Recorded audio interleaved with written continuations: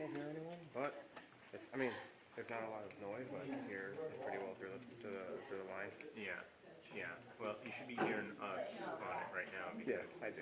Yeah, because we're like right next to the camera. But, Check. Yep, that's us. Yeah. So, and then their mic is not. I mean, it's on right now, but there's nobody around the room. Yeah. No, but I hear like faintly, like the people talking. Yeah. So, they may say to take off the channel 2. Lacey might want to ask you to take off the channel 2. Okay. Because every time you talk, you might. That's true. It'll be crazy on the camera.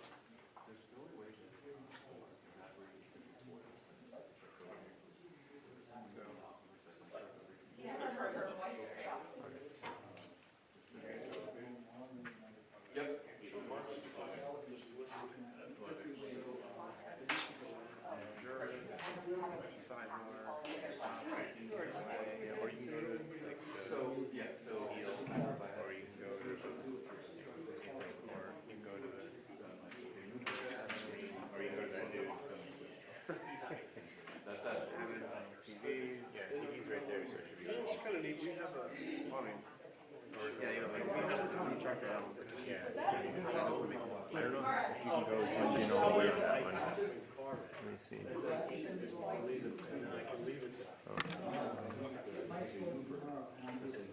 That's pretty close to zoomed all the way.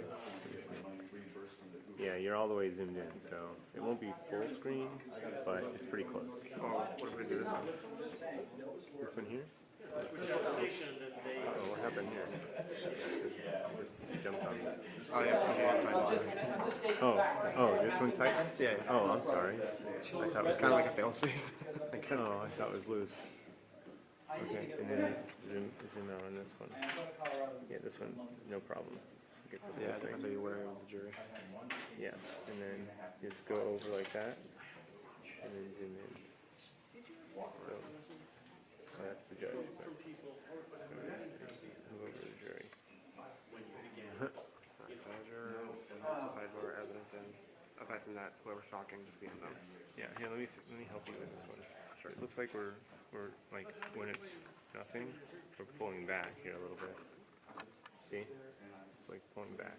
So let's Probably let's just have to balance it. Yeah, we just have to balance it. Yeah. So just move it forward, and then we're probably in good shape now. You see? Still a little. Might be the cable pulling it. No, it's just back heavy. No, that's going.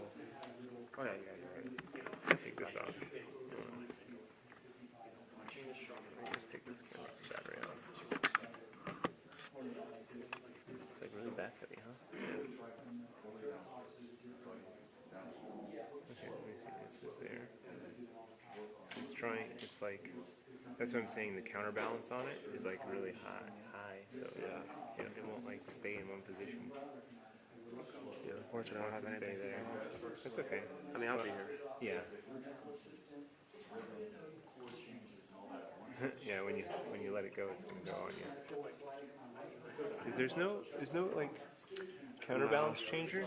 No, Usually, unfortunately, like no. tells you how many. You know, it has like options. What is this? What is this guy doing? Oh, That's for the family. Ah, yeah. Okay, that makes sense. Okay, cool. All right, maybe I'll send you my trip. It might be easier for you. I mean, It doesn't do that. yeah, I mean, whatever you prefer. I mean, it's for you. It'll make it easier for you. But if you think that you're fine with this, you can hold on to it. Yeah, because I'll be here. You know. All right, sounds good. I want to make it easy for you. No, for sure. Appreciate it.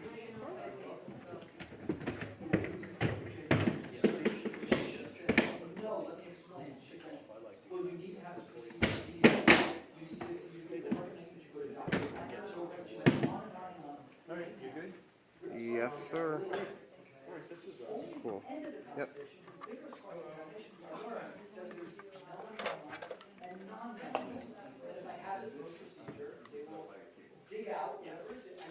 Okay, Lacey.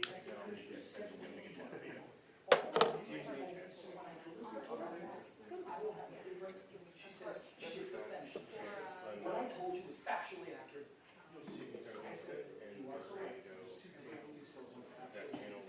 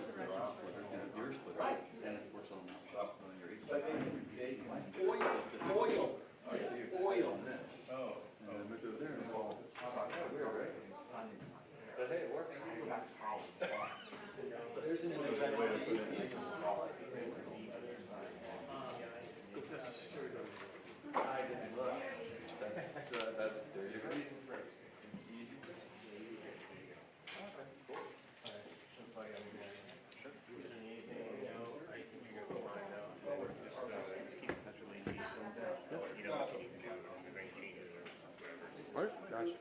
Appreciate it, man. And this might be the first time. And it says, sold at 14. Nay, it says, nay. Just a sign. I think that's huge. Today's that day. I didn't think I was going to come.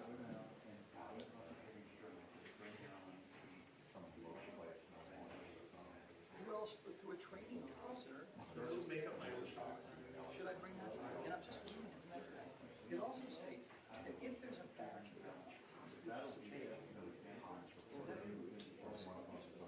this is where y'all get that done. That's how it's saying.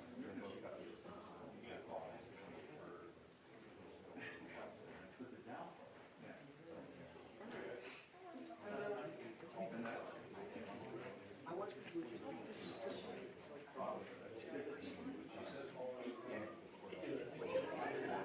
E7.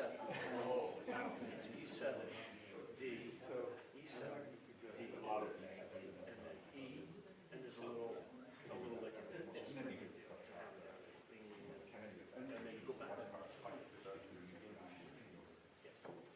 And then after you do that intro, it's like 3 of those. E, D, E, D, E, D. Then it goes C. And it's 1, 2, 3. A. 1, 2, 3. Oh, D.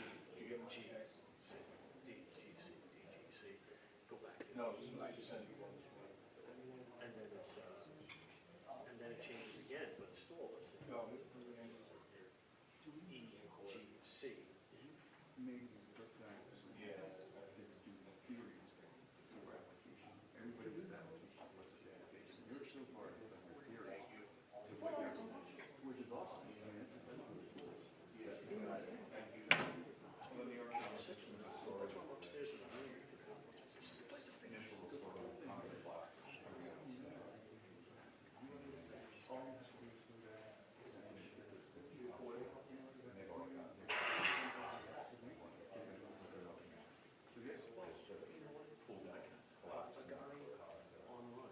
Yeah, well, it depends on what time you understand it. Oh, that's what's on there. So that's all. That's easy to follow. Yeah.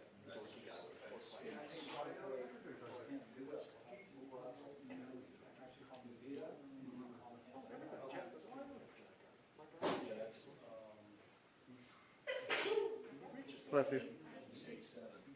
So just giving you a heads up.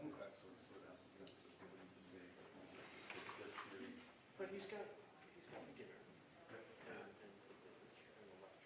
electric beginner. You got good one. Yeah.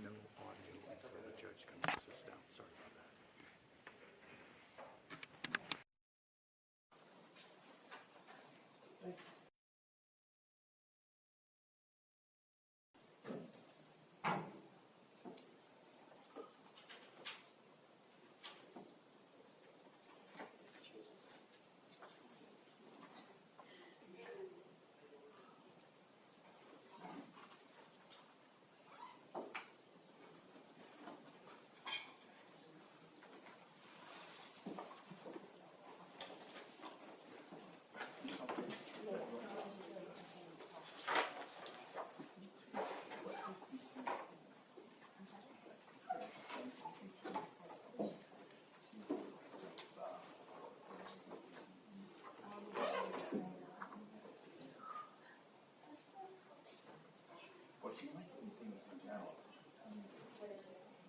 I saw, I need something for her. So this is covering for me tomorrow morning. I need a transcript. And she was just saying, I saw you in the park. Sending you in the cold. I picked this to you. Sorry.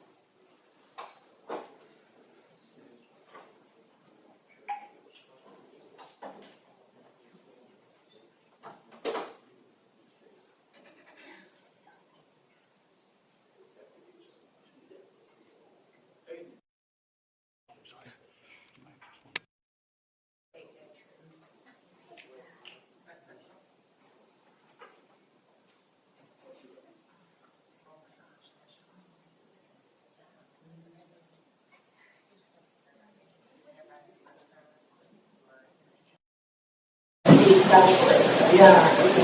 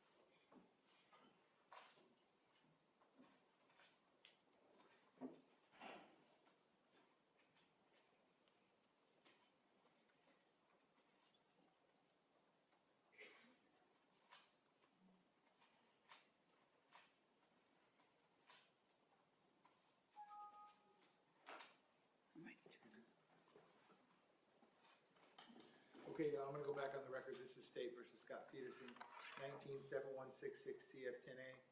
I have Ms. Gomes, Mr. Kilmer, and Mr. Klinger present for the state. I have Mr. Igarsh present for Mr. Peterson, who likewise is present. We are outside the presence of the jury. I apologize for the delay in getting started this morning. A few things ran long in my normal division docket than I had anticipated. That's completely my fault. State, you ready to proceed with your presentation? Yes, we are, Your Honor. State, anything you need me to address before we get going? No, Your Defense, anything you need me to address before we get Honor. going? No, thank you, Your Honor. Okay, please bring the jury back.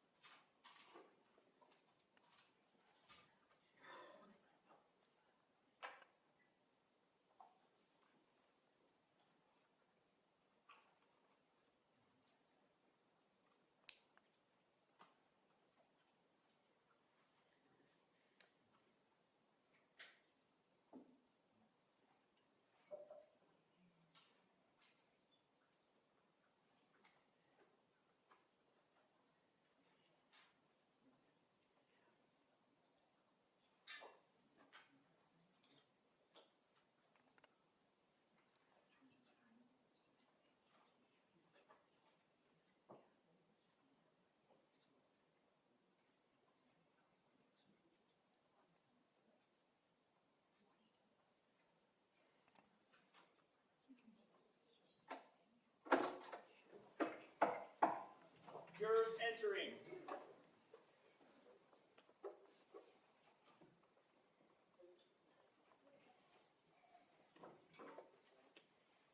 Ladies and gentlemen, welcome back. Come on in.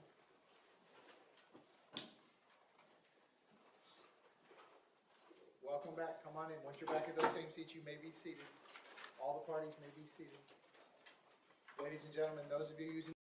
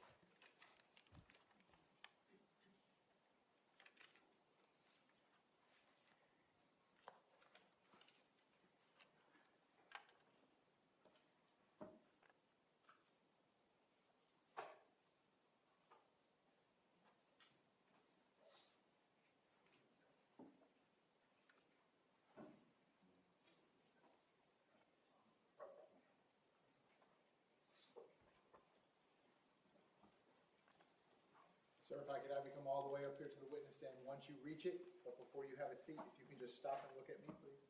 Sir. Raise your right hand. You swear to tell the truth, whole truth, nothing but the truth. I do. Please be seated. And sir, once you are seated, if I could just scoot that chair all the way up as far as it will go, can you please state your full name and spell your full name? Samuel Samaru. First name is Samuel. Last name is Samaroo. Mr. Kilroy, you may inquire. Thank you, Your Honor. Can you please introduce yourself to the jury? Good morning, jury. I'm Samuel Samaru. I'm Lieutenant Colonel for Broward County Sheriff's Office. What does a lieutenant colonel mean? What is their responsibilities? I'm the Deputy Chief, Second in Command of Patrol. So basically, every patrol contract city in Broward County, I'm the Second in Command that controls the contract cities, the courthouse, Port Everglades, airport, and such. How long have you been a lieutenant colonel? Approximately 3 months now, sir. How long have you been with BSO in total? I'm actually going to my 30th year at the Broward Sheriff's Office. Did you say 30th? I'm sorry. 30th, yes. So let's start back at the beginning. Let's go back 30 years ago when you were first hired by the Broward Sheriff's Office. In what capacity were you hired? I was hired as a detention deputy. And what is a detention deputy do? I worked in a jail from 1992 to 1998, July of 1998. And is there a rank affiliated with that job, or how does it work? Deputy is the first step. Before that, I actually go on, you go sergeant, lieutenant, captain, major, lieutenant colonel, and colonel. Okay. So going back to 30 years ago when you were a detention deputy, did you have training to become a detention deputy? Yes, I did. Approximately how many hours of training or how many days of training did you have? Back then, it was probably like 12 weeks. Okay. And what did that training encompass? Basically, laws, procedures, pretty much self-defense, firearms. And did you have to go to like a detention deputy academy? Yes, I did. Broward College. Broward College. Okay. So after those 12 weeks, presumably you graduated. Yes.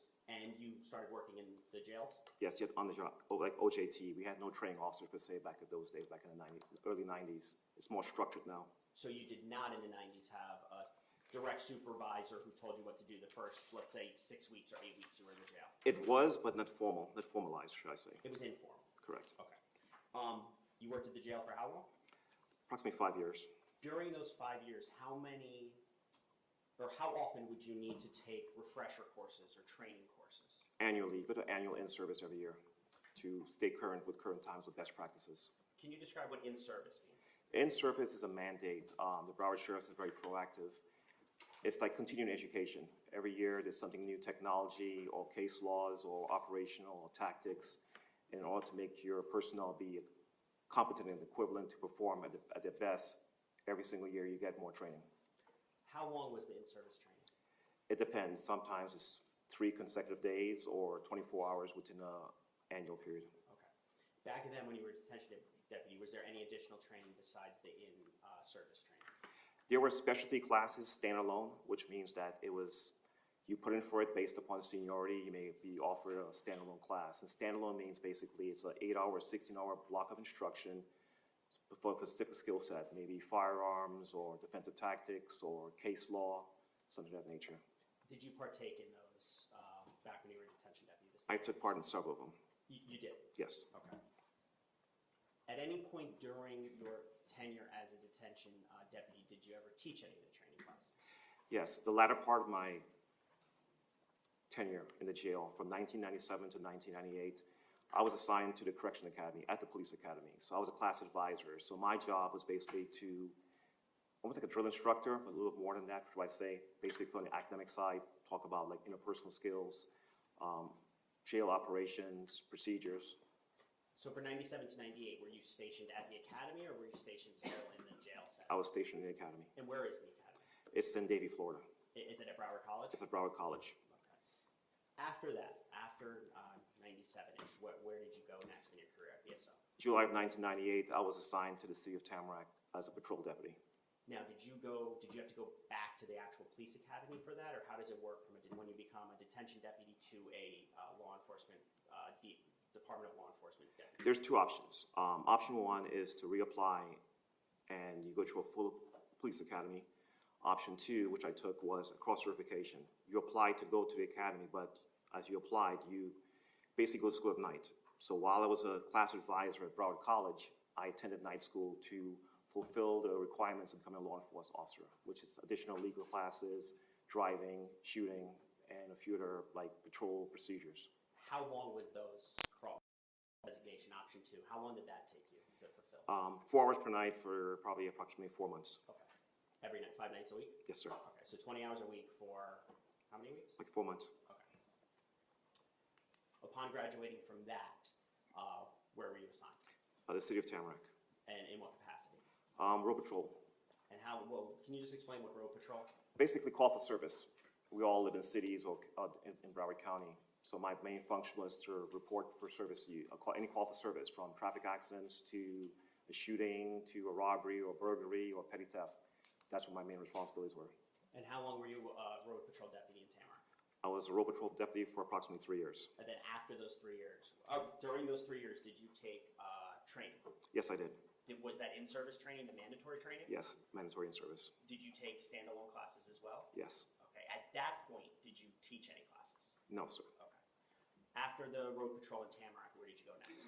I went to from September 2001 to August of 2006. What is the civil division? Civil division is an offset of the Broward Sheriff's Office, such as the evictions, the domestic violence orders, writ of bodily attachment, which is basically a child support pickup order, levies and replevins, which are court orders to seize property or ask for money based upon outstanding debt. During those, that was five years you did that? Yes, sir. Did you receive training in regards to that? Yes, sir. So that's like a specialty, the civil division, is it Correct. not? Yes. Do you receive specialized training for that specialized unit? At that particular time, yes, we did. Okay. And what did that training encompass? We had quarterly training.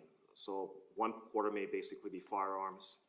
The second quarter might be building tactics, which is going to a building, searching it properly.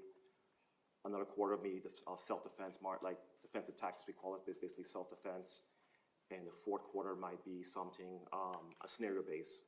That time could be driving, could be anything else what they chose. Okay. And are these trainings that you took every single year while you were in the civil division? Correct. Okay. Did you also do standalone trainings?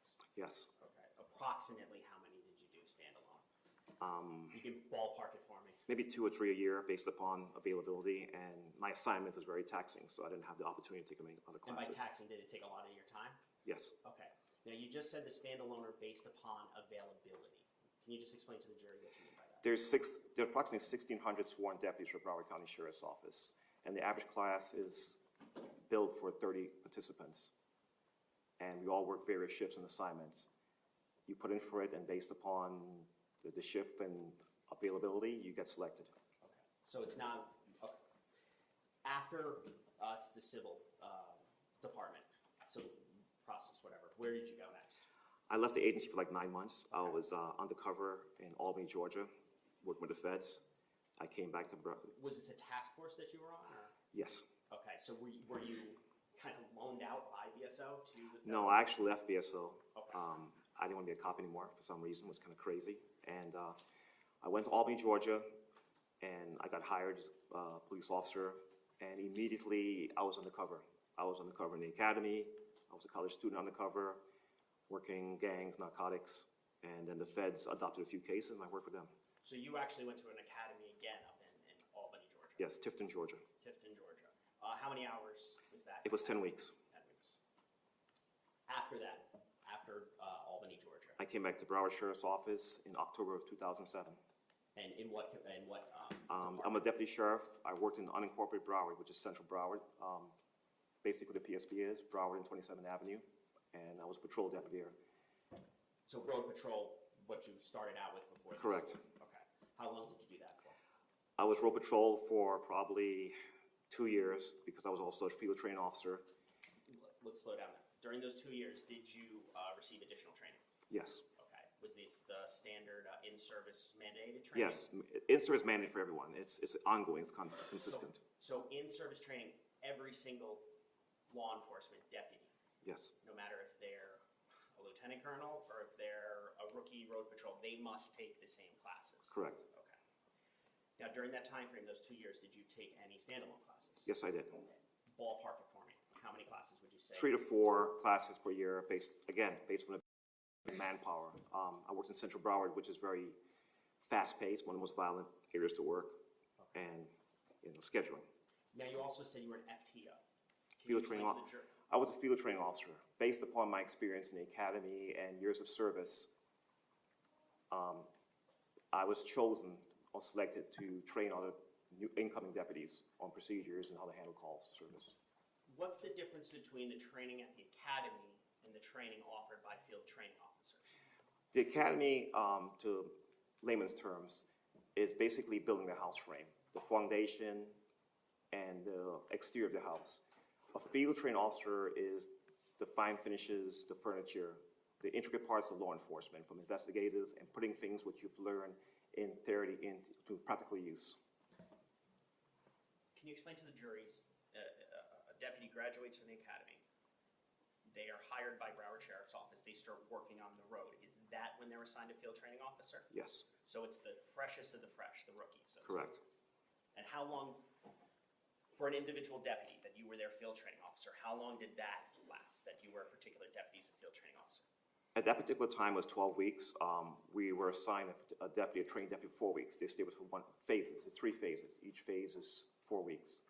I'll take a deputy for 4 weeks and work on them on different procedures and policy of the Broward Sheriff's Office.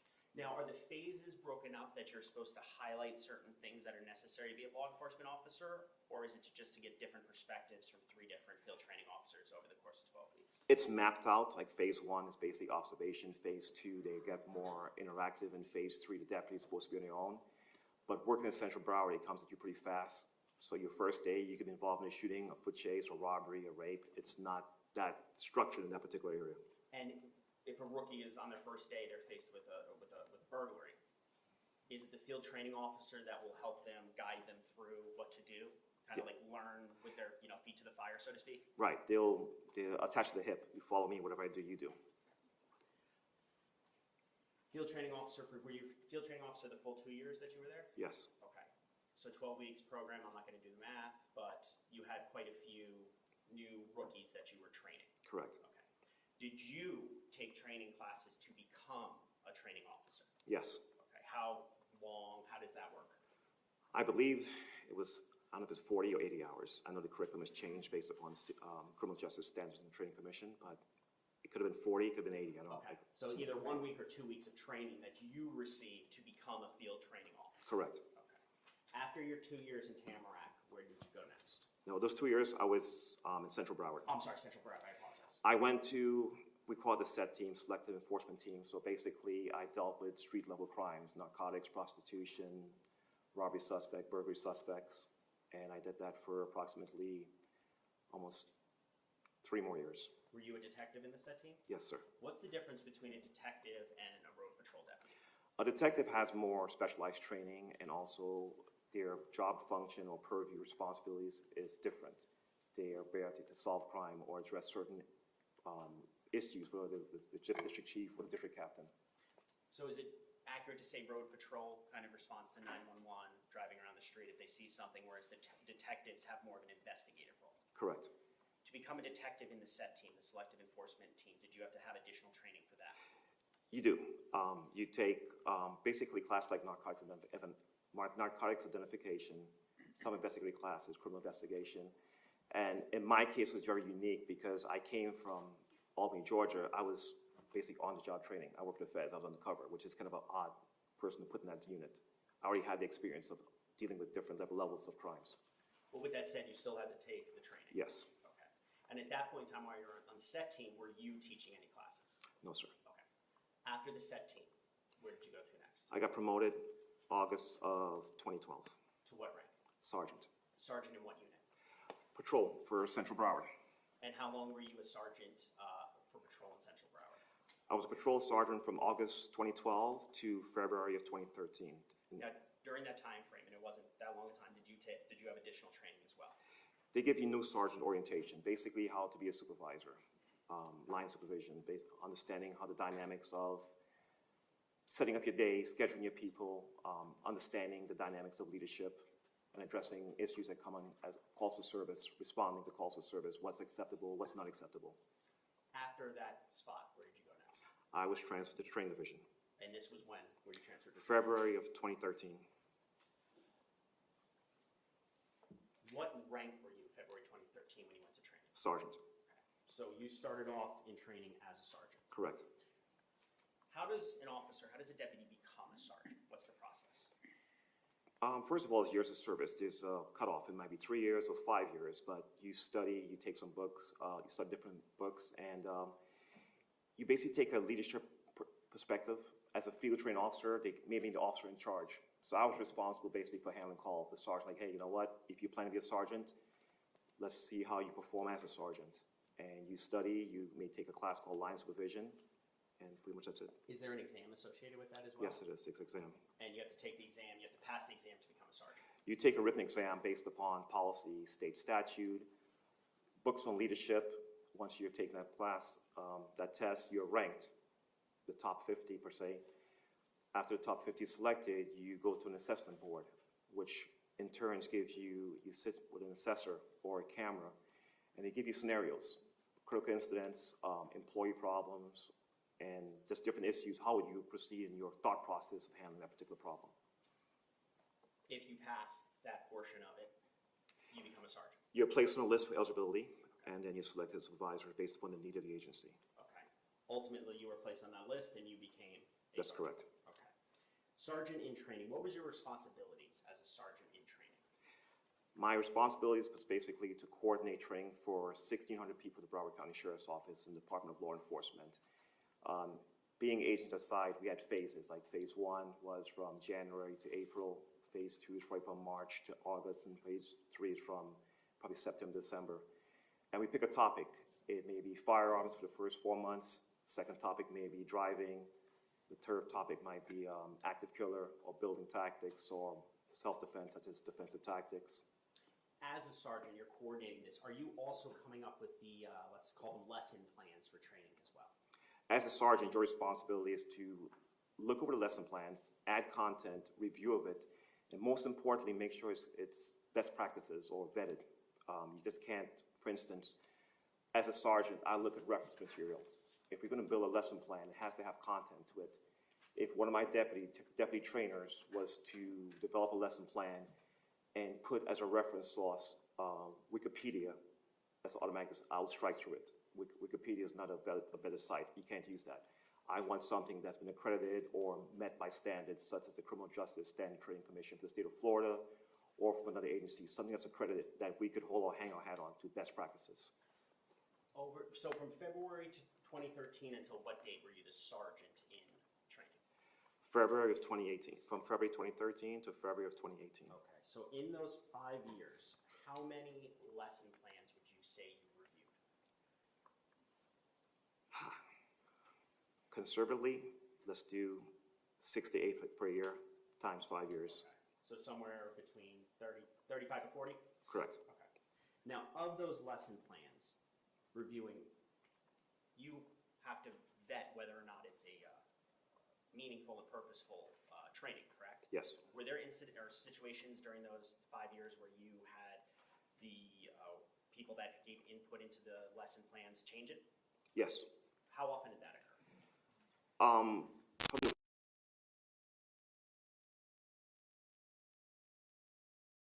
If you look at the top of the lesson plan, there's dates. You could put because it may be a case law practice that comes out in January of 2023, but by March, a case law has been changed or some update that.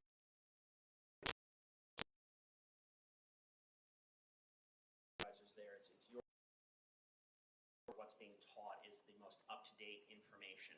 Correct.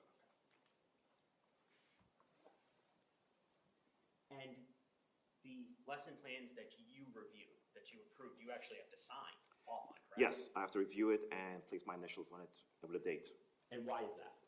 to verify that I actually looked at it. Okay. And the next level of the lieutenant that comes after me, they want to validate that I actually looked at this plan, went over this plan, made sure it was almost up to the final product, 95% completed or better.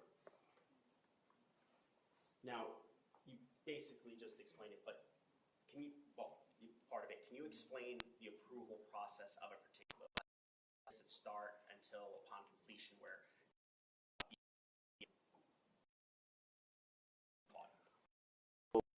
A lesson plan starts with a topic. The deputy picks a topic, they follow a structure, plan together, I review it. During the review process, I may make changes, amendments, it gets approved, I sign off on the approval. The next step, it goes to the operational lieutenant, next rank up above me. He looks at it, review it, next rank above, and the final say so the director. At that time, it was Major Schultz. So after you review it, Major Schultz had to review He's it. a final approval. Final approval, okay. After February of 2018, where did you go? I was promoted to the rank of lieutenant, and I was assigned to the city of Pompano Beach as a shift commander. What's a shift commander? I was responsible basically for 26 deputies and 4 sergeants on midnights patrolling the city of Pompano, the east side and the west side. I want to go back to one question I forgot to ask. February 2013 to February 2018, while you were in the sergeant in training, did you also have to take training classes? Yes. Okay, can you just explain that? I took a lot of classes. For instance, one of the most important classes I believe I took was Enforced Science, understanding the dynamics of shooting and officers' response to stimuli during different events. I also took a lot of classes on use of force. The majority of law enforcement encounters is use of force, and how can we handle situations, the best practices for handling situations or critical incidents, per se. Can you just explain what use of force is? Use of force, it's more like a matrix, what I say, of steps. We used to have steps.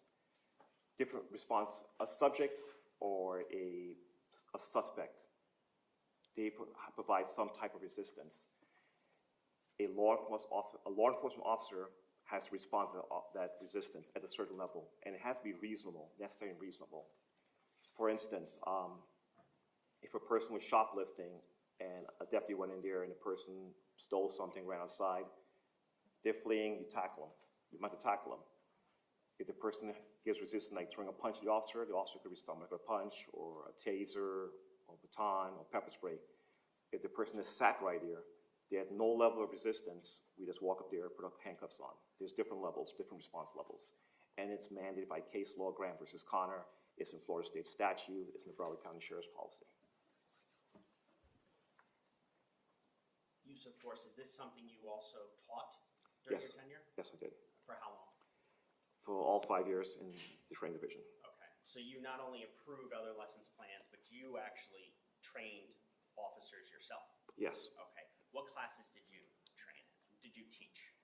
I basically taught the use of force classes, 64 classes. That's what it took to get the whole entire agency through use of force every single year. 64 individual Classes Okay. with 30 to 32 participants.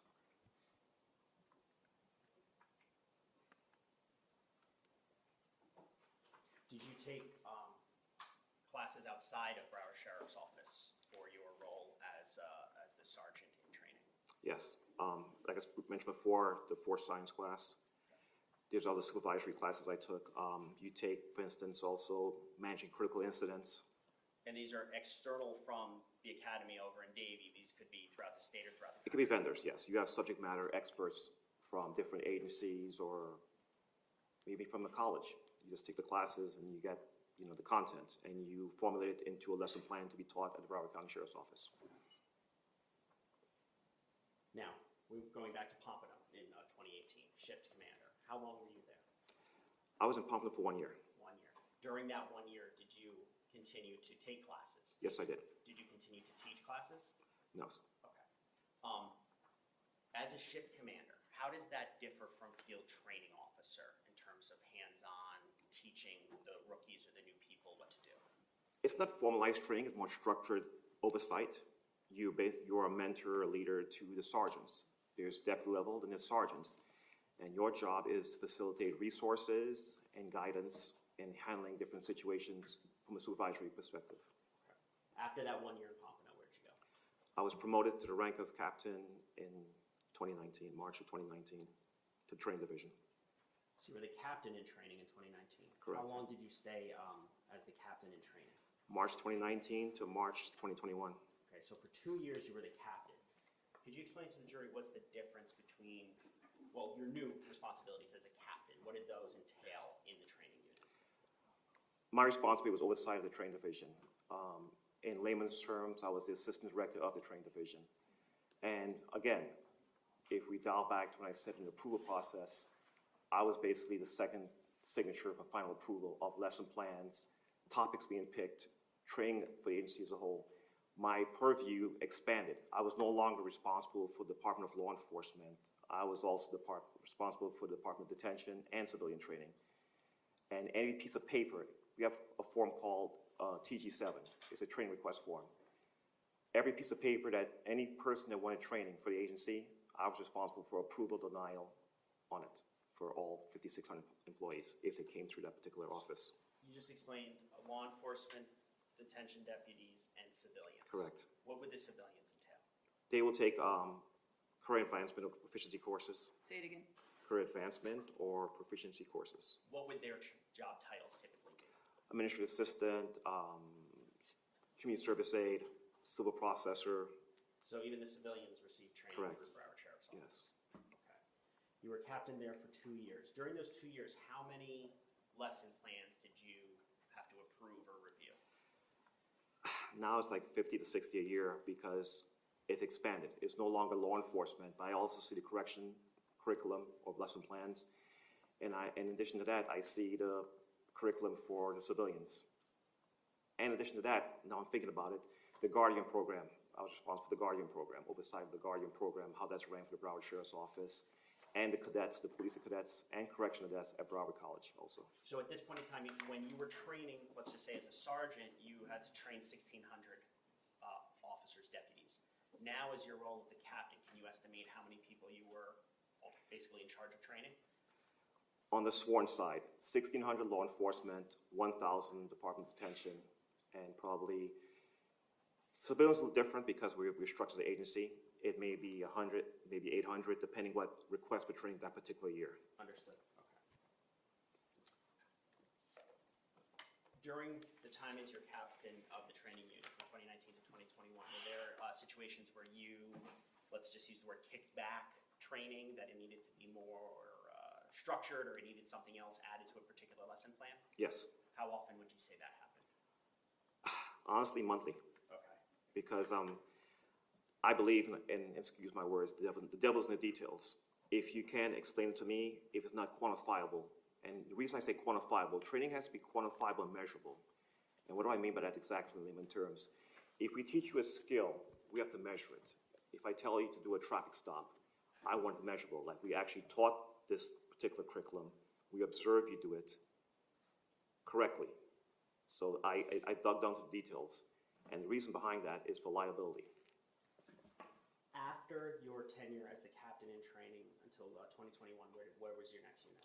I was promoted to major of the training unit from I'm sorry, when? March of 2021 to March of 2023. So for those 2 years as a major of the training unit, what were your responsibilities? Oversight of the training division, of course, building security, the public safety building at Broward and 27th Avenue, and the reserve unit, reserve deputy unit. In regards to the training aspect of it, as the major, you're the boss over the training. Final say so. You're the final signature on those lines. Yes. On the lesson plans. On the lesson I'm sorry. plans. I'm sorry. Were there situations during those 2 years as the major that you saw lesson plans that you thought needed to be more in depth or something along Yes, those I lines? have. How often would you say that happened as a major? It was rare now because the captain basically was handling my particular position, my previous position. I'm going to ask you a general question here, ballpark. But during the course of your career, from the time that you were a detention deputy in the academy to the time, before I ask that, one more question. After 2023, what was it, March of 2023? Where did you get promoted to? My current position right now is Lieutenant Colonel, Patrol Services. Okay, so you're in charge of all of the patrol services? Yes, sir. And as a Lieutenant Colonel, are you still partaking in training? I do. I teach new sergeant orientation, new lieutenant's orientation. So basic leadership. What's expected of you as a leader, as a supervisor? So now here's the ballpark question. During your career, from the very beginning to up until, let's say, today, how many hours would you ballpark that you took training? Not the teacher, but took training. How many hours? That's a tough one. Per se, let's say, for instance, of a minimum 40 hours per year times Say it again. 40 hours per year times, let's say, 30 years. Okay.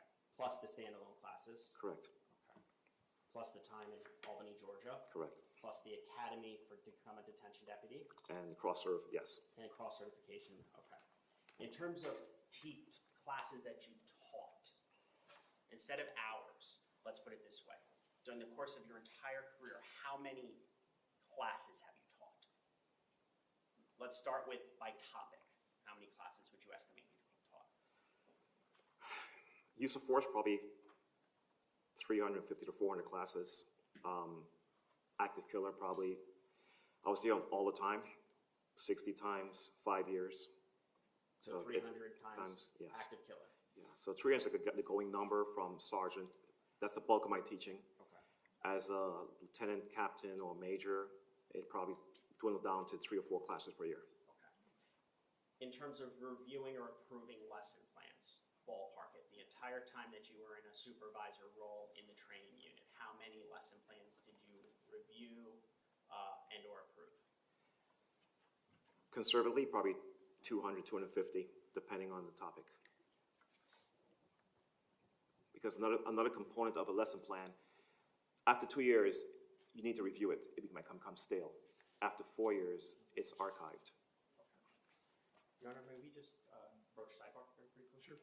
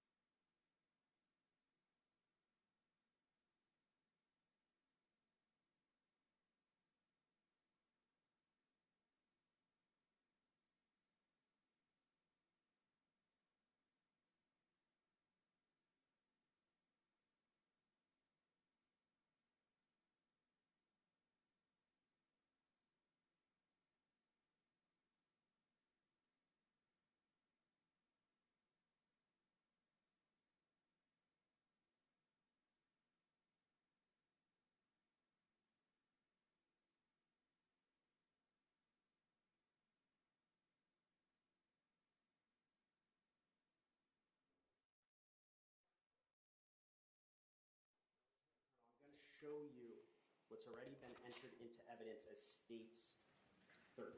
And Your Honor, we can show this.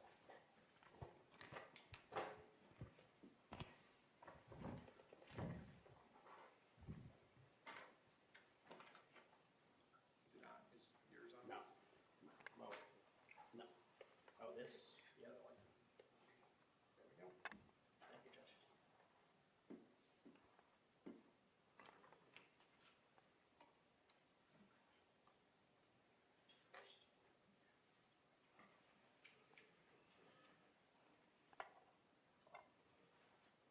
Lieutenant Colonel, I know you can see this on your screen.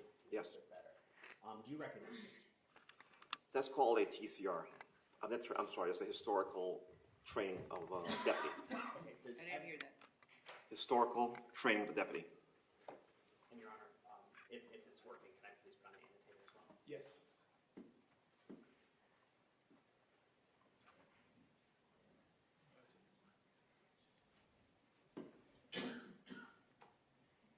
Hold on, Mr. Cook.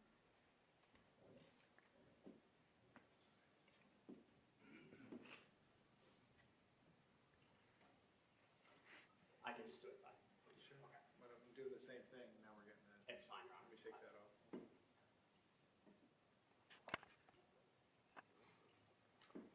Lieutenant Colonel, I'm going to just point. You recognize this? Though? Yes. Okay. Does every deputy have something similar that shows all of the training that they've taken? Yes. Okay. Zooming.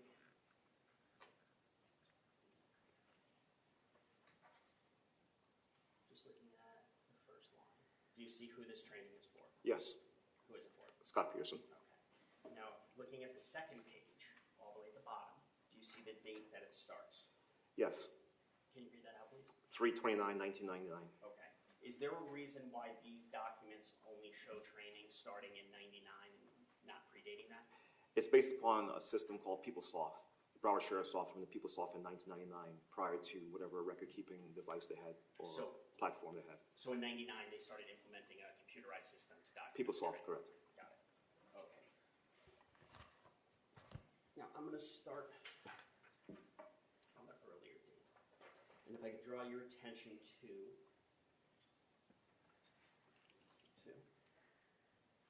109. Do you see that? Yes. Okay. And what is that? What's class?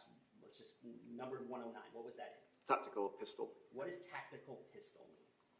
Tactical pistol is a course where it's developments of fundamentals of handgun shooting, using a handgun. Stance, breathing, grip, trigger control, focusing on a sight or a target, understanding the dynamic of shooting, such as your breathing. Sometimes when you shoot, you get locked in, or I would say over-focus, like tunnel vision.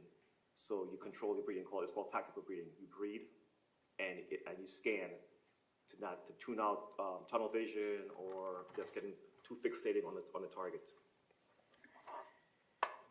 Is this a class that is typically taken by deputies? Yes, Now, is that a mandatory in-service training?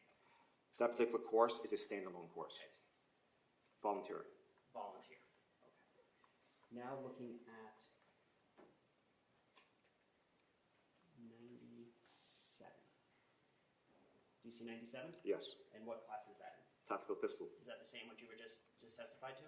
Yes, or it might be updated. Same concept, but the curriculum might be updated with different drills or tactics. Going back to 109, and I apologize, do you see the date in which this class was taken? I can't. Oh, I'm sorry. Can you see that? Yes, What date is that? 12/12/2003. Then going to 97, there's no way I can fit it on one page. Going back to 97, tactical pistol, do you see the date that that was taken? 9/15/2006. Now looking at 94. Do you see 94? Yes, What class is that? active shooter. And when was that taken? 4/4/2007. This is the active shooter training that you ultimately were responsible for teaching. Correct. 300 times, give or take? 60 classes. 60 classes, I apologize. Okay.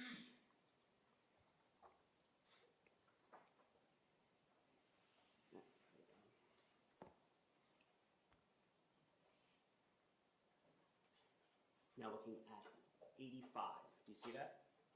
Yes. Great officer training, what is that? Great. It's a program for teaching students for gangs. It's specifically for school resource officers for their particular job responsibilities. It's not something a regular patrol officer would take. So it's job specific for school resource Correct. officers. Now looking at 82. Do you see that? Yes. Okay. Do you see what it is? Yes. What does that say? Florida Association of School Resource Officers Training Conference. And that is what date? 7/20/2008. That particular training, is that conducted by BSO? No.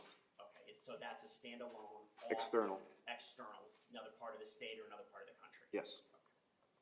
Is that a class typically taken by school resource officers? Correct. Is it exclusively for school resource officers? Yes. Looking at the next one, 81. What is that? Firearms qualification. And what date was that taken? 8/27/2006. What is that class? It's not a class, it's a qualification course. It's mandated by the Criminal Justice Standard Training Commission, state of Florida, FDLE. So every law enforcement officer in the state of Florida is mandated to take this course. And it's basically to show that you're proficient using a firearm. It's a 40-round course. You have 3 attempts to get to pass. If you don't pass, we remediate you. What does that mean, remediate? We give you additional training to make you get to the level of proficiency to pass this course. Now that's a course every officer has to take. Must. Must. Every rank. Now we're looking at 76, once again. Do you see it? Yes. What does that say? Firearm qualification. And which date? I'm seeing half, 10/12, Oh, sorry. 2009. Okay, same thing, firearms qualification. Yes, standard. Standard. Now looking at the other page, page 1 and 2.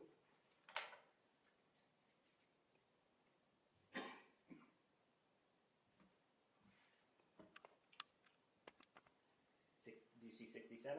It's blurry. Can't see it. Oh, it's blurry. Oh, let me see what I can do.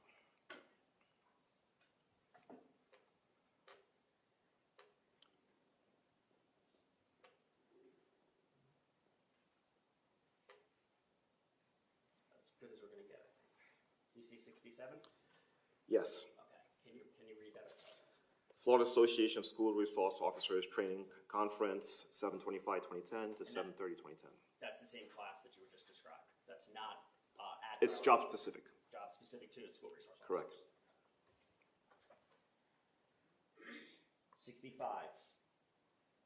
Scot Peterson, just to streamline this, I'll read it. Tactical pistol taken on 5/9 of 2010. Is that the same tactical pistol that you described before? Yes. That you earlier took? Looking now at 56. Scot Peterson, the Florida Association of School Resource Officers Training Conference, 17 of 11. Same as before, the same conference? not Same all- same conference, yes. Looking now at 47. Scot Peterson, which one is that? Active shooter, What date was this taken? August 16, 2012. 2012.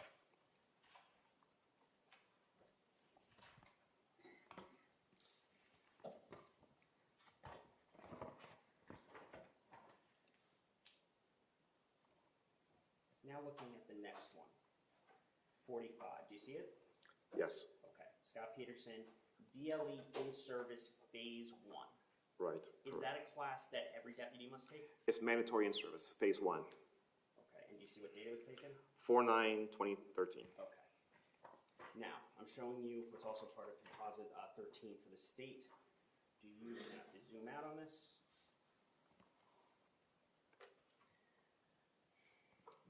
Can you see that? Yes, Okay. Do you see DLE in service phase 1, correct, 2013 active shooter incident analysis? correct. So is this the lesson plan for that particular class? Yes, Okay. Now, looking at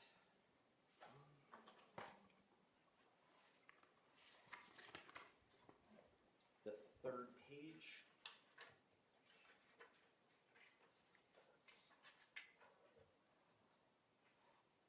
Is that you? yes. Okay. What are these numbers after it? That's the lieutenant signing on my behalf. Okay. So as you explained before,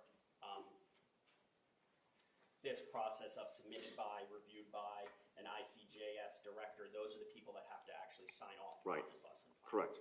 So that means you signed off on this lesson plan. It mean I sent it up and my lieutenant initial, JM 9407. That's Okay. Now looking at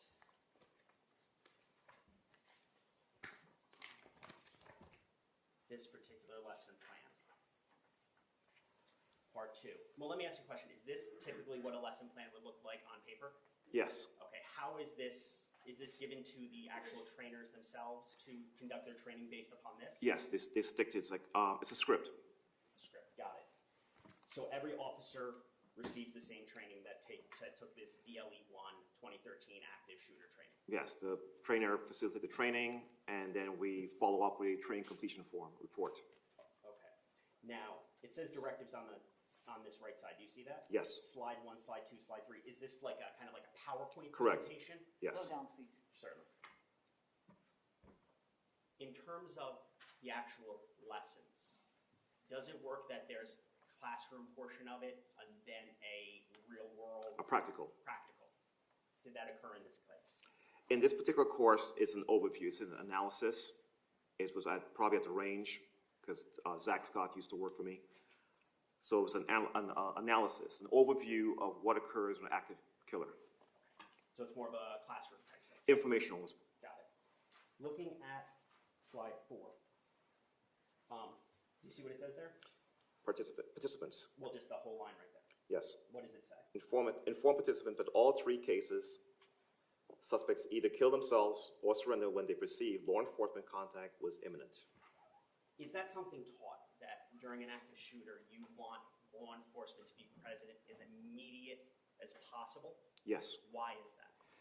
Well, active killers are focused on soft targets, which means a school, a church, an airport, a mosque. And the reason why is most attendees are not carrying weapons or law enforcement or trained to defend themselves. That's the perception. When they're focused on these targets, if a law enforcement just enters the room, the presence of a uniform disrupts something called the OODA loop, which is a military term that we use for firefighters, the plane Can you fighters. please spell that for the court reporter? OODA loop? Yes. It's OODA and loop. It's an abbreviation. OODA loop. Okay, can you please explain what OODA loop is to the jury? So the first O is observation. Like for instance, you guys are observing the monitor, okay? The second thing you do is called orientation. You're looking at the monitor and you're reading these lines as the SAO is bringing your attention to it. The D is direct, like you're gonna direct something, you're gonna take an action. So your focus now is on the screen, reading line by line. And the last part is A, for action. You're processing the information as he's saying it. He's telling you, he's giving you a number, you're processing it, you're looking at it, okay, yes, I'm looking at the screen. He's going line by line. What am I reading to you? You're processing and you're acting upon it. You're giving a conscious thought to it. Well, in the active killer, they choose a soft target. They can't defend themselves. Kids, a church, a mall, wherever it may be. They're coming there armed to take as many lives in a very short period of time, maybe a minute, 2 minutes max. Law enforcement presence disrupts that thought process because their primary objective is to take lives, not engage in a gunfight or confront law enforcement. Now, looking at the bottom of the screen where it says slide 5, this portion here. Okay. You see where that line right there, can you please read that? Explain that being able to prevent such incidents is near impossible, and our true mission lies in minimizing the damage a shooter can do. Does that go part and parcel with what you were just saying, that speed, that timing matters, that to be is get there as quickly as possible? Yes, time's of the essence. The shorter time period, the less casualties, the less victims we have. And then the line below that. Identify the formula that more time a shooter has, the more victims he can kill. Our top priority is to stop the killing by any possible means. Once again, is this in order, the time is of the essence? Yes. To respond immediately? Yes.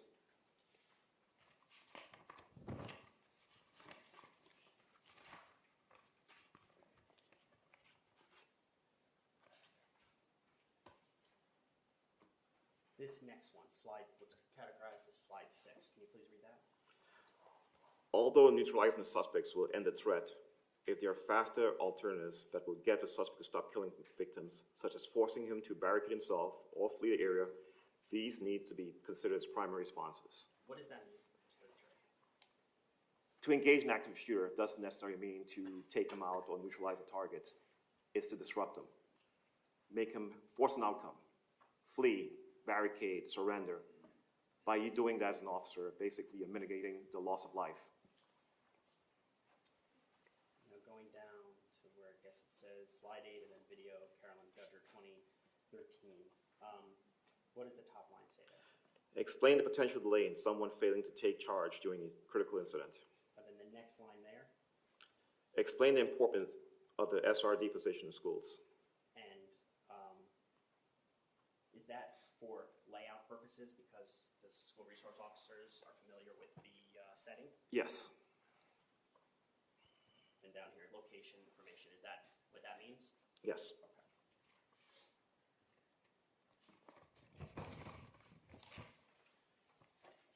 Last page under slide 12.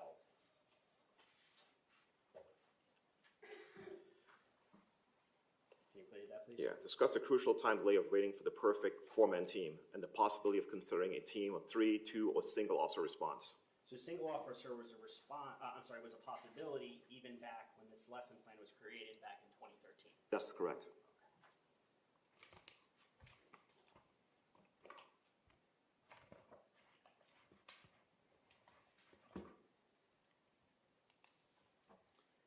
Now going back to this sheet, which I'll have to zoom in on.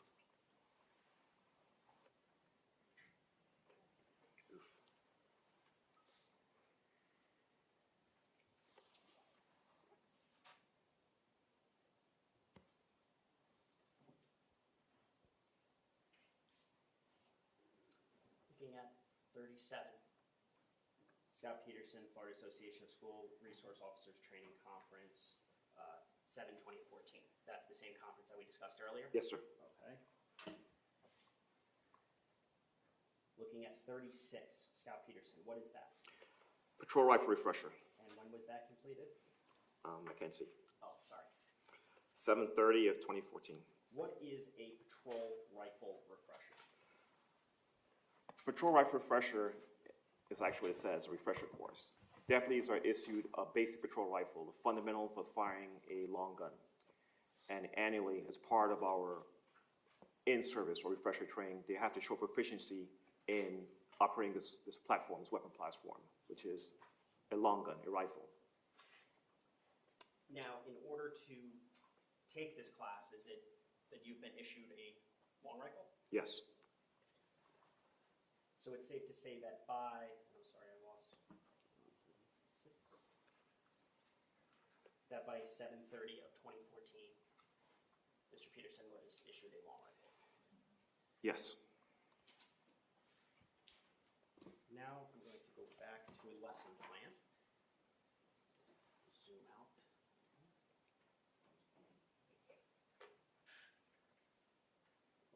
Do you see this lesson plan there? Yes. What is that? DLE in service 2015 combat lifesaver. So DLE in service, once again, means everybody must take it. It's mandatory, yes. Okay. And what is combat lifesaver? What does that mean? Combat lifesaver is a fancy term for hasty field medicine. And the concept came from military. How can we mitigate the loss of life by using tactics in the field, such as tourniquets or chest seals? So basically, wounds caused by gunshot wound trauma. And why is that of importance for, in terms of training for a school resource officer? This training is very important based upon the fact of the likelihood of a school resource officer, based upon the training times of active killer occurring in school, is to mitigate the loss of life. And is this training to stop bleeding as soon as possible? Yes, stop the bleeding. Based upon training experience, in order to stop the bleeding, you have to go to the victim. You have to administer aid to the victim. Just one last thing on this. Do you see your name there? Yes. Reviewed by? Yes. So that means you signed off on this. Right. DLE in service 2015 combat lifesaver. Yes.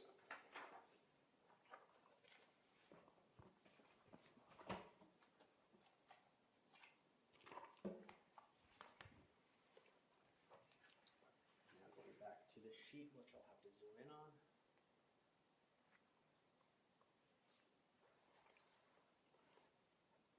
Number 30. Do you see that? Yes. Okay. Scot Peterson, handgun class. In service. What does that mean?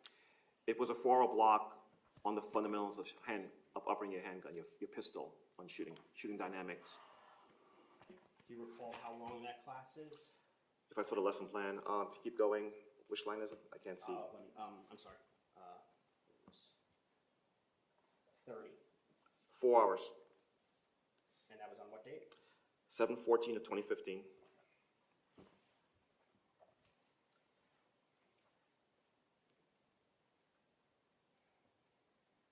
Now going to 28. Do you see that? Yes.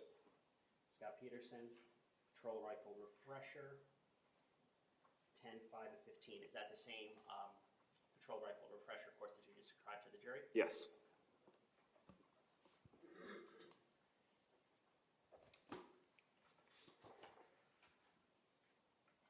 Number 25. Do you see that? Yes. Scot Peterson, rescue task force in service, 16. What is Rescue Task Force? Rescue Task Force is was a new concept at that time. Traditionally, an active shooter or a mass shooting, law enforcement arrive on scene, fire rescue stages. To be forward-thinking, the Broward Sheriff's Office, in partnership with the Fire Rescue Department,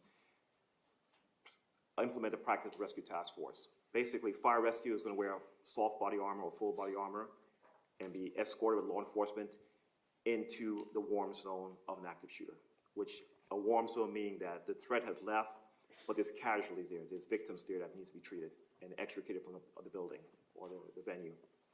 Now I want to show you, it's part of States 13. So I'll have to zoom out.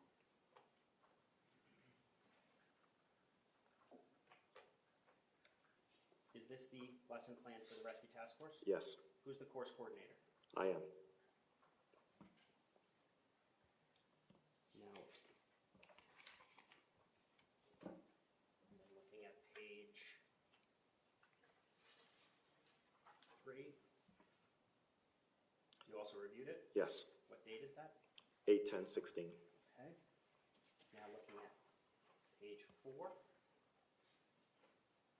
Do you see where it says contact team? Yes, What, can you please read that? it's first on scene, 1 to 4 deputies. They will be actively engaged securing or searching for the suspect, hot zone. So back when this class was given 2016, it was also thought of that one deputy may actively engage or search for the shooter. Correct. And Rescue Task Force, in terms of the extraction team, what's the difference between the contact team and the extraction team? The contact team is the first 1 to 4 deputies or officer on scene. Your job is basically to search and find the killer, disrupt their mindset, mitigate the loss of life. The extraction team is the second wave of law enforcement prior to fire rescue entering the facility, the building, the venue, to start implementing combat lifesaver, field medicine, fast, hasty field medicine to mitigate the loss of life and injury. And does that kind of combine with the combat lifesaver training that we just mentioned? Yes. Now looking at the next page. Hot zone, warm zone, cold zone. Can you please just describe that? I know you briefly started to get into it, but if you could just explain that to the jury. The hot zone is active. There's shots being fired. You're seeing the killer actually doing the worst, the carnage. The warm zone is a lull after. The suspect has left the area, but there's still casual there. There's still a threat, possible of a threat, a second person, possible. And the cold zone is where there's no threat at all. So when you say possible warm zone, what exactly, I didn't know you, but can you just expand on that? Possibility is, in law enforcement, we have the concept of +1. There may be 1 shooter, maybe 2 shooters. Therefore, in the warm zone, initially the extraction team will present itself, secure the area, and then the rescue task force will enter. Does the +1, the fact that there might be another Assailant, yes. or another, and +1 also applies if they have 1 gun, they may have a second gun. Correct. Does the +1 in regard to an active shooter mean that the first deputy on scene doesn't need to go in? No, it doesn't mean that. What does the +1 mean then? It's a potential shooter, another shooter, and if you hear gunshots, you got to go towards it. It means people are being executed. Now, that same day, looking at this, I'll have to zoom in again, I apologize.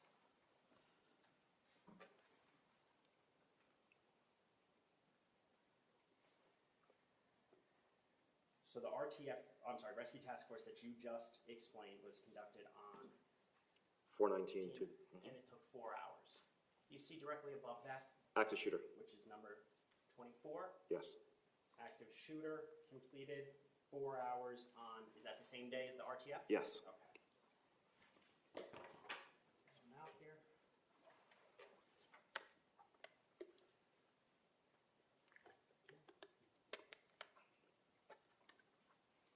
Now, what exactly are we looking at? It's called a TCR, a training completion report. It's a report of the attendees, who was there as instructors, what course was taught, how many hours it was, and it has an association to a lesson being taught that particular day. Now, do you see right here where it says course coordinator? Yes, Who's that? that's myself. Okay. Location, stockade. What's the stockade? The stockade is an older jail on Commercial and Power Line, 5400 Northwest 9th Ave, City of Fort Lauderdale, that is no longer being used to house inmates, that we have temporarily converted into a training venue. Is this indoors? Yes. And what, the stockade, what is this used to compare to? What kind of buildings in the real world? Well, the way the stockade is structured, it's called E&F building. It's open bay. So basically, it's the equivalent of a school cafeteria, but for inmates. There's metal tables, there's bunks. So we simulate when we do drills on one particular drill that it's a cafeteria and there's an active shooter occurring and an officer, maybe 1 or 4, responding to that stimuli and addressing the situation. Do you actually remember this Yes. class? Yes.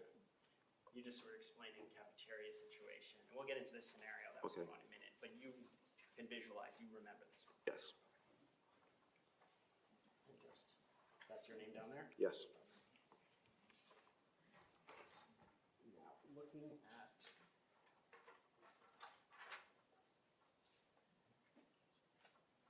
this is the lesson. Oh, I'm sorry, I gotta zoom out a little bit. This is the lesson plan associated with it, Yes. signed off by you. Yes. Now, looking at the lesson plan, see where it says this? Yes. What are the priorities of life?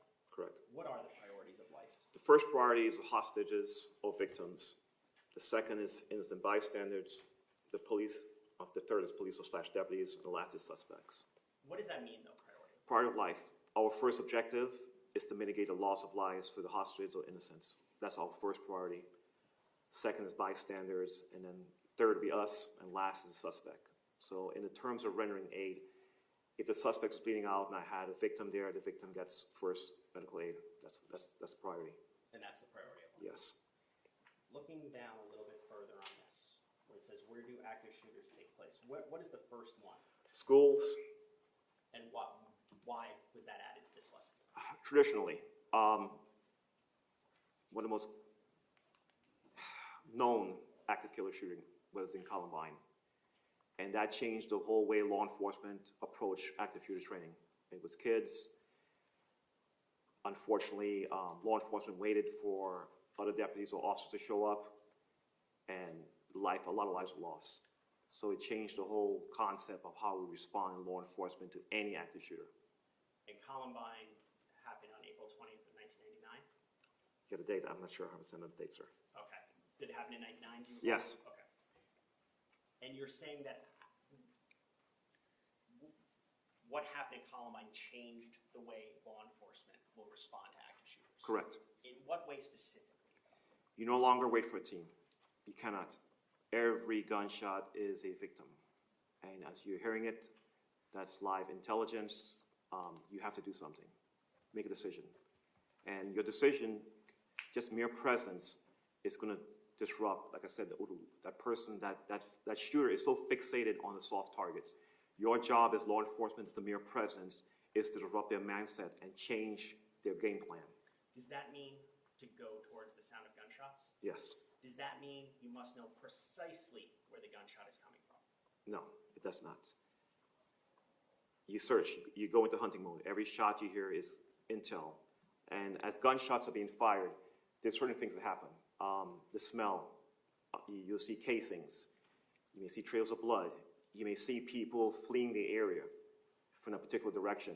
Those are all things we play into our senses to respond to that stimuli, which we try to replicate when we did training in the stockade. And how did you try to replicate that in the stockade? We set a scenario of active shooter in a classroom or a cafeteria, shooting people making threats. We shoot blanks, simulate blanks. The deputy participant shows up. They gather what's going on. They see the scenario unfolding, and they have to respond. So you're actually shooting off rounds, blanks, but rounds inside of a building. Yes. Do do you also have actors or other employees running out? Right, so you have the victims, you have the active shooter, and you have bystanders, like other deputies running out, screaming for sensory overload to give you, like basically simulate if that happened in real life, what's going to occur. People's going to be fleeing from the scene, people are going to be victims, the shooter may or may not be continuing shooting, but how to address that situation as it unfolds from you. And they're going to point, like you say, where they're going, they're probably going to point in the general direction, they might give verbal, they might give you an eye look, they might have wounds, there might be traces of blood, there might be casing, smoke, but basically it's all the breadcrumbs leading to that scene, like what can I do, where is this intel coming from, and you just process it. Now, you use the phrase sensory overload. Is the purpose of training to try to counteract that as much as possible? Yes. And in what way? You try to replicate it, so when that day comes, you respond. It's, for instance, static drills, where you stand and shoot a target is of no use to us in law enforcement. Law enforcement has evolved into using scenario-based training, such as active shooters or in traffic stop interaction. This may happen. So it basically gets you, like, if this occurs, I know how to respond. The more repetition you have, the better you respond when faced with that stimuli. Are TI simulators or FAT simulators also utilized in training? Yes. Can you explain to the jury what those are? FATs are basically interactive projection, and an officer may see someone pull a gun or respond a certain way, and you have a firearm, taser, mostly a firearm, to respond to that stimuli. So you draw your firearm to shoot or don't shoot for judgmental shooting, and you engage the threat or you don't engage the threat. It could be used for de-escalation, or it could be used for addressing a threat. But that's one form. The best form is scenario-based because there's live interaction, and when we do live interaction, there's actually scripts. We brief the role player, this is what you can do exactly. Just going back to the FATs, just to explain to the jury, can you just explain the layout of the room that this is done in? It might be a classroom, a projection screen. There's like 2 X's on the ground where you stand, the camera tracks you. There's a deputy or trainer behind you playing the scenario out that's been pre-recorded, and then you respond to it, whatever scenario you get. And they can be manipulated based upon the software. So you have your gun belt on. Can you Yes. just please stand up and show the gun belt? Yes. So you have a gun belt on, but you have likened to a firearm, but it's Right. it's like almost like a laser gun. It's a laser gun. It's a gun, shapes a gun, you pull the trigger, a light emits, and you register the shot on the screen, basically. So it's a simulator. Correct. Okay. But scenario-based is real people. Real it's not people. It's not a simulator. It's not a screen with actors and. Correct. Okay. It's interaction. Got it. Mr. Kilroy, I'm just going to press pause real quick. Ladies and gentlemen, I'm going to give you a quick restroom break. Same admonition as always. Please do not discuss the facts of the case, the evidence, the witnesses, or the testimony until we reach the end of the trial. I'll tell you when that is. If you leave the notepads in your chairs and step in the back for me for one moment, I will be right back with you. Thank you.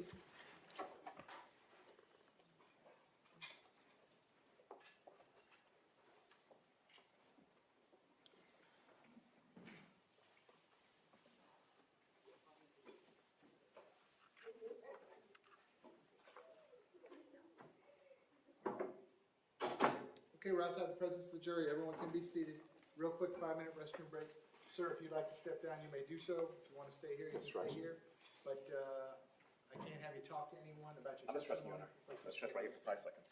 Okay, you're fine. Okay, 5-minute recess.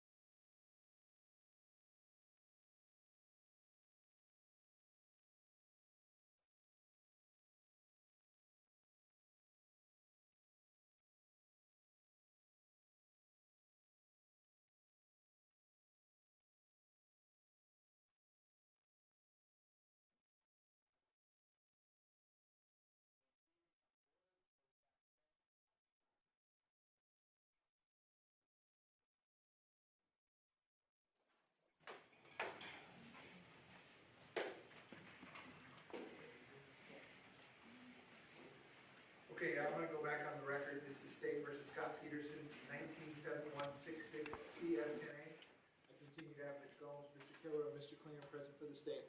I continue to have Mr. Igosh present with Mr. Peterson, who likewise is present. We are outside the presence of the jury. The witness remains on the witness stand. State, anything you need me to address before we resume your direct examination? Defense, anything you need me to address? No, Your Honor. Okay, please bring the jury back in.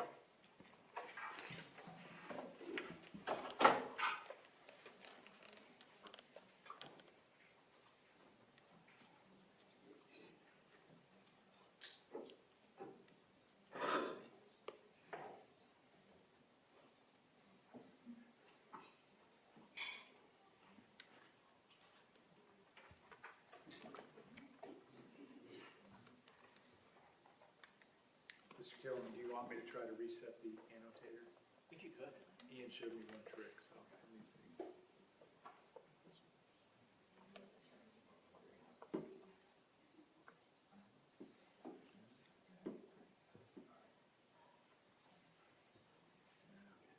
Thank you for trying.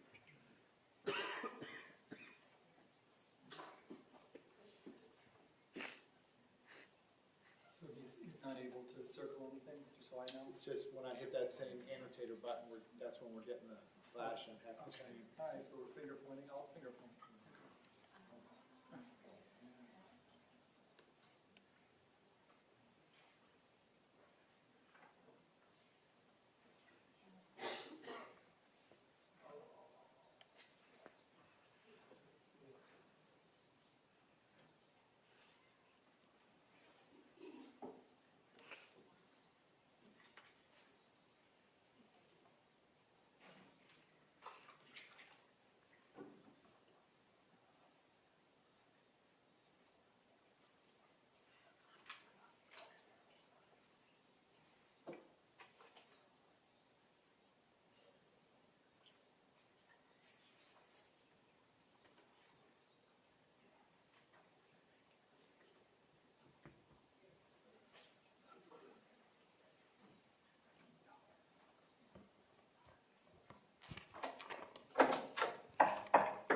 Jurors entering.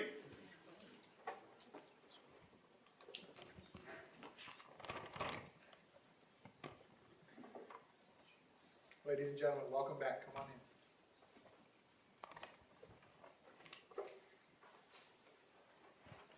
Ladies and gentlemen, welcome back. Come on in. Once you're back at those same seats, you may be seated. All the parties may be seated. Ladies and gentlemen, those of you using the notepads, I'll give you a moment to get the notepads back out.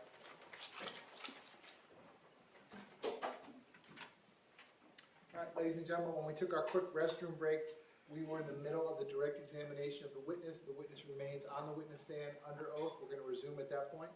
Mr. Kilroy, when you are ready, you may proceed. Thank you. Lieutenant Colonel, going to the next page of the active shooter from April of 2016, I want to focus on this portion here where it says there are 3 desired outcomes for an active shooter. Can you just please explain what this means? First option is to force the suspect to surrender. Second is to force the subject into a barricade situation, such as SWAT will handle the situation since they are both the tools and the tactics. And the third is to incapacitate the suspect by shooting him, stopping the threat, or the suspect shoots himself. Do all 3 of these desired outcomes require action on the part of law enforcement? Yes, it does.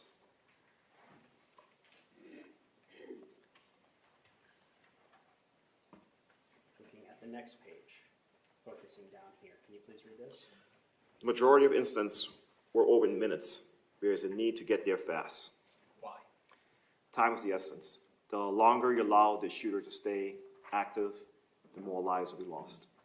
Therefore, responding as law enforcement, your mere presence will force one of the 3 outcomes.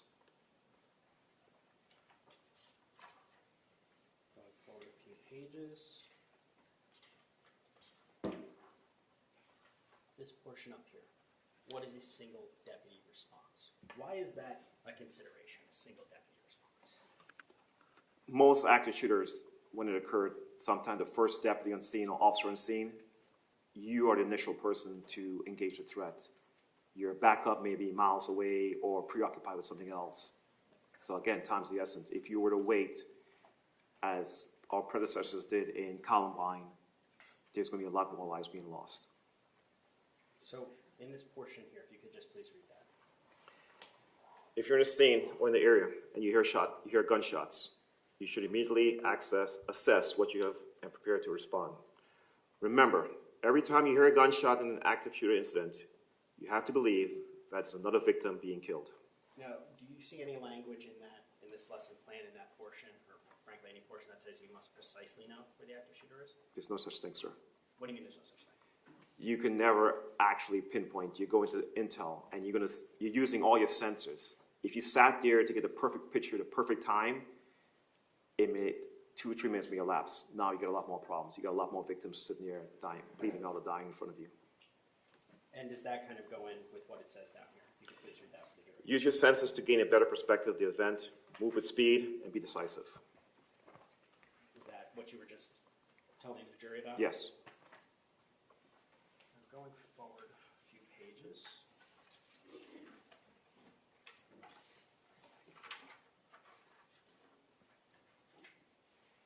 Up at this portion, practice scenarios. You see Okay. that? Yes. What is a practice scenario? It's a walk through the scenario. We kind of brief the participants. This is what's going to happen. You give an overview. First of all, you give the PowerPoint. You give the lecture. This is what we expect of you. Then we walk you through so you won't go into it completely cold, like this is certain things going to happen. We don't give you all the ingredients of the cake or of the scenario, but a general idea. For instance, you're going to walk in this courtroom, you're going to have a seat, and then court is going to begin. I gave you the pre-knowledge of sitting down, walking in, and what to expect. Testimony from a witness, cross-examining, examining from the attorneys. I'm prepping you, but I'm not going to tell you exactly what's going to transpire throughout the whole entire court process. And to kind of highlight what you were saying before, you utilize exercises during this training, correct? Yes. Exercise 2, what is that labeled? That was basically a practice for one deputy, solo response. What was the scenario? What was the exercise? In the stockade, there's this huge building. There's an exterior door. I'm trying to set the stage. A trainer standing outside the door. Matter of fact, if I could turn, this door behind me leads into a hallway. A trainer is going to stand right in front of the door. You're going to hear gunshots. I'm going to say, you, get in there and do something. As you go in, it's going to be sensory overload. You're going to see casings on the floor. You may hear shots being fired. As you look, you may see victims on the ground, or we have mannequins, and you will see an active shooter either commencing the shooting, dropping the gun, or holding a gun. And you have to respond based upon the stimuli you see at that particular moment.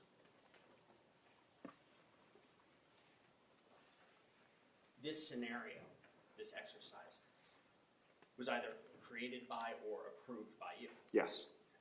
Now, in the stockade, it's an enclosed area. When the gunshots go off, is there like a reverberation? Yes. Is there like an echo? Huge echo. Huge echo. So as part of this training to account for your words, huge echo, to Yes. get used to that, is that part of the sensory overload?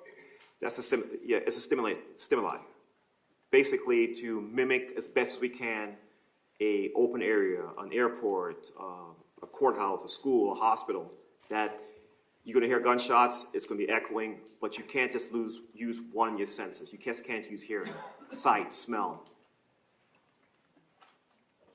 Now, looking at the last pages here, do you see the sheet? Yes, What is that? it's a sign-in sheet.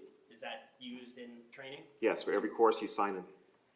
And you see whose name is under number 1? Yes, Who is it? Scot Peterson. Does the information from that sign-in sheet then input it onto the sheet? Yes, the training completion form, the TCR you guys saw earlier with the instructors, the course, and the sign sheet goes into a folder with evaluations. It's then signed off by the sergeant, the lieutenant, the captain or major. Then it's given to one of our training specialists who inputs that information into the deputy's profile to provide record of the training being completed. Now, going back to this sheet here, a little bit.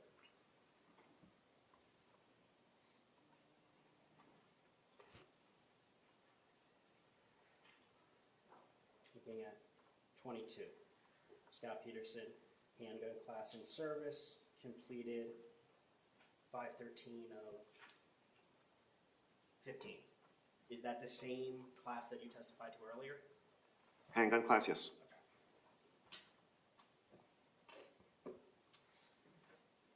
looking at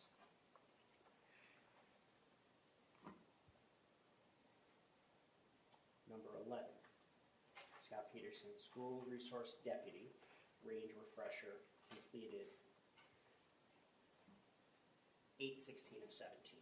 I'll take your word on that. I can't see the dates. Oh, sorry. Okay. Yes. You see it now? Yes. Okay. What is that class? A specific qualifications or handgun class for school resource officers. Why is that important, just for school resource officers? It was additional training and help them to manipulate based upon shooting drills specific to operating in their job capacity. Is that, like, what would that entail, like, specifically, the training? Obviously, the lesson plan. Okay. So looking at the lesson plan.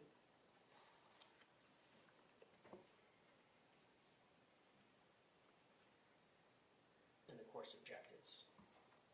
Okay. Can you just read that for the jury? First objective, accurately identify and articulate the 7 shooting fundamentals.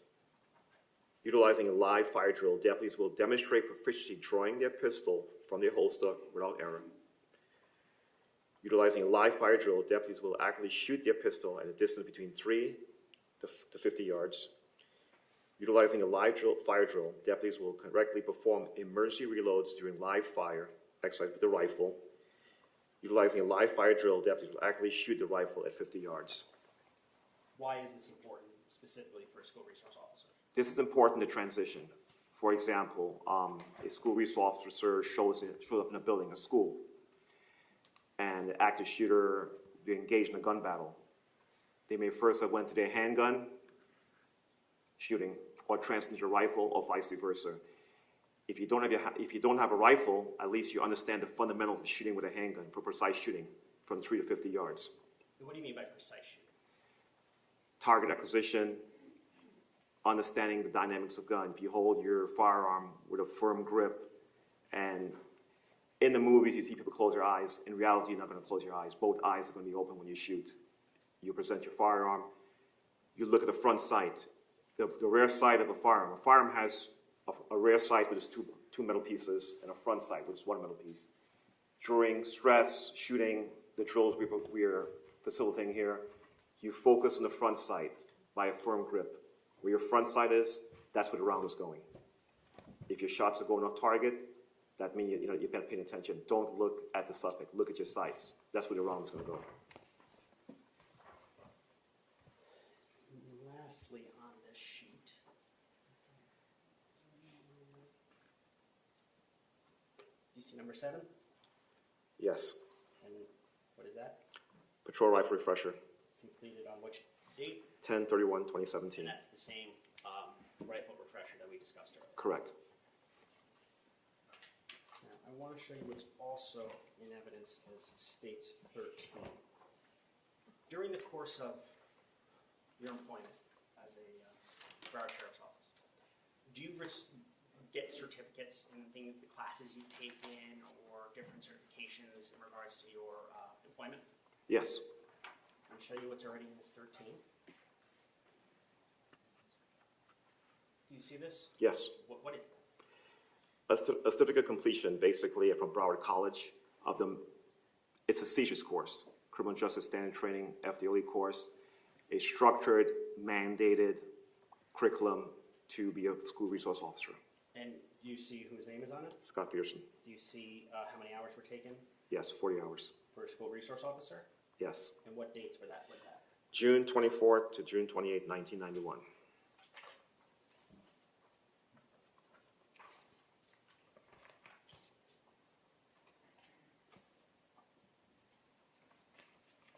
I'm going to show you another one. When you attend classes, do you sometimes receive certificates of completion? Correct. Do you see this one? Yes. Florida Association of School Resource Officers. Do you see who it's for? Yes. Do you see how many hours of training? Yes. Is it 24 hours of training? 24 hours. What date do you see?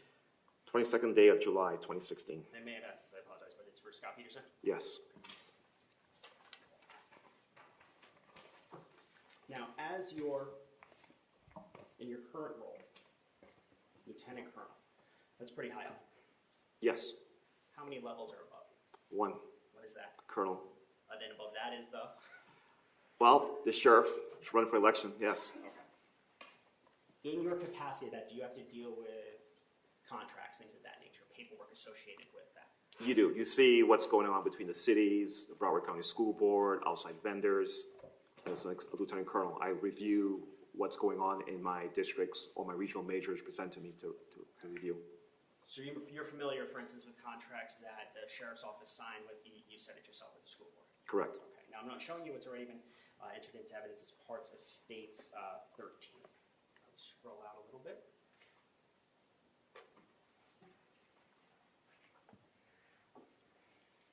Is this one of those types of contracts? Yes. Do you see the date? Yes. What date is that? August 15, 2017. And do you see the purpose? Yes. What is that? School resource officer placed at the following schools in Parkland. And down here. Can you read that line? 2 deputies to serve as SROs at 2 secondary schools, Westglade and Marjory, Stoneman, Douglas. Now, in this contract, I'm going to try to zoom in a little bit. Under 2.05, duties of an SRO. Under sub A, can you please read that? The performance of law enforcement functions within the school setting. What does that mean? Everything you've been trained to do as a law enforcement applies to school. It doesn't change. Life, protection of life, preservation of life, investigating crime, stopping people getting assaulted. Now looking at D, can you please read that? For identification and prevention of juvenile delinquency, in parentheses, including substance abuse, through counseling and referral services. Is that responsibility, as dictated in the contract, is that something unique to school resource officers?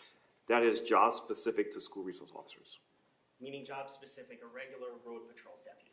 Would not perform those functions because as a school resource officer, it's a specialized unit in the Broward Sheriff's Office. So you're basically, your area of responsibility has certain requirements for expectations. And including the identification and prevention of delinquency through counseling and referral services? Yes. So your typical road patrol deputy in Pompano isn't under contractual obligations to seek counseling or referral services for? No, sir. Can you please read C? For enhancement of student knowledge of the law enforcement function and of the fundamental concept and structure of law. What is that? As a school resource officer, your job is to basically be like a liaison, help them understand the concept of law and the structure of law. Is that job specific to a school resource officer? Yes. Using the same example of a road patrol deputy in Pompano. That wouldn't be their primary job function now, sir. And I just skipped over one thing at the top I just want to go through. Can you see the dates of the agreement? Yes. What is that? August 14, 2017, and conclude on June 7, 2018. So while this happened in Marjory, Stoneman, Douglas. You're obligated to the conditions of the contract specified. Now looking to the next page, D. Can you please read that for us? Development of positive student concepts of the law enforcement community and promotion of positive interaction and enhanced relations between students and law enforcement officers. Is this something job specific to a school resource officer? Yes, the key word is students. Once again, same example, Pompano Road Patrol, That's not in your job purview. just in the job purview of a school resource officer. Correct. And there's specific training, as you highlighted before, just for school resource officers. It's a specialized unit, therefore you have the training specific to that job description or job position. Now looking at E. Can you please read that? The provision of assistance and support for crime victims, including victims of abuse identified in the school setting. Is that job specific for an SRO? Yes, Is that because of the verbiage or the language school setting? correct. Looking at F, can you please read that? The presentation of educational programs concerning crime prevention and the rights, obligations, and responsibility of students as citizens. What does that mean? I mentioned earlier, I don't know if I could recall, 2 programs, such as DARE and GREAT. DARE is more drug-related, and GREAT is more gang-related. These were specific programs entrusted upon school resource officers to educate and deter those kind of behaviors with our students in Broward County. Road patrol deputy in Pompano, are they obligated or responsible to do such programs? No, like sir. that? Looking at G, can you please read that? The provision of assistance to School Board of Broward County in protecting and securing the school plant and its occupants. What does that mean? Your primary function and duty in that particular line is the protection of the occupants of the school. So hypothetically, the school is your sole responsibility. Everything within that school compound boundaries is your job responsibility to protect and serve.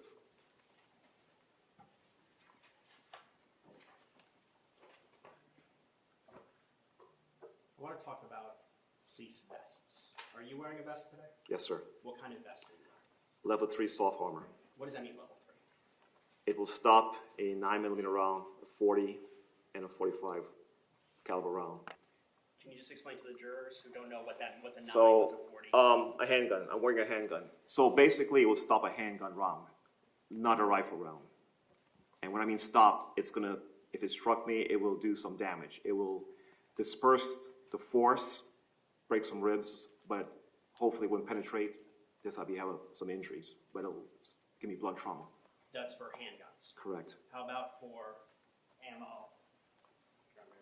You may.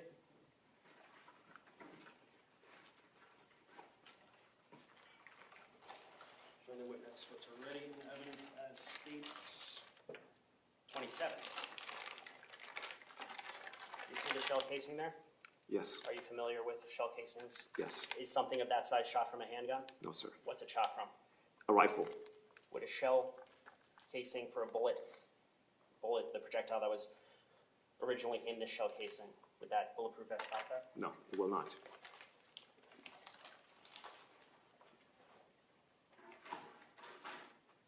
Your Honor, may I ask that witness to please stand for a moment? Sure. I'm going to ask about your gun belt. What is on your gun belt? From left to right, a radio, a magazine pouch with magazines containing bullets. In between the magazine is a belt keeper to keep the outer belt in place. There's 4 of them. 2 in the front, 2 in the back. Pepper spray, and my sidearm. You carry pepper spray, but do some officers carry asps? Yes, And what is an asp? it's a expandable baton that's collapsible. A piece of metal that expands. I have one more question going back to the training. The external school resource officer courses that weren't taught at Broward College, the FA SRO, are those refresher courses? Is that the purpose of them? It's used as proficiency enhancement or basic continuing education. In the field of law enforcement, wherever you are, whatever specialty you're in, you continuously need to go to classes to get updates, as you would say. Like a school teacher, a lawyer, a doctor, we all have to get continuing education. Now, going back to all the training, are deputies trained on the radio, to use their radio, the police radio? Yes. How extensive is that training? Well, from the onset, being in the seat I am right now, the former seat I am, once you issue your radio, they explain to you how to change the channels, how to talk on the radio. And upon graduation from the police academy on the field training process, it's now 14 weeks, you use the radio every single day to get familiarity in communicating and understanding how the radio functions. So it's ongoing. The training is ongoing to use the radio. Yes, it's practical.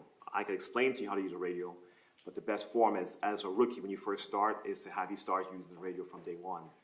And is there certain verbiage or certain words that are taught to be used over dispatch? Yes. For instance? I could give my location right now if I needed to. How would you do that? I would say 11 Sierra. And that's your number? That's my call sign. That's your unique call sign to you? Yes. Okay. I am 97, which means I'm at Central Courthouse. Your Honor, at this time, I'd like to play for the witness what's already in evidence. It states 7. We have to take that. TVs have to be off. Correct, Your Honor. Okay. Court Deputy Aaron, can we need the TVs off, please?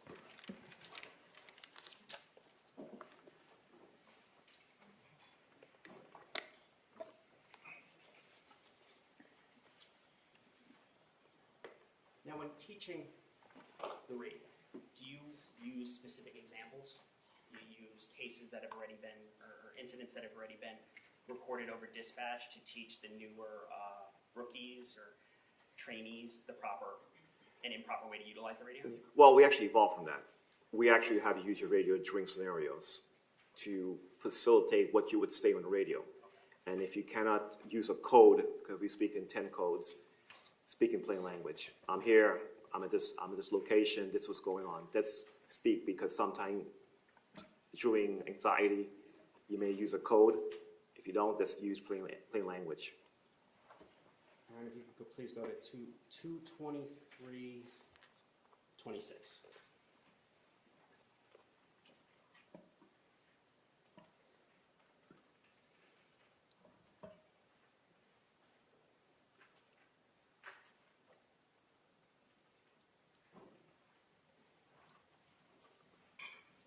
Juliet 3, 17 Bravo 3, 17 Bravo 4. 17 Juliet 3, be advised, we have possible, could be firecrackers. I think we got shots fired. Possible shots fired. 1200 building.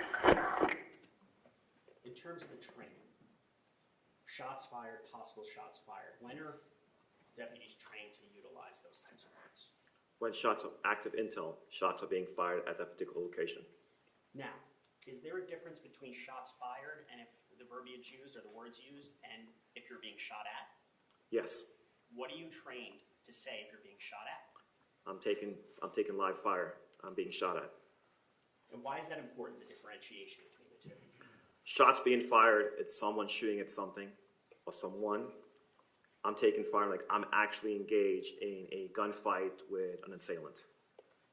And the second part of that dispatch, the 1200 building, is that something you're trained to do? Give the location of the shooting? You're giving a location of what you believe of active intel. There's shots being fired. There's actually live shots being fired, currently being fired as you're standing there. And if you're currently being fired, you give the location of the shots. Is that what you're trained to do? Yes. Aaron, if you can please go to 224:14.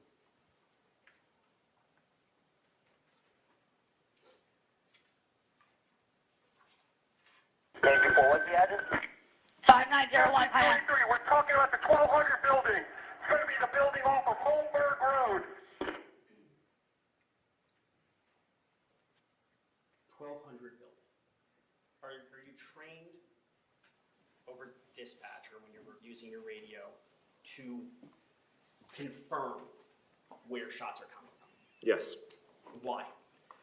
Because someone might be stepping on you, basically. Which I mean by stepping. Someone might key the radio up and it didn't get copied by the dispatcher, so you affirm it. And the second time you say it's like shots are being fired again. I've heard a barrage of shots being fired. I'm giving you an update. Hey, shots are still being fired at that particular location. Is the specific language used when you're on dispatch important? Pretty much, yes. Okay. Aaron, if you could please go to 224:24. Any descriptions? I'm coming up from Westlake Middle. We don't have any description yet. We just hear shots, but appears to be shots fired. Are deputies trained to again say shots fired? Yes. Why is that? There's shots being fired. There's active intel. Something's going on. Please step it up, which means response. I need help. Something's bad happening right now. Now, going back to the question before, there's a difference between shots fired and taking shots? Correct.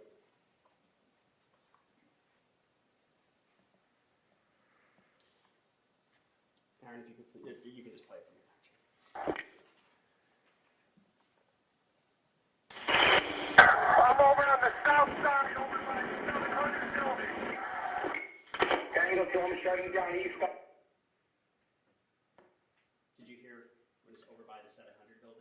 It sounded like gunfire in the background. Okay.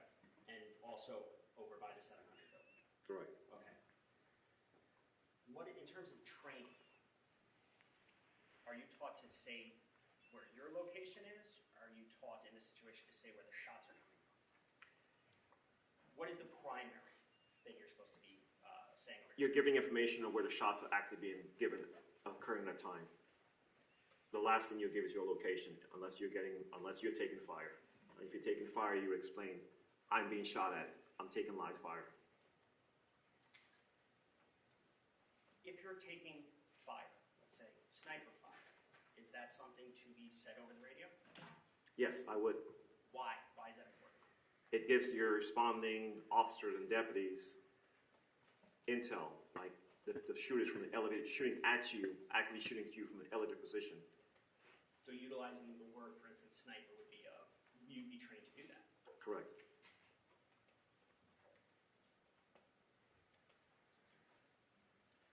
Can you please go, Aaron, to 22556?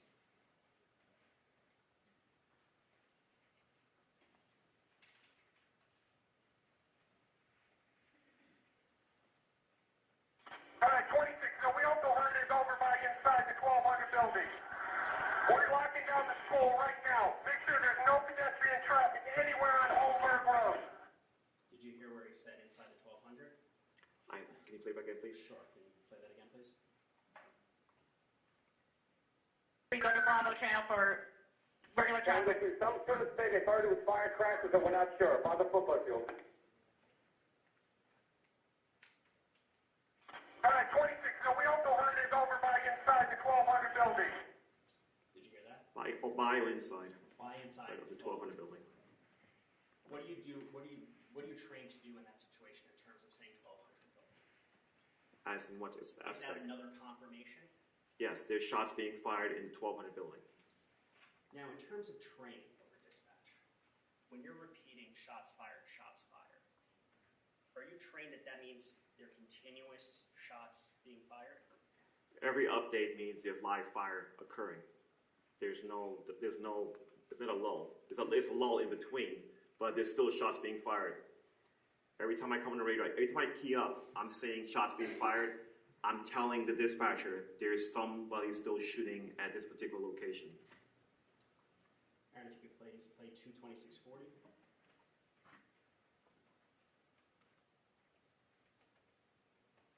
Any unit not working the signal 33, go to Bravo. I got more students running west towards the football field. We're going to Bravo. I hear shots fired. Shots fired. Once again, shots fired. Is that a confirmation?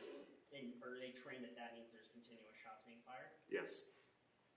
Now, it says Juliet 3, we're going to Bravo. What is that? You're going off the main channel to another channel, which is, we'll need a dispatch to monitor, basically. What's the main channel's called? Main channel is a channel on right now. Any deputy, any officer, where you're getting live updates, the dispatch is monitoring, all your resources are going to respond on main channel. Is there a reason in this situation to go to Bravo channel? You will not go to Bravo channel. Only units not addressing the current event. That's why she said, if you're not handling the situation, go to Bravo. Anyone involved in this situation will stay on main channel because everyone is coming on main channel. Does that mean the first person on scene, first deputy on scene should stay on main, not go to Bravo? Everyone has to stay on main channel.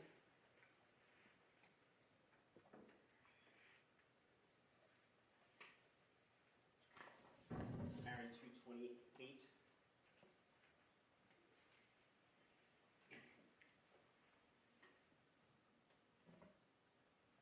Holmberg shut down. We're going to build a 13 in the 900 building. We have shots fired. I'm trying to get open the fence open. Building 13 and 900 building. Alex, do not approach the 12 or 1300 building. Stay at least 500 feet away at this point. 500 feet, at least 500 feet away. And what training is that? We don't do that, sir. What do you mean you don't do that? There's active intel between the 12 and 300, the 13th building, 12 or 13. You're going to respond to the stimuli. We don't tell deputies to stage back. That's indicative of what they did in Columbine waiting. We don't stage. And why is it important to get there lives being lost. Is there any training, not active shooting, any training where it's taught stay back 500 feet? That I facilitated, no. That you've ever seen? If you knew the size of like a bomb, probably, but that's about it.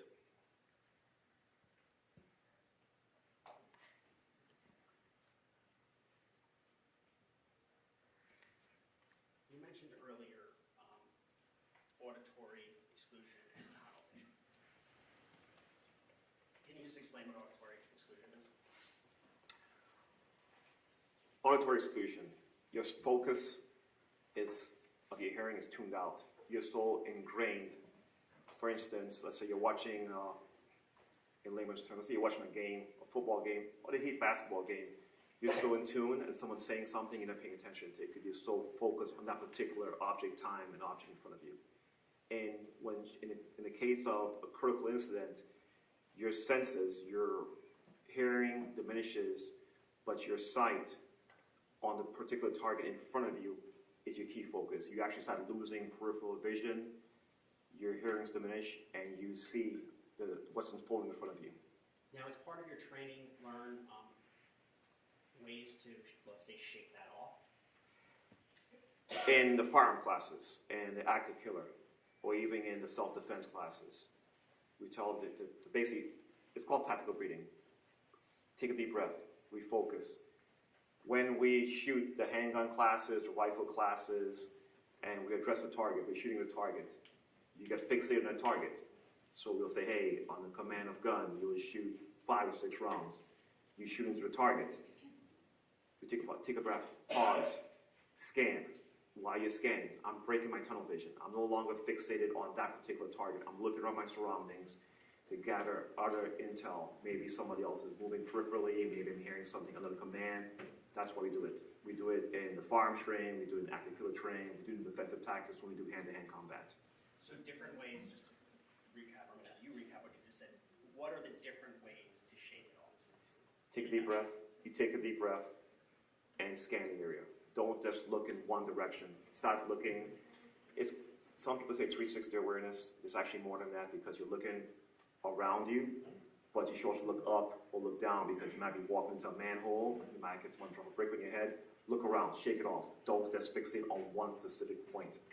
So scanning, for instance, east and west would be a way to shake it off. Shake it off. Now, in terms of training, if you're the first deputy that arrives on scene and you hear gunshots, what are you trained to do? Address the threat. Move towards the gunshots.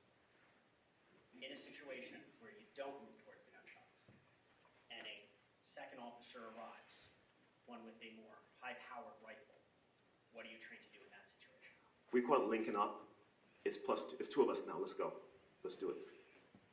What do you mean by that? Let's do it. We're going to hunt. We're a contact team. We're going to find the shooter. We're going to find the stimuli and force an outcome.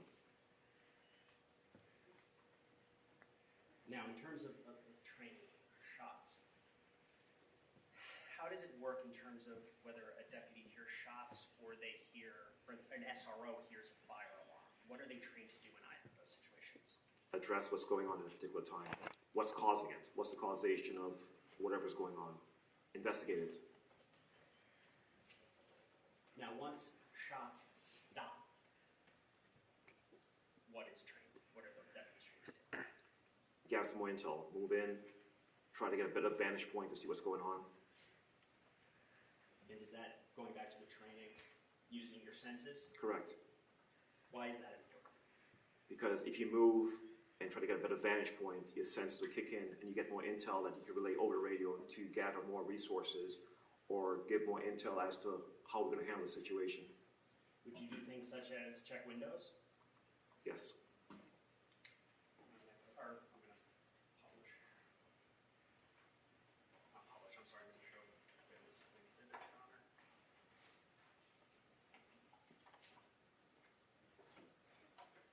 Lieutenant Colonel, I'm showing you what's already been in evidence as states 16. Oh, you can, yes, you can show it, yes, Your Honor, I apologize.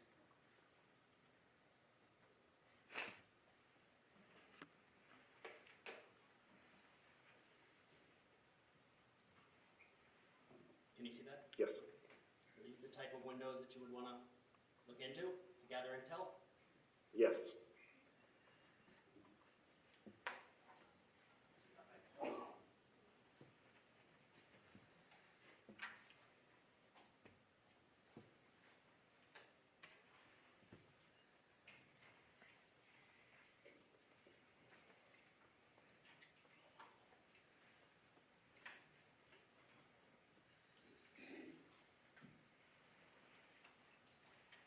Showing you what's already in evidence of states 29. Do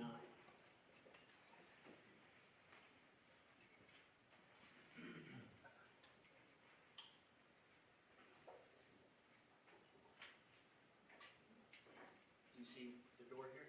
Yes. Are those the type of windows that you would want to look into to gather intelligence? Yes.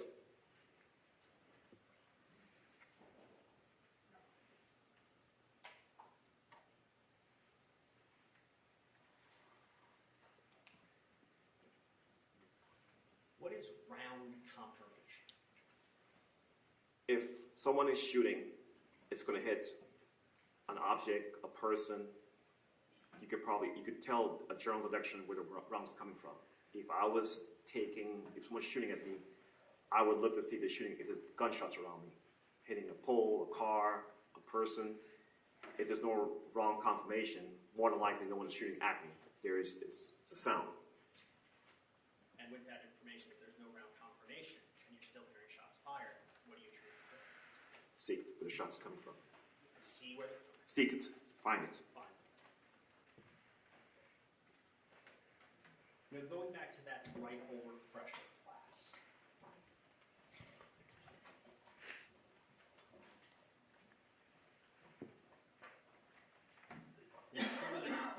To take this class, you have to have been issued a rifle, correct? Correct. Okay. So looking at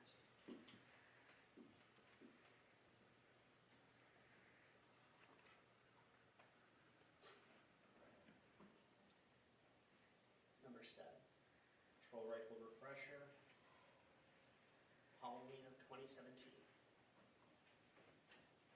With an SRO being issued a rifle in 2017, do you know where they were kept?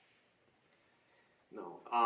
During that time period, you issue one, you purchase one. So more than likely where the deputy who has a rifle, they either have it in their vehicle at that time. Okay.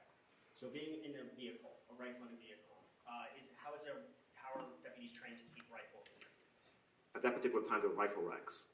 And the rifle rack is between the front seat, between the driver and the passenger seat, mounted against the cage in the unit. Or if they had a Pelican case in clay, they could have it secured in the trunk of their car. Pelican case would be more like a lockbox? Correct.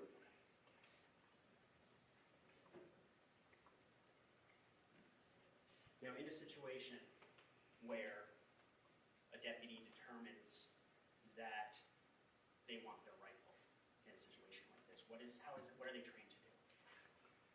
As to what, obtaining their rifle, Correct. you go back to your vehicle, you sling the rifle on, because the rifle is in a sling. That's one of the mandates. So you can free your hands up. The rifle's in a sling, so you sling the rifle over you, and you could run with both hands, or you could transition to your handgun. You could go handgun, hands on the person.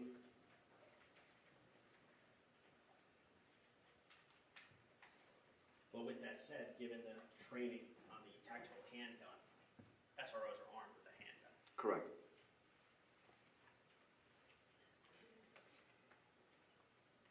Just one moment.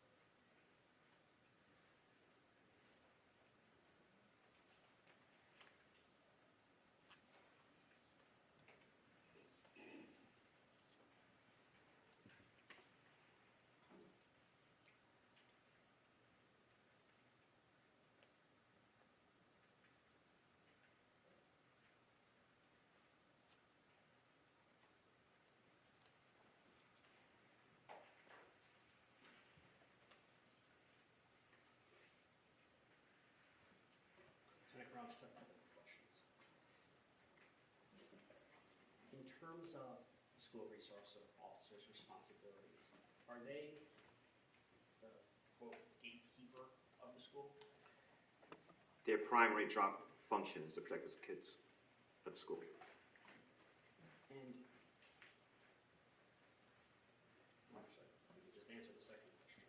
Now, the video, I'm sorry, the video audio that was played, you reviewed that in its entirety, correct? Yes. Now, in your experience, or based on your experience, based upon the training you've received, based upon the training that you've taught, the training that you've reviewed and approved, were the defendant's actions that day consistent with his training? No, it was not. Why not? What should have been done? Some type of proactive action. What does that mean, proactive action? Go towards the sound, investigate. That's expected. You're first on scene. You got to make a decision. It doesn't matter what position, rank. If I was here and shots being fired and there's no one in the courtroom, I have a duty to act based upon my training for Broward Sheriff's Office to respond. We all train that way, to respond to stimuli, which is gunshots being fired, which entails that victims are dying, to do something.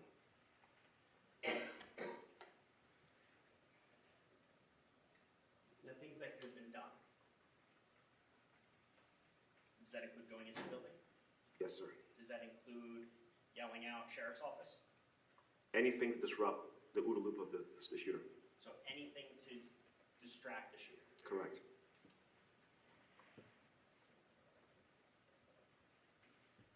In any of the training that you reviewed, approved, been part of, or taught, were you ever trained to stay during an active shooting situation in the same spot for 48 minutes?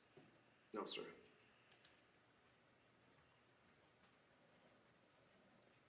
What is cover and concealment? Cover and concealment is when you're taking live fire. If someone's actively shooting at you, you stand behind a column, a building. Cover would be something that could stop a round. Concealment would be against this wood partition. It's not going to stop a rifle round. If I'm taking rounds, I want something solid. Engine block, a concrete pole, something could just slow a round down, basically. How does that work in conjunction with an active shooter?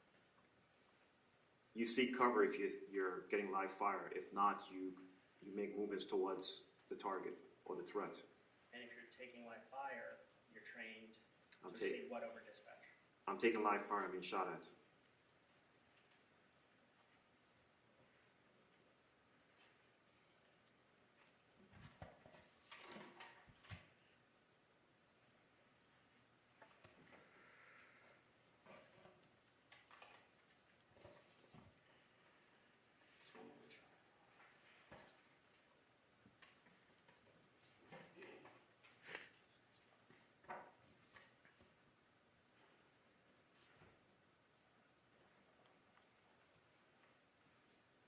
And in a situation where you pair up with another officer, what are you trained to do in that situation? When you pair up, you're seeking the threat. We have a technique called plate to plate, so it basically means go back to back.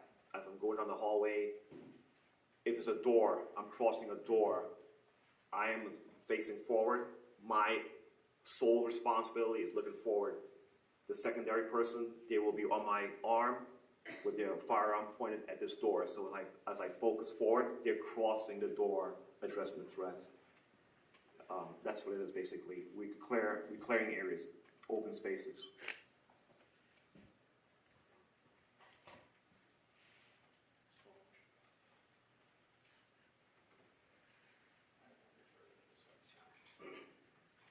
Okay, cross-examination. Thank you. Judge, just give me a minute. Get all this together. And Mr. Igosh, take your time, what time, we'll go to 12:30, then we'll pause for the lunch break at that time. Perfect, thank you.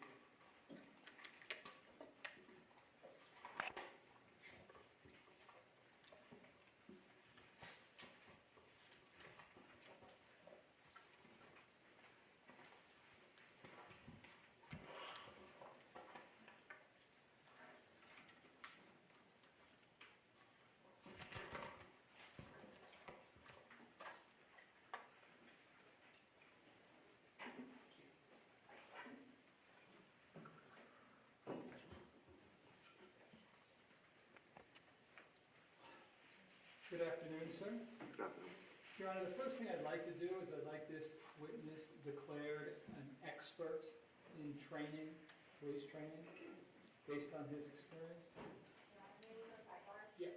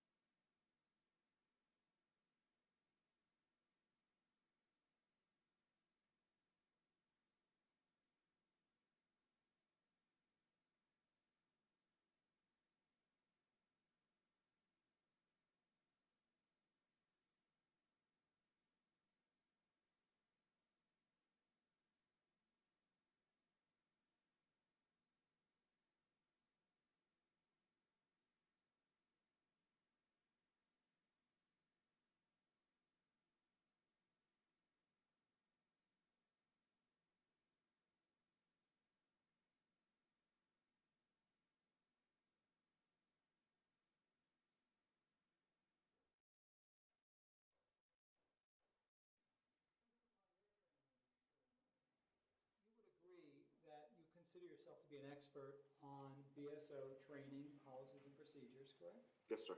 Okay. And one of the things that you left out from your distinguished law enforcement career is that you actually went to college and you graduated, correct? Yes, sir. You got a degree in criminal justice, did you not? Yes, sir. And you attended the fine University of Northwestern, correct? That's incorrect. Your depo on me, it was misprinted. Oh, so what's the school? I'm sorry, it said Northwestern, right? I know, sir. But that's not? No, sir. Your depo is actually incorrect. All right, so where did you go to college? Polk State, sir. Okay, fair enough. So that was something the court reporter would have put down as Yes, sir. Northwestern. You never said Northwestern. I said Northwestern as to executive management training. I got it. Okay, so just a typo. It wasn't something I did, correct? No, sir. Okay, good. All right.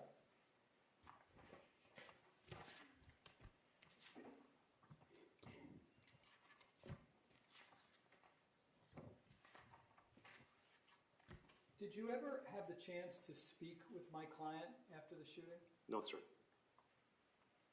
What is a debriefing? What is that? Debriefing is getting intel or asking the person who was involved in the incident information regarding the incident. And when you conduct a debriefing, do you ask general questions or you try to be very specific? Depending who is doing the debrief, they're going to ask specific questions based upon the incident at that particular time. Because the idea is to find out very specifically what somebody is thinking, correct? What they're thinking, what they saw, whatever intel they got from that particular moment. Right. It's kind of similar to when any one of us as non-officers really want to find out details from somebody. You're asking what happened next, what's the next thing you did, correct? Pretty much, sir. Yes, sir. All right. You are familiar with the Broward Sheriff's Office Department of Law Enforcement Standard Operating Procedures involving an active shooter, correct? At that particular time, yes, sir. All right. And that's governed by 4.37, correct? The chapter, yes. All right. And you are familiar, are you not, with this? Let me just ask if I can approach. I've shown the state this already. It's Defense Exhibit H. If I can approach the witness, Your Honor? Sure. Okay. Just take a look at that and tell us if you're familiar with the content of the BSO active shooting policy that was in effect at the time of the shooting. Yes, or sir. no? Okay, thank you. Just highlight some things.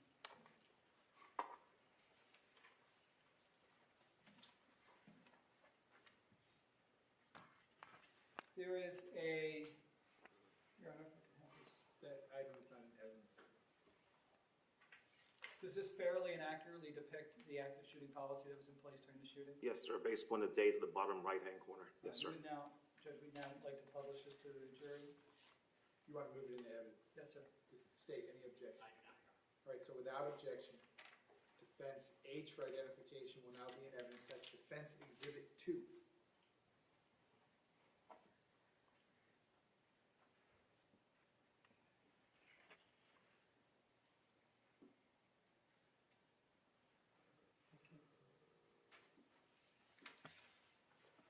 I'd like to highlight 4.37.3. You're familiar with that section, correct? Yes, sir. And it has to do with debriefing, correct? Correct. And by the way, policies and procedures regarding active shooting, it's not suggestive, meaning it's not an option. They must be followed, correct? Policy is a guidelines, recommendation. Based on totality of circumstances, I personally would violate policy to save a life. Okay, so regarding debriefing, it says here that the incident commander will be responsible for conducting a debriefing of all personnel involved in an active shooter situation in a timely manner, correct? Correct. It also says it's to learn the successes of the response and identify any needs for improvement, correct? Yes, sir. All right. So you weren't the incident commander, correct? No, sir. So whoever the incident commander was, they're responsible for investigating and speaking to those who were involved in an active shooting, correct? Correct. And it's to find out in detail what they were thinking in real time, correct? Correct. What they knew, what they saw, what they felt, correct? Based on that event, yes, sir. Because it's so important to know how to, in the future, change responses, correct? Best practices, yes. To improve best practices, correct? Yes, sir. And it also says in 4.37.3, under debriefing, subsection B, that the incident commander will complete an after-action report, correct? Correct. That's after the debriefing is done, after the people involved in an active shooter are spoken to in detail, an after-action report is supposed to be completed, correct? Yes, sir. Are you aware of whether that was ever done in this particular case? Not to my knowledge, sir. Did you ever insist that anybody does a debriefing of my client? At that particular time, it was not in my purview in the train division. Okay, so just not your job, not under your... Correct, sir. Okay. Did you ever speak to any of the officers who were on the scene that day? No, sir. So you've never debriefed them to find out what their real-time intelligence was? Not correct? until after it was an active investigation, so I was hands-off, sir. So, for example, Deputy Kratz, did you ever speak with him about what No, he sir. saw? You ever speak with Lieutenant DeVita? No, sir. Have you ever spoken to Officer Burton? Coral Springs? No, sir. Yes.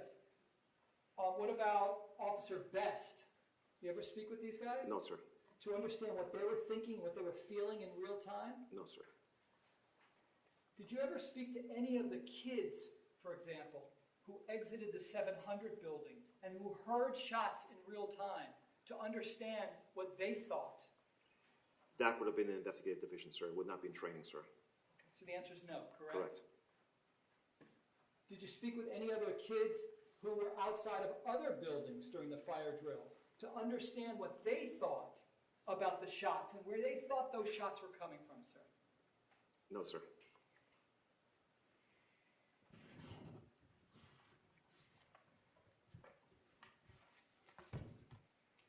Now, you talked about training at the stockade, correct? Yes, sir. First of all, we're talking about a building, right? Yes. From end to end, please give us an estimate of how large the building is, correct? Probably 500 to 700 feet long or more. 500 to 700 feet long? Yep, yes, depending on its... I'm horrible at math. How many yards is that? Well, a yard is what? 3 feet?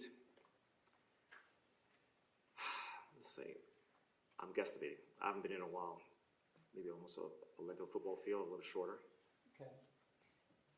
That's the confines of what you're talking about. One building, and you're saying it's about footballish field. That building's that big? Is that Yes. what you're saying? Okay. How many floors in the stockade? One. One floor building. Yes, sir. Okay. There are no neighboring buildings that you're utilizing? It's just a stockade, correct? Correct.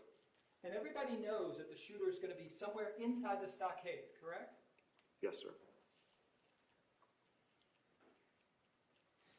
And the issue is, okay, go in, and once you're in, knowing that there's a shooter in the stockade, go and find them, correct? Correct. Do you ever use any training mechanism where you're using multiple buildings as large as a stockade in addition to the stockade? Do you understand what I'm asking? Yes. Do you ever do training like that? We did. We used schools. We've done Port Everglades. Okay. And do you ever have a scenario where officers are on a scene and there's shots fired from somewhere that nobody knows, and you have to go try to find in a multi-100-yard area where the shooter or shooters might be located? Well, for safety reasons, first of all, we have to confine the building. I got it. That makes sense. It's also rare that you would ever, if ever, have a scenario where you have no real-time intelligence of where precisely the shooter's located over an area that spans multiple football fields, correct? Well, Port Everglades, sir, it actually spans. We use multiple floors, and you follow the intel. The best we could do is simulate. The concept of active shooting is not building specific. Your environment is going to dictate your tactics. I understand that, sir. My question is regarding, first, we'll get to all that. I want to know whether you've ever trained in an area, and I'm showing you what is marked as Defense Exhibit F, okay? Right. If I can get close to the witness, Judge? Sure. Thank you, sir. A scenario. Mr. Aguilar? Yeah. Over on this side, sir. Like this? No, sir. I can't have you in the jury box, and I can't have you in the witness stand. Just Right over here, sir. Just like we've done with every other person who's seen the state's exhibit. Go ahead, sir. If you would like the witness to step down. If you could, have you ever had a scenario where you have training in an area that is at least a football field, plus another football field, plus another building that's 73 yards long, plus about 20 yards of a courtyard area, plus another 73 yards long, plus another football field area? I guess we can add that up, but we're talking about multiple football fields, plus up north, up south, that would serve as the geographical area of where a shooter or shooter might be located. Have you ever had a training scenario like that? And my answer would be no, because it's not feasible. Got it. And I'm not blaming you. Right. I'm just saying it's never been done, correct? Well, on a larger scale. I got you. You can have a seat. With SWAT. I got you. But now it's regular officers Correct. or a school resource officer, correct? Correct. Your scenarios deal with, you know there's a shooter inside of a building, so you just need to find where the shooter's located, correct? Correct. Got it. And you brought up Columbine. You brought that up when you were talking to the prosecutor, right? Yes, sir. Columbine, that school, there was a building, and the officers allegedly knew that the shooter was in the building, correct? Yes. And then they didn't go in, correct? Correct.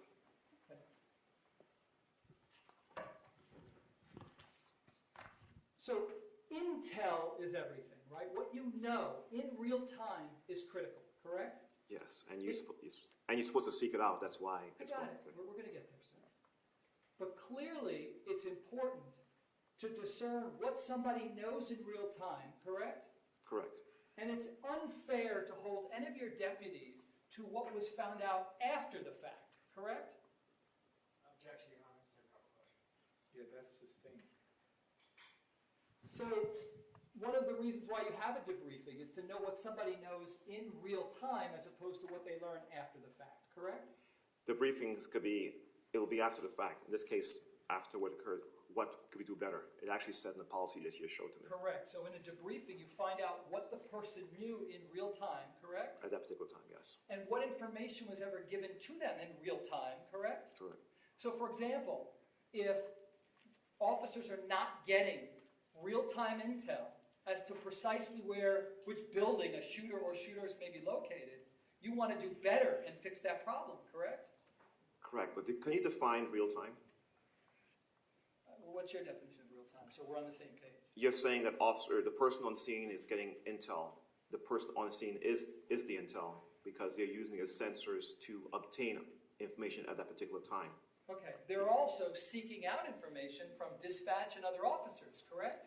Well, the dispatch can't give you, if you're the primary, the sole response, you're the first person on the scene, you are the intel. You are gathering the intel. You're relaying that intel to dispatch. When other officers are arriving on scene, and let's say one officer saying, shots fired by the football field, isn't that officer relaying intel? Yes, they are. Okay.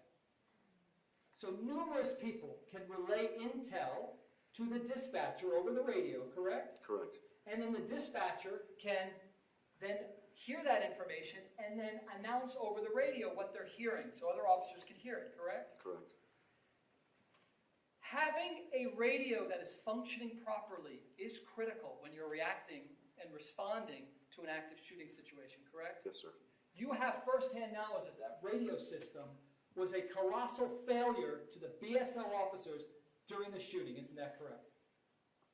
Yes, sir. And you didn't just learn that day. Those complaints had been coming in long before this active shooting scenario, correct? That was my purview again. I'm training. I have nothing to do with ITD or communication, so I can't attest to what the radio transmission capabilities were at that particular time in the city of Parkland. You knew those radios were a colossal failure before this day. Didn't you know that? Sir, again, I would not know because I've never worked in the city of Parkland. I've worked downtown or in central Broward, so I never had an issue with a radio. But you would tell them that it is essential to have working, functional radios when you show up to an active shooting situation, correct? I agree with that, sir. It's also critical to have real-time intelligence from people, let's say, who are calling in to 911, correct? Yes, sir. Did you know that the 911 calls being made by frightened children inside that building went to Coral Springs and not to BSO? No, sir. You didn't know that? After the fact. You learned that, though. Yes, sir. After the fact. Whose idea was it to allow the 911 calls to go to Coral Springs and not go to BSO? Who made that decision policy-wise to begin with? Sir, I don't follow your question. You have learned, you said, that the 911 calls that people are making while they're inside the 1200 building, that went to Coral Springs and not to BSO officers like my client, correct? You already conceded that, right? Okay. Before the shooting date, who was responsible for creating a policy where those calls only went to Coral Springs and not to BSO? Again, it wouldn't be my purview. I wouldn't know, sir, who made that policy. And just to let you know from personal experience, when I was a commander in Pompano, if someone was driving west on Southgate Boulevard, which is near the city of Coral Springs, their call gets relayed because of the cell tower to the city of Coral Springs, and then that call is transferred to the city of Pompano. Right. But that's not what we're talking about here. And again, it's not my purview to explain. I don't understand why the calls are routed. If you don't know, you can simply say you don't know, like you're doing. That's fine. Okay. Do you know whose responsibility, when you're on a scene, to ensure that the radios are patched? Communications. Okay. What human being, what person would have been responsible for ordering the radios to be patched so that the information that Coral Springs is getting will then be on BSO's radios? That's, again, it's not my job purview. I'm not familiar with the communication radio system. You are aware that the radios were never patched during that shooting, correct? After the fact, sir. You learned it after the fact. Yes, sir. But you would agree as a training officer with your history that when radios are not patched, that would greatly hinder my client who's trying to get real-time intelligence while he's on the scene? Yes or no? It would help in getting real time. Yes, you're right.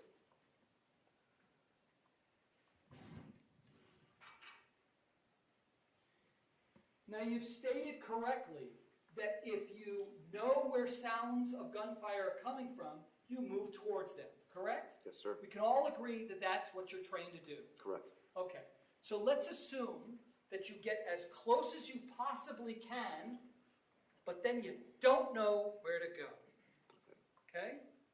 And that the possibility of where you hear gunfire comes from is covering an area that literally represents hundreds and hundreds and hundreds of yards, correct?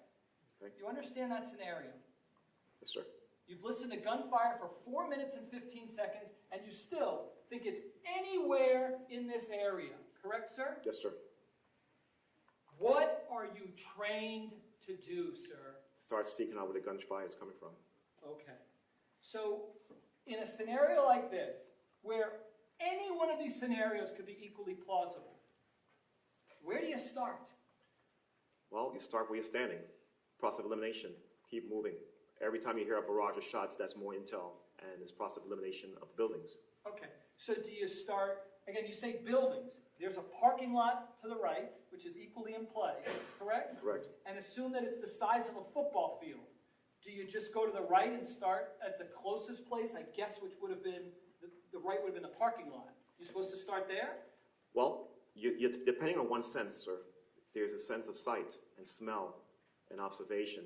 Yeah. And I believe in one of the videos I reviewed, I saw people fleeing out. So that's one you could use your sight, like it's a clue. If people are fleeing from a building, I would say to go to that building and try to find what's coming, what's called that stimuli to make people leave that building. Did you just tell this jury that you saw a video showing kids leaving the 1200 building during the shooting? I did not say that, sir. Okay. I said if you see someone running from a direction of a building, Sure. you would assume, based upon your senses and your training that you will be replicating at the stockade, that's a good reference point to start that general facility. Okay. So if kids are running out of the 700 building, for example, and running back in, should he run over to the 700 building? Ask questions. Okay.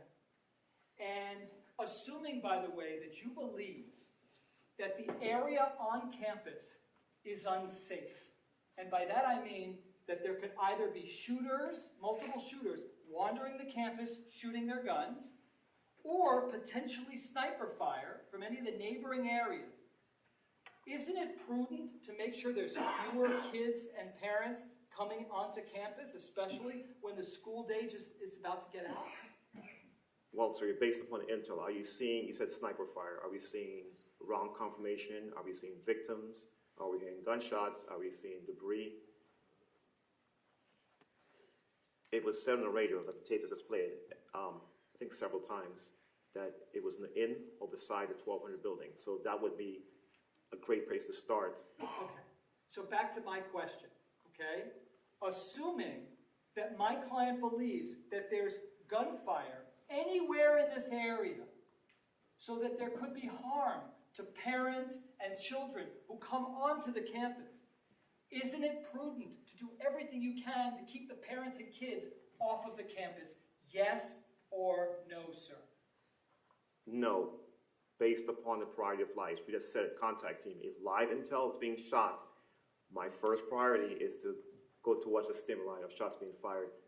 So the opposite would be true then. You believe that if my client thinks that there's shots being fired on campus and he doesn't know where they're coming from, to invite and have parents and kids come onto this campus? Is that what you're saying? I'm not saying that, sir. I'm saying based upon the stimuli, shots being fired, your duty to respond, based upon training, is to seek the shooter out. There's additional units showing up. But the thing is, sir, I understand what you're saying. What I'm saying to you, sir. Then can you answer it, please? I'm answering your question. Should we stop the parents? No, seek the shooter.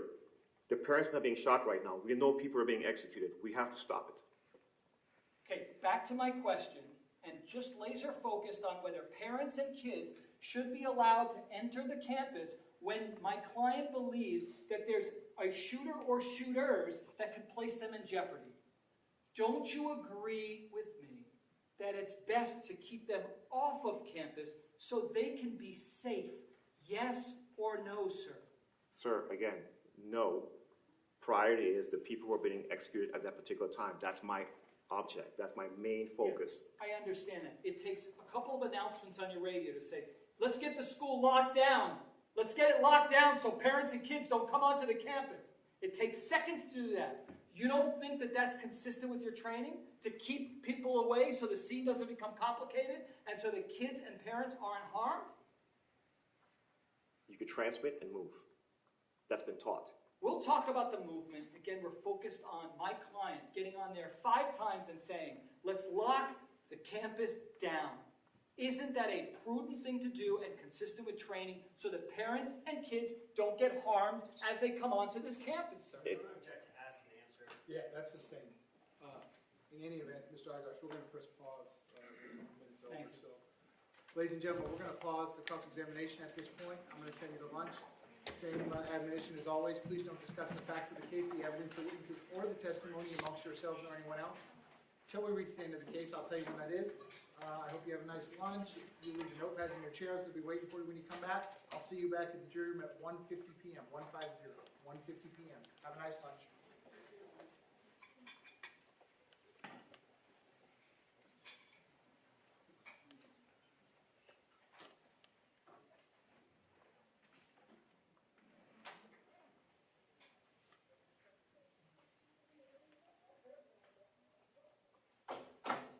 Okay, we're outside the presence of the jury. Everyone can be seated. State anything you need me to address before we recess for the lunch break. Defense, anything you need me to address before we recess for the lunch break? Okay, I hope you have a good lunch. See everyone at 1:50 p.m.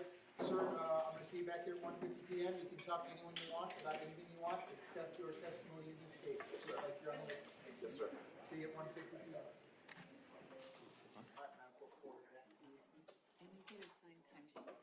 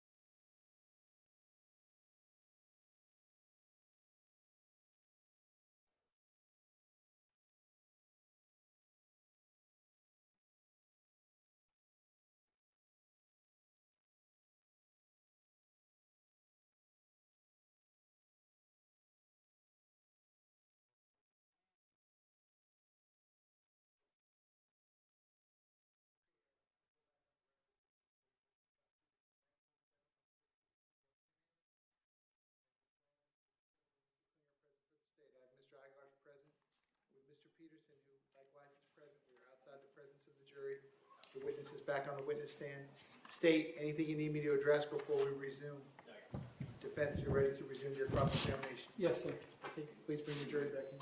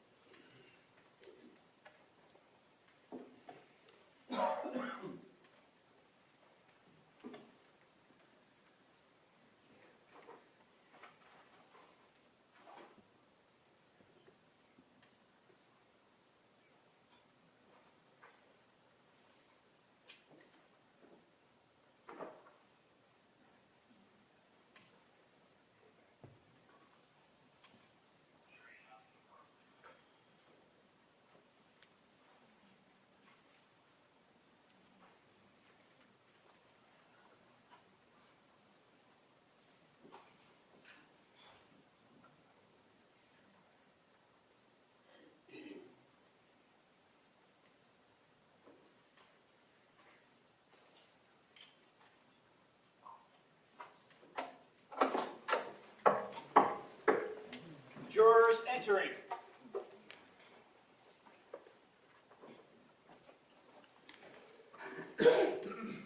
Ladies and gentlemen, welcome back. Come on in.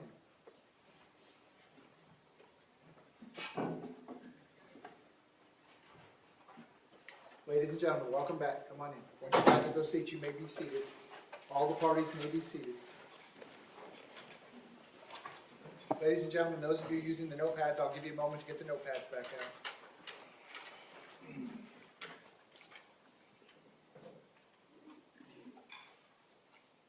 Okay, ladies and gentlemen, I hope you had a nice lunch. When we took our lunch break, we were in the middle of the cross-examination of the witness. We're going to pick it up at that point. The witness remains on the witness stand under oath. Mr. Igosh, when you are ready, you may proceed. Thank you.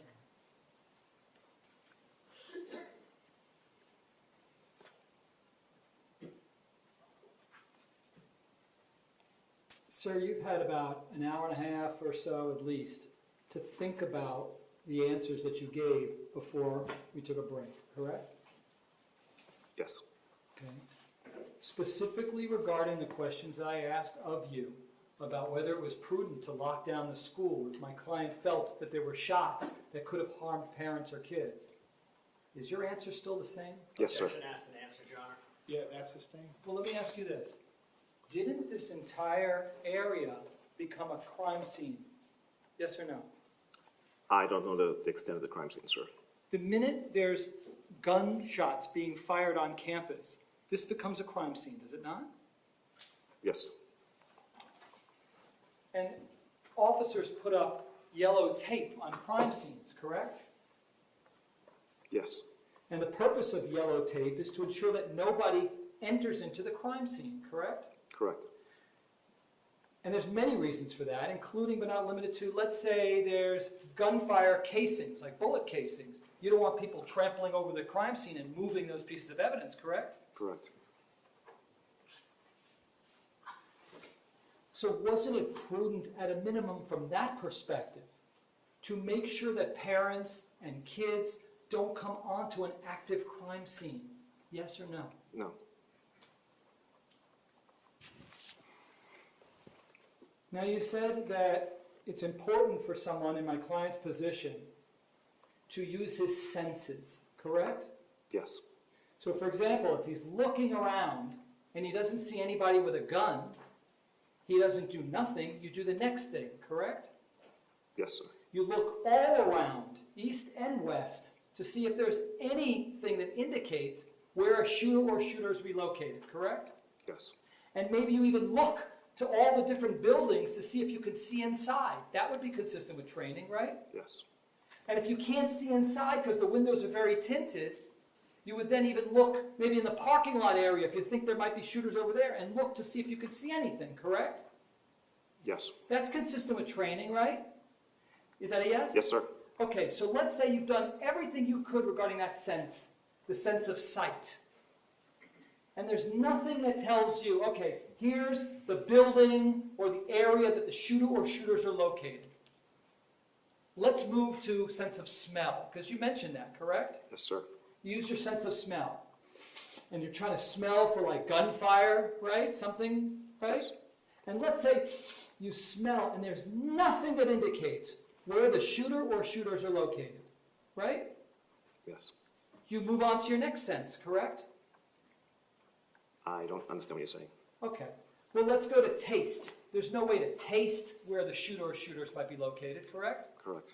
All right. So the next major one would be hearing, right? They work hand in hand, sir. Okay. So do you know in the 4 minutes and 15 seconds that my client had to hear shots, do you know, first of all, where the shooter or shooters were actually located when those shots were fired? Would I know, sir? Is that Yeah. correct? No, sir. I wasn't there. So you don't know if the shots were fired within 10 feet of him or 73 yards away, correct? It's speculation, right? Yeah, that's sustained. Real quick sidebar.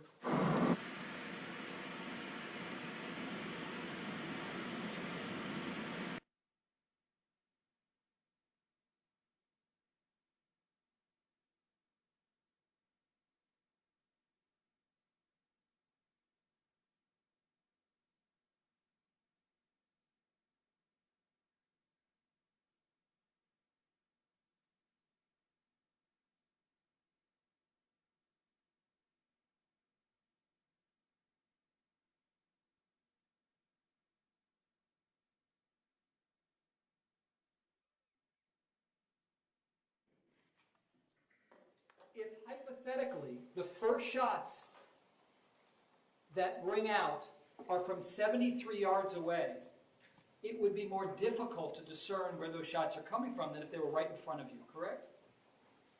Hypothetically, as in what? The distance? Yes. It probably would, yes. Okay. And if hypothetically, the door of a building is open and those shots are fired westbound, that also could affect one's ability, hypothetically, to discern where the shots are coming from, correct? If the door was open, yes, sir. Yes. And you don't know whether the door was open or not, correct? No, sir.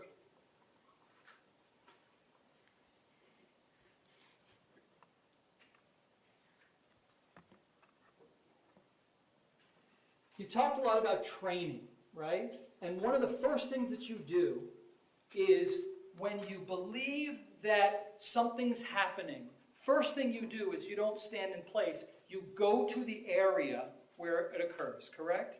Yes, sir. So if hypothetically you're in building number 1 in the administrative office, okay, and you learn that there's possibly firecrackers in the 1200 building, you're trained to move, correct? Yes. You're trained to get there as quickly as possible, correct? Yes. And if the fire alarm goes off while you're investigating a firecracker complaint, you are trained, are you not, to move even quicker, correct? I don't understand what you mean by firecracker. Depends, it's a fire alarm, so you respond to see what's going on, sir. But when there's a fire alarm going off, you're trained to believe that there's a greater sense of urgency, so you should probably move quicker to the area, Yes. right? Okay.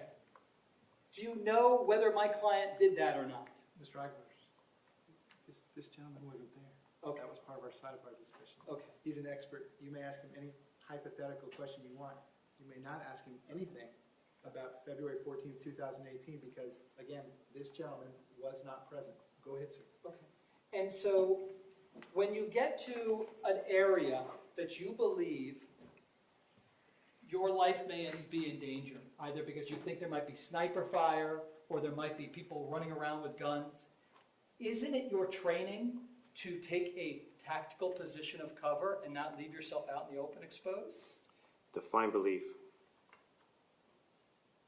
What do you think I mean by belief? Stimuli, sounds, wrong confirmation, sir. Okay. Not just sound alone. Based upon whatever you're seeing, all the stimulus, everything you possibly see, hear, taste, smell, you believe that you possibly could be in danger. You physically could be shot. Aren't you trained to take a tactical position of cover? Yes or no? It's not a yes or no question.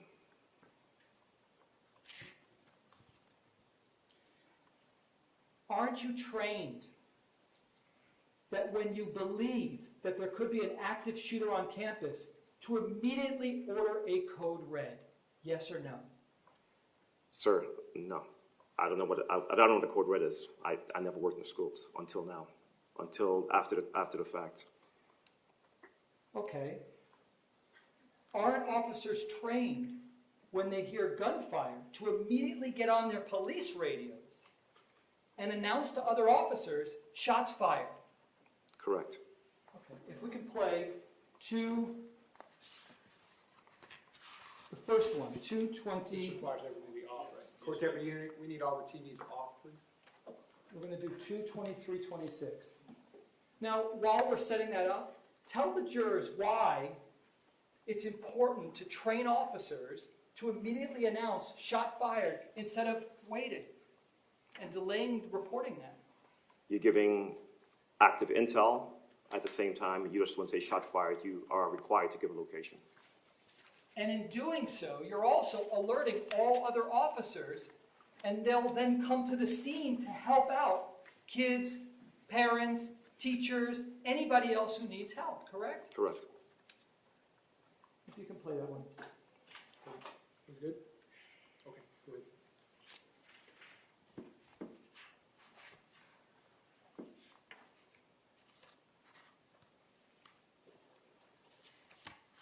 17 Bravo 3, 17 Bravo 4. Juliet 3, we have possible, could be firecrackers. I think we got shots fired. Possible shots fired. 1200 building.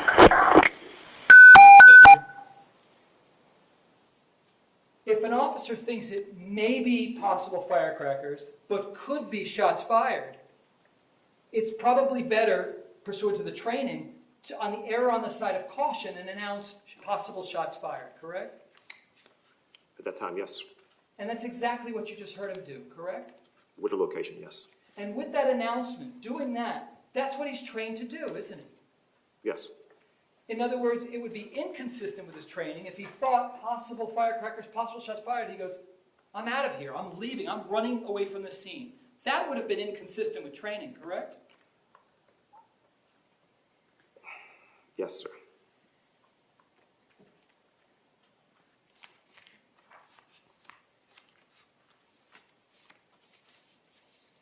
And if at all possible, even before you take a position of cover, if you're able to report shots fired and stand out in the open, you're trained to try to do that rather than first taking cover, correct? It depends on the situation, sir. Because every second matters, doesn't it? If you're talking about just for clarification, are you talking about an active killer position, a situation right now, or are you just talking in general? let's talk in general first, and we'll go to a specific scenario. If you hear gunfire, if a police officer hears gunfire, if it could be done right away, instead of even waiting to take cover, isn't that the way that you're trained to do it? Isn't that the best way to do it? If you're not under threat, yes, give the location and give shots fired. Because even just taking an extra 10 to 15 seconds to then take a position of cover and then safely announce on your radio could cost 10, 15 seconds that could be critical, correct? In response time, yes. So if, hypothetically, my client, before taking cover, immediately after hearing shots fired, hypothetically, announces on his radio, shots fired, the announcement that we heard, that would be consistent with training, correct? No, sir. In that particular situation, no, sir. Hypothetically, he doesn't know where the shots are coming from, sir. You understand? If I may explain. Sure. If I'm in a school setting and shots are fired based upon the training and the priorities of life, I'll have to respond to where the shots are coming from because more than likely a student is being killed. Yeah, we talked about that. We agree. My question to you is, if you don't, in that moment, know where the shots are coming from, and it could potentially be anywhere between the football field and the parking lot, and anywhere north and south, isn't it better to immediately first announce on your police radio that shots are fired so that the cavalry can come? Yes or no? Yes.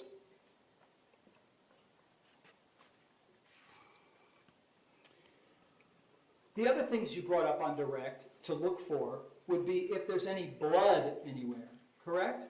Yes. And if there's no blood in front of you or anywhere trickling towards the 1200 building or any other place, you move on and look for other things, correct? Correct. Like you brought up people fleeing, correct? Yes. And if you don't see anybody fleeing from anywhere, you keep looking and you try to find other stimuli to help you understand where the shots may be coming from, correct? Yes, sir. And you talked about something called tunnel vision, right? Yes, sir. Where you could be looking in a certain location, but then miss things on your periphery, correct? Possible. You can train all day long. You can take 24 hours, 10 days in a row. You still can't stop an officer from having tunnel vision when they're in a very stressful situation. Isn't that correct? Yes, sir. And also auditory exclusion. No matter how much you train, there are officers that can still experience not hearing certain things when they're extremely stressed, correct? Yes, sir. These guys, your officers are human, correct? Correct, sir. And people handle stress differently, correct? Yes, sir.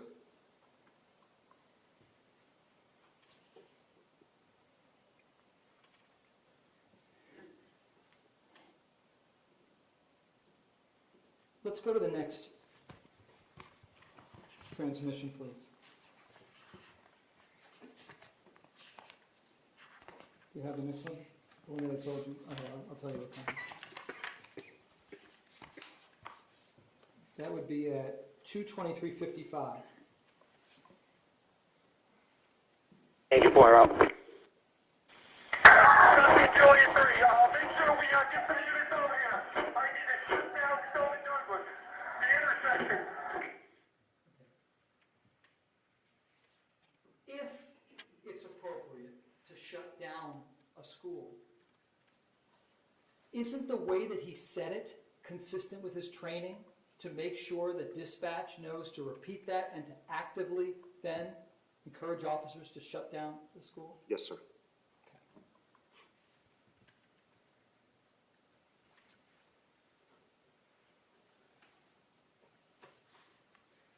Do you ever have training where you assume that the radios are broken? No, sir. Because without radios, officers are significantly hampered in their ability to learn real-time intelligence, correct? Correct. May I explain? Sure. We don't train for radios being broken, but we do train active killers based upon sensory overload from fire alarms or gunshots or auditory exclusion to still move towards the threat.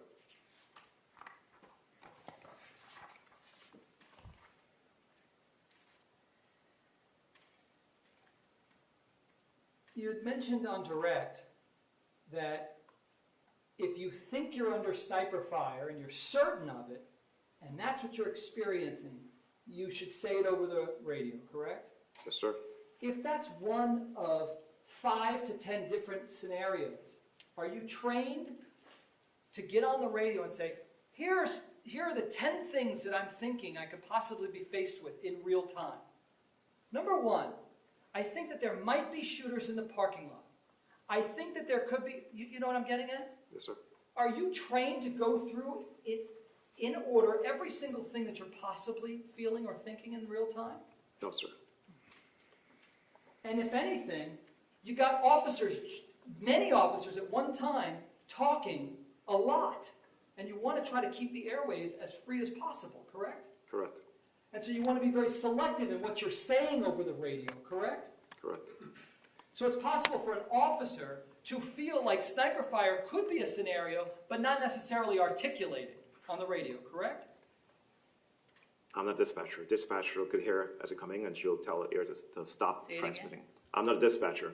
Dispatcher will actually say stop the air at 10-3 is a code we use to allow the person with the most pertinent information at that time to get the air. And isn't it true that when you respond to an active shooter scenario, one of the things that you're generically trained to think is there could be potential sniper fire, correct? Until you know otherwise, right? No, sir. Not based upon the layouts we trained in and the way Broward County is built. Sniper fire is very specific. If you don't know precisely where shots are coming from, shouldn't you assume that they could be coming from anywhere? 360 awareness, yes, sir. And the truth is you don't eliminate any possible scenario until you know with certainty, because you could lose your life otherwise. Isn't that correct? Correct.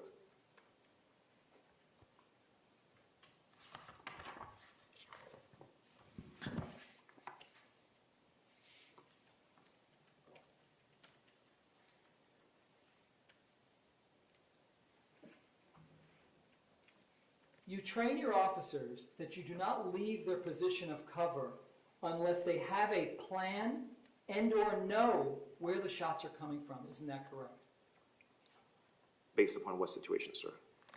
A hypothetical where you don't know where the shots are coming from, that it's not safe to leave your position of cover if you think you're going to be harmed, and just start guessing. Isn't that what your testimony is? No, sir. Isn't it your testimony that before you put a plan into motion, you've got to have some intelligence to know where to go and what to do? Isn't that your testimony? Yes, sir. And first and foremost, it's consistent with your training to put the officer first, in that if he gets shot, he's of no use to anyone. Isn't that correct? That's incorrect, sir, based upon the lesson plan. Based upon what? The lesson plan. Do you remember giving a deposition on August 30th, 2022 at 2:40 p.m. and me asking you the following question?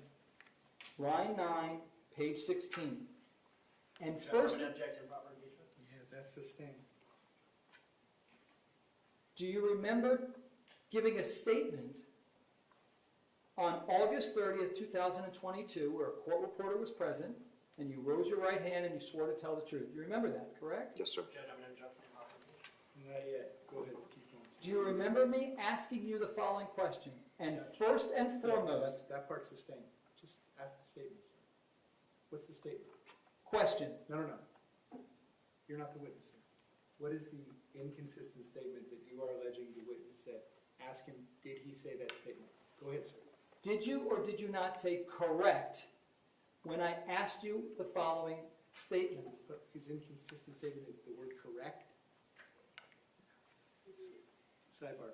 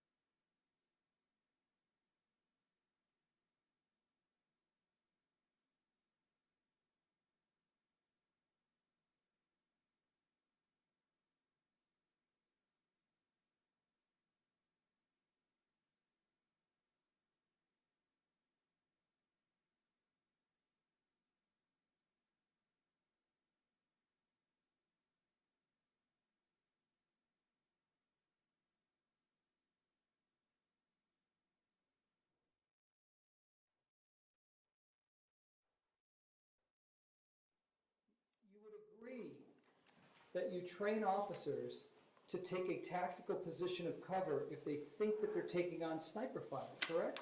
Yes. Tell the jurors why you teach people to do that. Why, as in to take cover? Yes, why do you instruct officers who believe that they could be taking on sniper fire to take a position of cover? If an officer is actively engaged in a gunfight with a sniper, he'll take cover for self-preservation. If they believe and they can't see the shooter or shooters, but believe they could be harmed with bullets, shouldn't they be taking a tactical position of cover? Define belief, sir. One of your deputies believes, based upon what they've seen and heard, that they could be harmed by bullets, and they don't know where the shots are coming from. Don't you train them to ensure that they take a tactical position of cover so they're not killed? Only to take in live fire or wrong confirmation, sir. Okay, If you hear a sound, we just don't take cover. We go towards the gunshots. I understand. My hypothetical presupposed that you don't know from where the shots are coming from, correct? You understand that, right? You wouldn't take cover because you don't know where the sound's coming from. You wouldn't just take arbitrarily cover. You have to investigate. Have any of your officers ever been confronted with a scenario where, because of the pronounced echo outside of a building and or reverberation, they literally don't know where the shots are coming from? Yes or no? I wouldn't know. I don't know.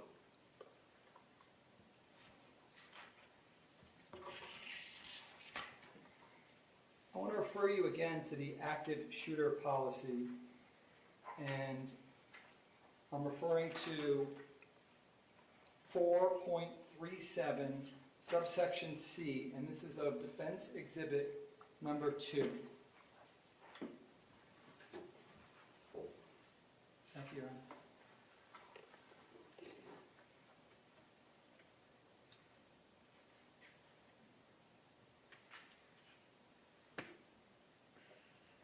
Your Honor, could you turn it on? This can all be on too. Sure, sure, sure.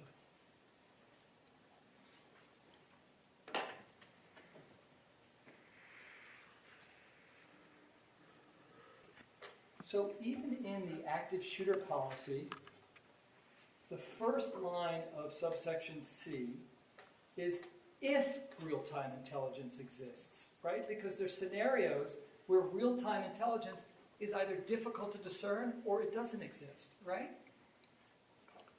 Real time as in constant shots, that's real time.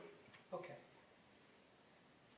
But let's say in this hypothetical, you can't tell where the specific shots are coming from, correct? In the hypothetical that I gave you, it covers hundreds and hundreds and hundreds of yards in either direction.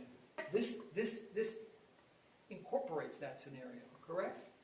You know, you understand that, right? Object to compound, Your Honor. That's sustained. This does say if real-time intelligence exists, correct? That's the first part of this, correct? Correct. Then it says the sole deputy or team of, at this point we know he's a sole deputy, correct? Correct. It says of deputies may enter the area. Let me make sure that's on here. I want to make sure that word exists. Does that word may appear in there? Yes. You would agree may suggests an option, correct? Correct. That word may existed in the policy on the day that my client was there at the school, correct? Correct. It was in there, you know, because there are scenarios where an officer shouldn't have to risk his life when he knows that he could be immediately hit with gunfire the minute he moves from a position of cover. Isn't that correct? Not in that context, sir. Isn't it a fact that immediately after this shooting, that was changed to shall? Objection to relevance, Your Honor. Yeah, that's sustained. On the day of the shooting, it did say may, did it not, sir? That's to strike that from the record as well. The prior. Well, the prior question was objected to. There was no answer. The jury's not going to regard it. Your other request is denied. Go ahead, sir, ask your next question. The policy here on the day in question, when the shooting occurred, says may, correct? If you scroll down, sir, it's in the bottom of the page. I'm sorry? If you scroll down the bottom of the page, Yes. it will give the date when that policy was in effect. Okay. We'd already discussed it. I think you said it earlier. It was in effect when the shooting took place, correct? Is it effective date? Yes, 3/28/2016 appears. Okay. So we're crystal clear and we'll move on. It said a deputy, the sole deputy or deputies may enter. That's what it says, correct? Yes.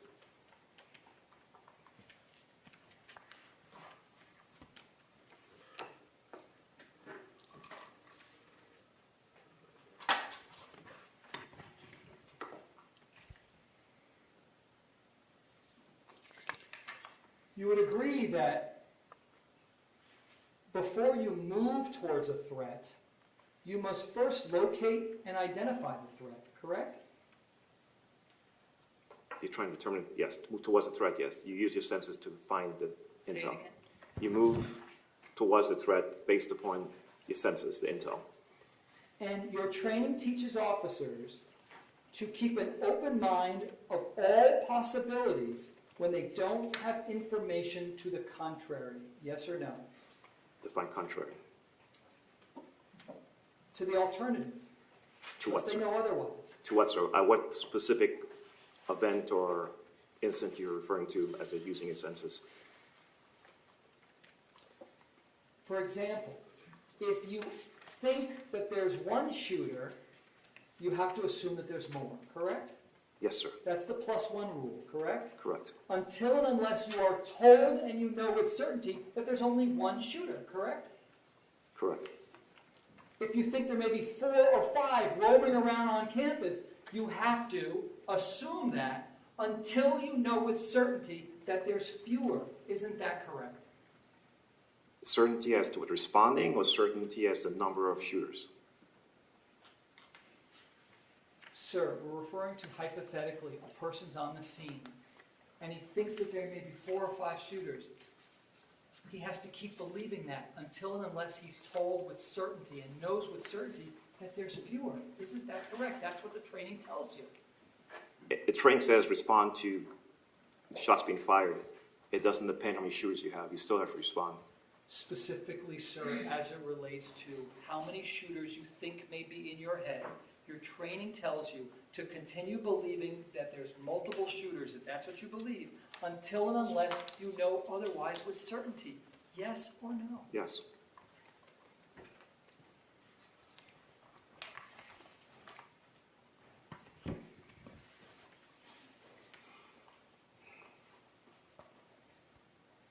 As harsh as it is, officers are trained that if they do know where the shooter or shooters are located, and they do go in, that they're not to stop and attend and give first aid if you're alone. You have to step over the bodies and continue on, correct? If there's active shooting, yes, sir. So it would have been contrary to policy if my client did know that the shooter or shooters were in the 1200 building to go in and stop and begin to render aid to the first person that he sees, correct? Correct.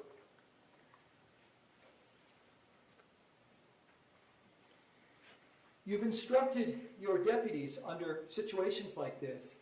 Remember, the cavalry is on their way, so it's better to hold in a position of cover than to expose yourself to unknown threats. You've instructed people under your supervision to do that, correct? Based on that scenario, it doesn't apply to that. You have to read the whole entire scenario in context, sir, to give substance to that. Isn't it a fact that you would be, your words, foolish to move and compromise your safety without having first some intel as to where the shooter or shooters are located? Yes or no?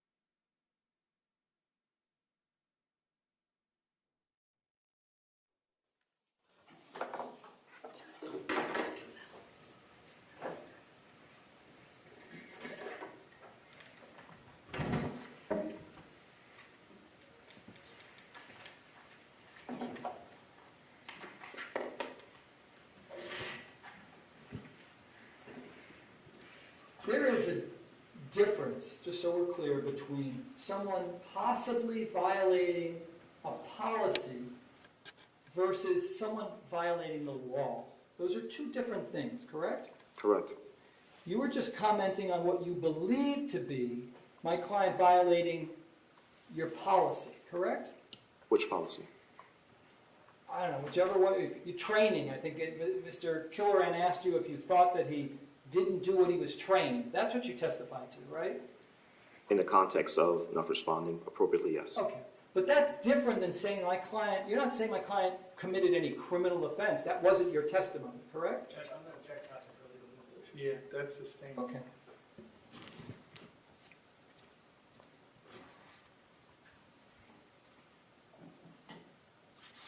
Let's play 228, please.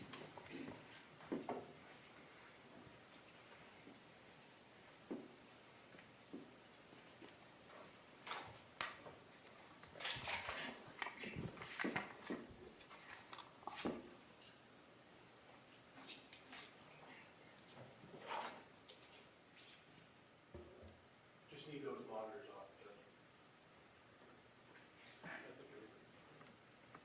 They're off.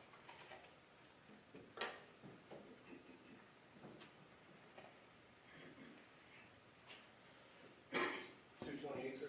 Please. Thank you.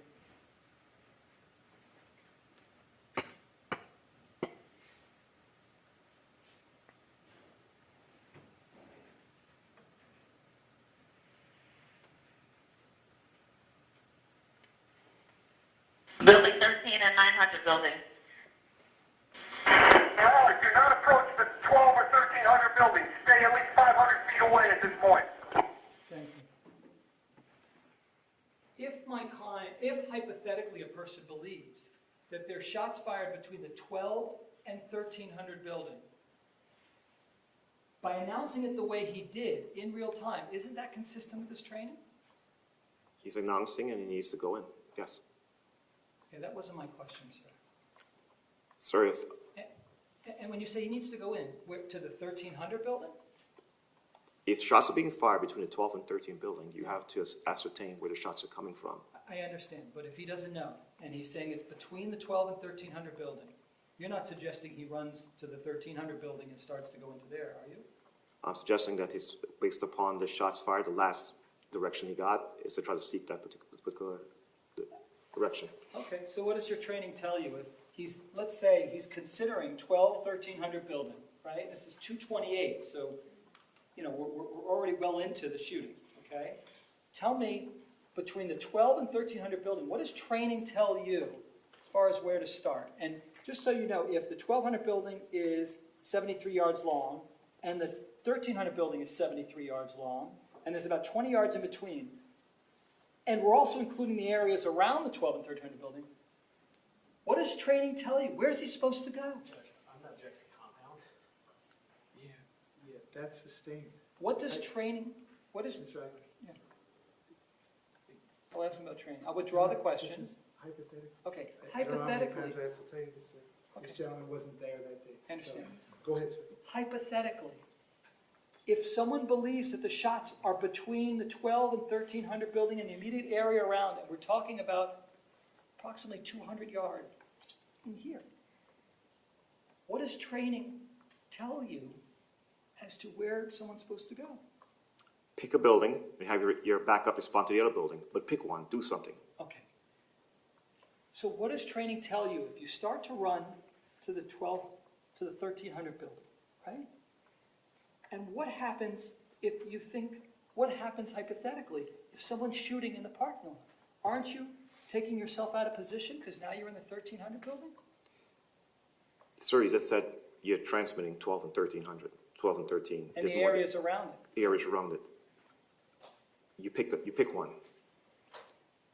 You gave a location, which building you're going to take, and the cavalry, as you said before, will pick the 1300 building, the parking lot. They know you didn't cover that area. They know specifically where you are. That would leave all of this area and the 1200 building completely vulnerable, correct? It's just one deputy, yes. And so it wouldn't be, training tells you that you just go over here to the 1300 building and start looking? That's what you're telling us? If that's what your census is telling you, that the shots are fired, you went left or right. The point here is to do something so to mitigate lives being lost. Well, monitoring a radio, that would be doing something, correct? That's could be a stationary action. And hoping at any moment that dispatch will tell you where the shooter or shooters are located. That's doing something, correct? Based upon the training of an SRO, based upon active killer shooting, based upon policy, based upon lesson plans. You hear shots fired, you move towards it. 22902, please.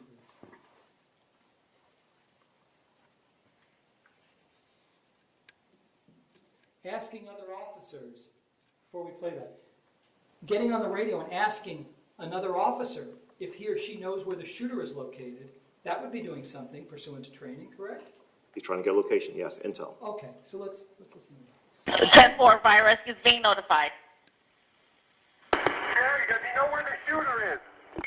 Okay, so if hypothetically an officer asking another officer, Deputy Perry, does he know where the shooter is? The way that he said that, is that pursuant to training if he's trying to find out intelligence from another officer? Okay, first of all, Deputy Perry, what's he doing? In this hypothetical, he's with somebody who's injured, and he announces that over the radio. And so my client then, hypothetically, then says, Perry, does he know where the shooter is? That's the scenario. You asked, so I'm giving it to you. Yes, it's good. In that scenario, isn't he doing what he's trained to do? He's trying to ascertain more information, yes. So that's using one of his senses, correct? To try to find out where the shooter or shooters are located, correct? Correct. And you agree with me that you're hearing someone who doesn't know where the shots are coming from, correct?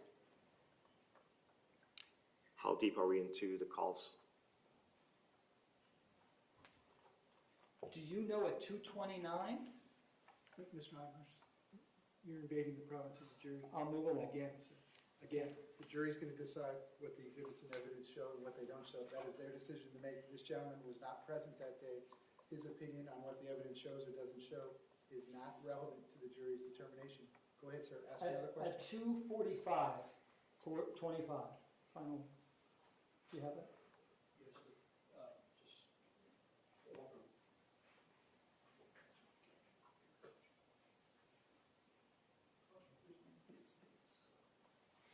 We're going to move to State's Exhibit number 8 and play at 2:45, 25. I want you to listen to this.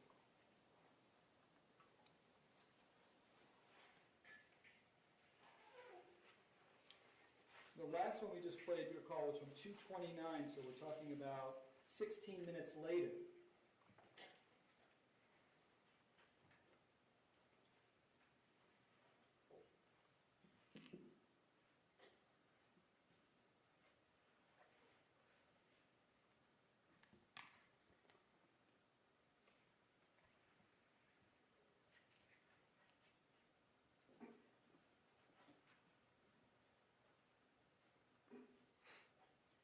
While he's setting that up, if you're not sure where shots are coming from, continuously scanning the area with your gun out is how you were trained to do that, correct? I mean, that's what you're supposed to do, correct? I wouldn't stand in one position with a gun out, sir. And we're not trained to do that. Scanning the area is something that you guys train people to do, correct? Depending on the situation. If it's an active shooter, we're scanning and moving. You don't stand still. I understand, sir. It's important to keep your gun out, correct? That's how you're trained, right? Gunshots, yes. Okay, so had my client put his gun away and folded his arms, let's say, that's not how you're trained, correct? Yes, So sir. having the gun out is something consistent with your training, correct? Yes. And if there are students hypothetically coming out of a neighboring building like the 700 building, officers are trained to tell them to get back, and move them to safety, correct? Get back in what direction you're trying to send them? Back into their classrooms because there's an active shooter, correct? Not necessarily. If they're fleeing the area, they might be fleeing the shooter. We don't know what the shooter is. If an officer believes that children are in harm's way, aren't they trained to get them out of harm's way? Yes or no? Yes. And if that officer believes that the safest place for them to go back to is the very classrooms that they just came from, isn't that consistent with training? It can be, depending on the situation, sir. If my client is a school resource officer and has both a police radio and a school radio, it's consistent with training for him to keep monitoring both, correct? For his job responsibility, yes. And while it would be more difficult to monitor both, if he's looking for all the information he can get, it would be prudent for him to be doing that, correct? Looking and, I'm sorry, I don't follow your question. Listening to both his police and school radio is what he's trained to do to get the most real-time intelligence, correct? Yes. And if my client does have some helpful real-time intelligence, he's trained to then give that out to people who may be standing by him to help, correct? Correct, that and via radio, yes, sir. Okay. And if he's asked to provide his school keys to officers so that they can gain access to certain classrooms, that's something that he'd be trained to do, to turn over his keys, correct? And not keep them for himself, correct? I cannot give an opinion on that. I've never worked in a school, and I don't know what the school resource officer protocol is. And if an officer is asked by a SWAT team to do hand drawings to assist them with the evacuation, that's something officers are trained to do and not to refuse, correct? Correct. Let's play that. Three I have was from Coral Springs that called in and advised he was... 283 was the 1200, 1300 building last time we heard the shot. Okay. You did hear 1300 building last time we heard shots, correct? Correct. And an officer continuously updating on his radio where he last thought he heard shots, that's something you're trained to do, correct? Yes. It's important to let everybody know what you're thinking in real time, correct? Correct.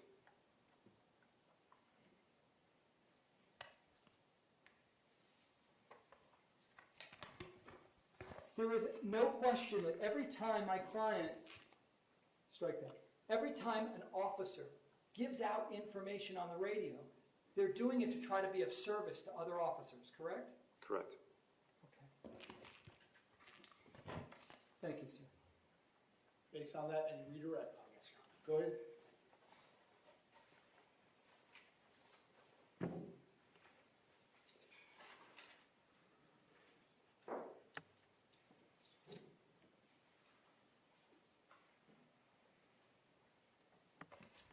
Good afternoon, Lieutenant Colonel. Good afternoon. I had a question about Defense 2 and the language used in that.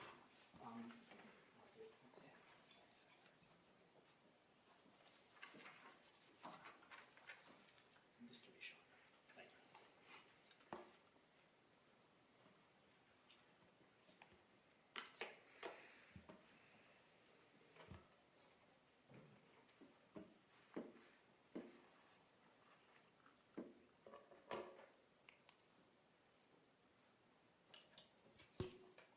Is it on, Mr. Clerk? No, not yet, Your Honor. Is the light on?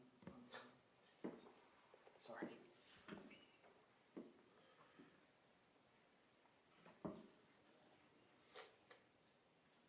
Lieutenant Colonel, do you see where it says C? Yes. Deputies may enter the area? Correct. What does that mean? May. It depends on the risk. So in this situation, there's shots being fired between those double doors back there, those glass doors. I know the shots going on. I can see victims, but at the same time, there's an incendiary device strapped against the door. It gives me an out as may. It's not saying shall. If I go shall, I open a door, I'm taking everybody out. So I would basically find an alternative to enter there. It gave us an out, like you don't have, you cannot write policy for every possible scenario. So it gives us leeway to adapt based upon totality of circumstances. And that example that you just used with the incendiary device, are deputies still trained that they have to seek out the active shooter, or your scenario, the person with the bomb? Your obligation is still find the threat. So based upon the training, May doesn't obviate or get rid of your obligation to do something, does it? Correct. You must do something. Based upon the lesson plan priorities of life, you have a duty, expectations before them. now under cross-examination, you were asked about being selective in what is said over dispatch. Is that something that's trained? No. Explain. As in what's the, Being selective. In regards to, I'll be more specific, in regards to potential, or in regards to sniper fire. Are they trained, your deputies trained to say sniper fire if they believe there's sniper fire in the area? you give as much intel. If it's sniper fire, you have to give it because it allows responding resources to plan it. A sniper fire, that means the person has an elevated position on you. Therefore, your tactics are going to change. The responding deputies, officers are going to respond differently. Tactics change. The more information you give on the scene, the better we can prepare for it. And we're the cavalry. Based upon the dispatch audios that you heard, and I can play them again if need be, when Mr. Peterson's saying the 1200 building, would that be the hot zone? If I was a responding deputy and it said shots fired 1200, I'm going directly to the 1200 building. Because that's the hot zone. That's considered a hot zone because shots are being fired at the 1200 building location. On cross-examination, Mr. Arglash asked you about getting real-time intelligence from the dispatch. What's dispatch's job? To relay information. Real-time intelligence in the hypothetical where a SRO, school resource officer, is standing about 75 feet away from a building where shots are coming from the inside. Who's the real-time? What's the real-time intelligence? The real-time intelligence is the deputy on scene, hearing the live feedback, stimulus, and giving updated information.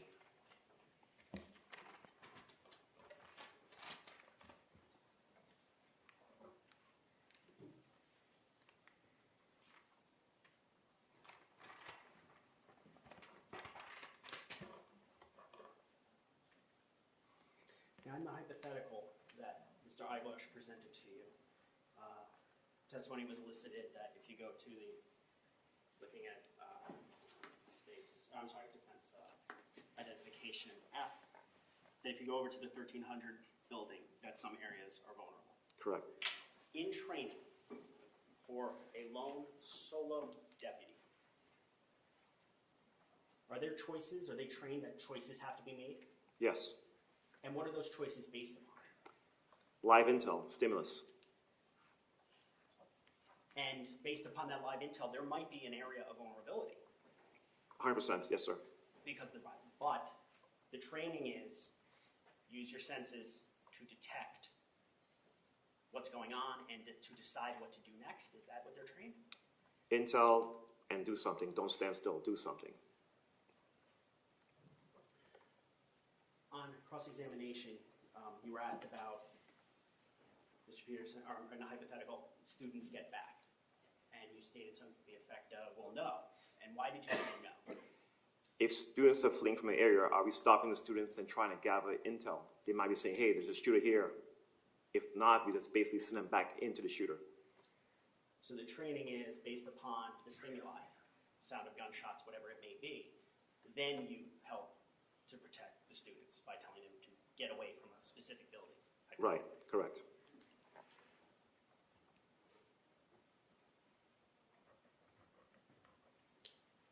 You were also asked questions about providing the school keys or asked to do hand drawings. In your experience in the training, is that things that are done after the shooting? The drawings? Yes. It can be live as if that person is removed from the scene or after, like, hey, what did we do wrong? Or at the scene, like, if you're removed from the scene and it's becoming warm, I need more intel. If you're no longer a player, actively involved as a contact member, and SWAT responds or whoever, they're trying to get a better layout, trying to understand the layout, because you are the subject matter for that particular building. This isn't something that occurs, or is it in the training, is this something that occurs while the shots are being fired? No, sir.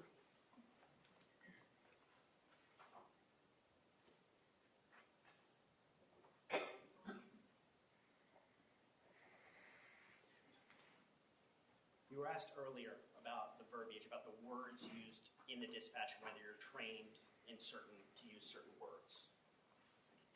And I can play it again, but the language at 245.25 from Mr. Peterson says something to the effect of between the 1200 and 1300, last time we heard shots.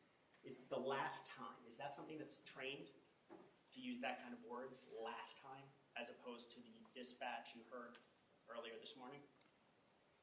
It's basically saying the shots have ceased. The last time active intel was at that particular time, at that particular location between those two buildings.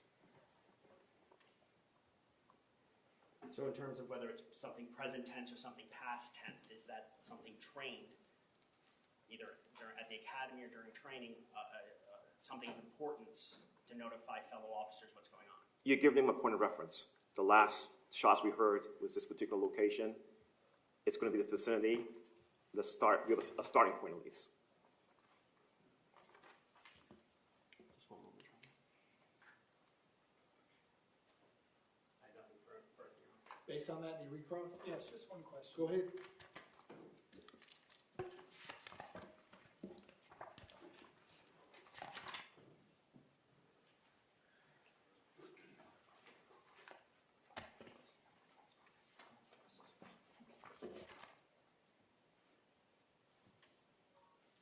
The prosecutor just asked you about the announcement on the radio if you think there might be sniper fire or other people shooting on campus. Doesn't saying stay 500 feet away, doesn't that cover it? Isn't that how you're trained? In any lesson plan, no, sir. I would not give an arbitrary number of 500 feet. 500 feet in pertaining to what? Should he have said 600 feet? What's the reference? If you believe that people, officers, teachers, students, parents coming onto the campus could face potential sniper fire or someone wandering around with a gun in that area, saying stay 500 feet away, doesn't that cover it? Isn't that how you're trained? With specific follow-up information, sir. Arbitrarily, I said 500 feet. 500 feet as someone actually shooting, 500 feet as an incendiary device. I need specific. We just arbitrarily just give it the distance. We don't. Thank you, sir. Okay, state, is the witness excused? Yes, sir. All right, sir, you may step down. Thank you very much. While he's doing that, ladies and gentlemen, I'll give you a quick restroom break. Same admonition as always. Please don't discuss the facts of the case, the evidence, the witnesses, or the testimony amongst yourselves or anyone else till we reach the end of the trial. I'll tell you when that is. If you leave your notepads in your chairs and step in the back one moment, I will be right back with you. Thank you. Restroom break.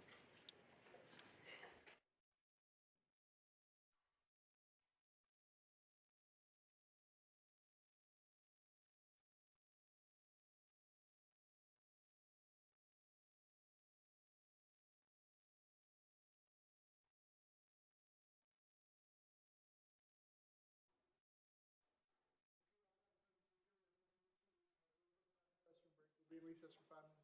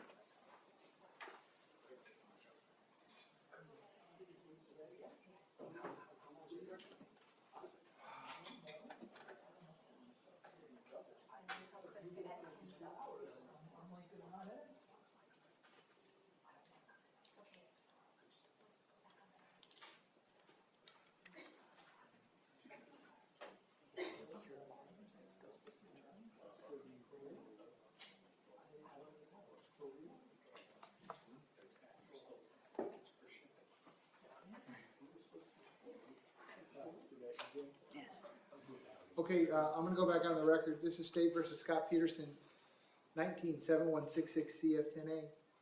I continue to have Ms. Gomes, Mr. Kilburn, Mr. Klinger present for the state. I continue to have Mr. Igosh present with Mr. Peterson, who likewise is present. We are outside the presence of the jury.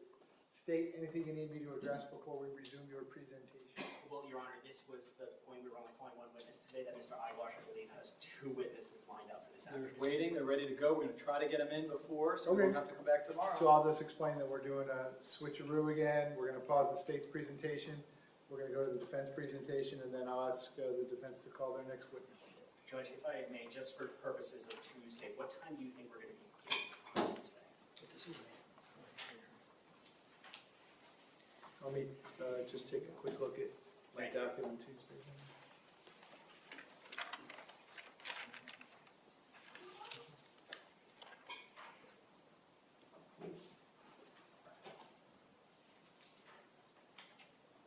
Yeah, I would probably ask the jurors to be back at 9:15. We'll be able to start at 9:30. Thank you,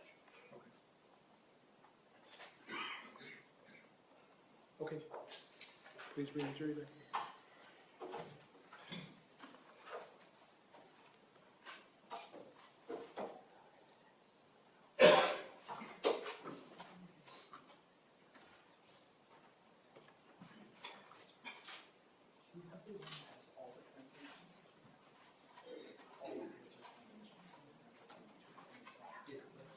This was state's 7, which from beginning to 2:30.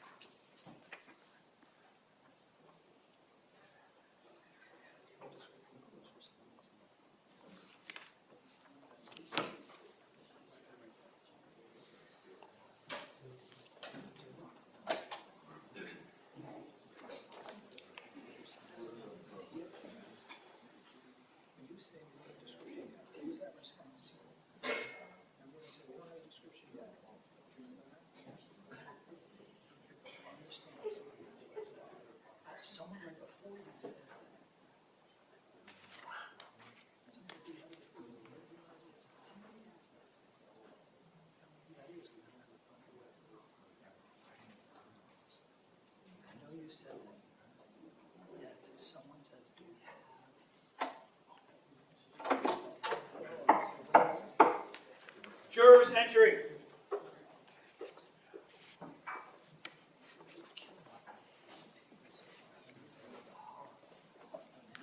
Ladies and gentlemen, welcome back. Come on in. Ladies and gentlemen, welcome back. Come on in. Thank you. Once you are back at those same seats, you may be seated. All the parties may be seated. Ladies and gentlemen, those of you using the notepads, I'll give you a moment to get those notepads back out.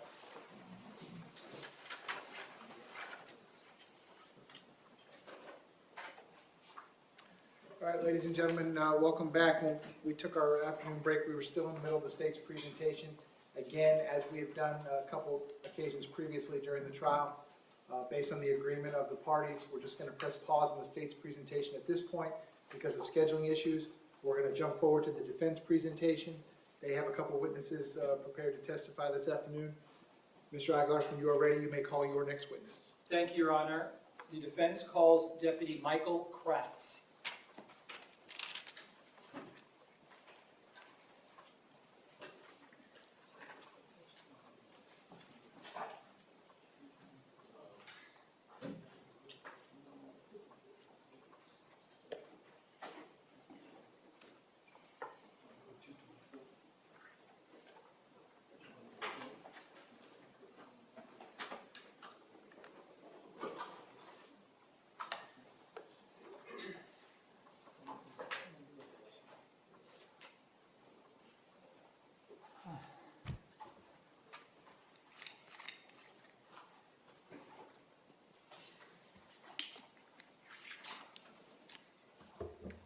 Oh, Mr. Savitsky, hold on, is what we're gonna play, need the TVs to be off?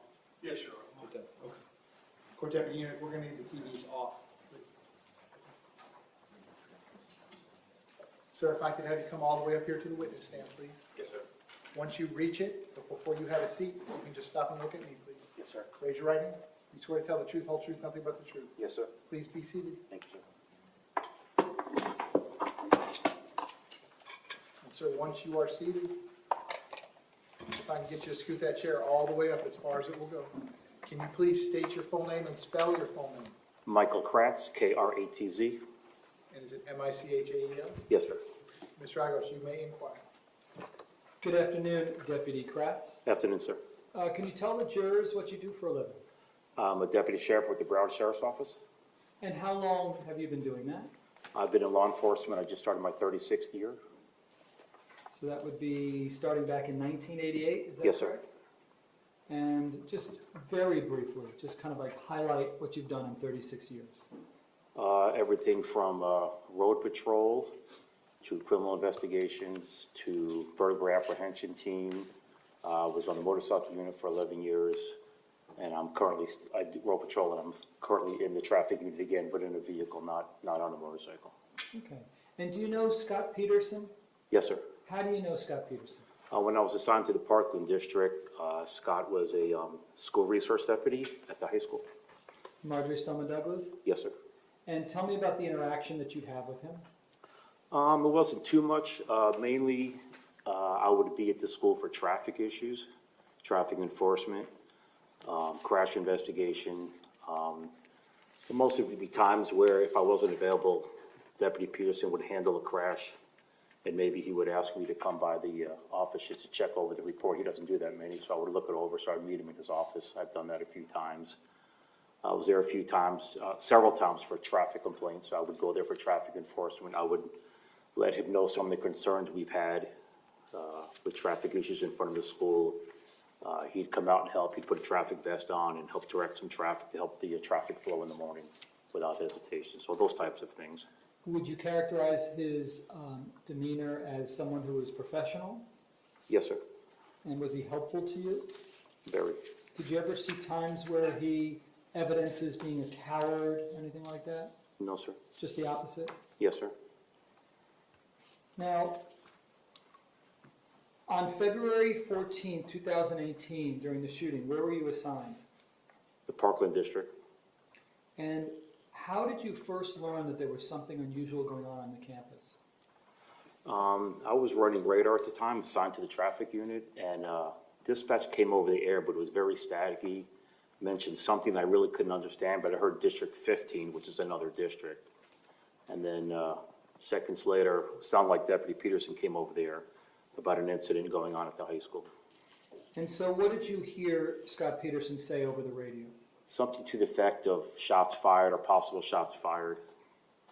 And is it hearing Scot Peterson's voice that caused you to be aware that there might be something going on the campus? Yes, sir.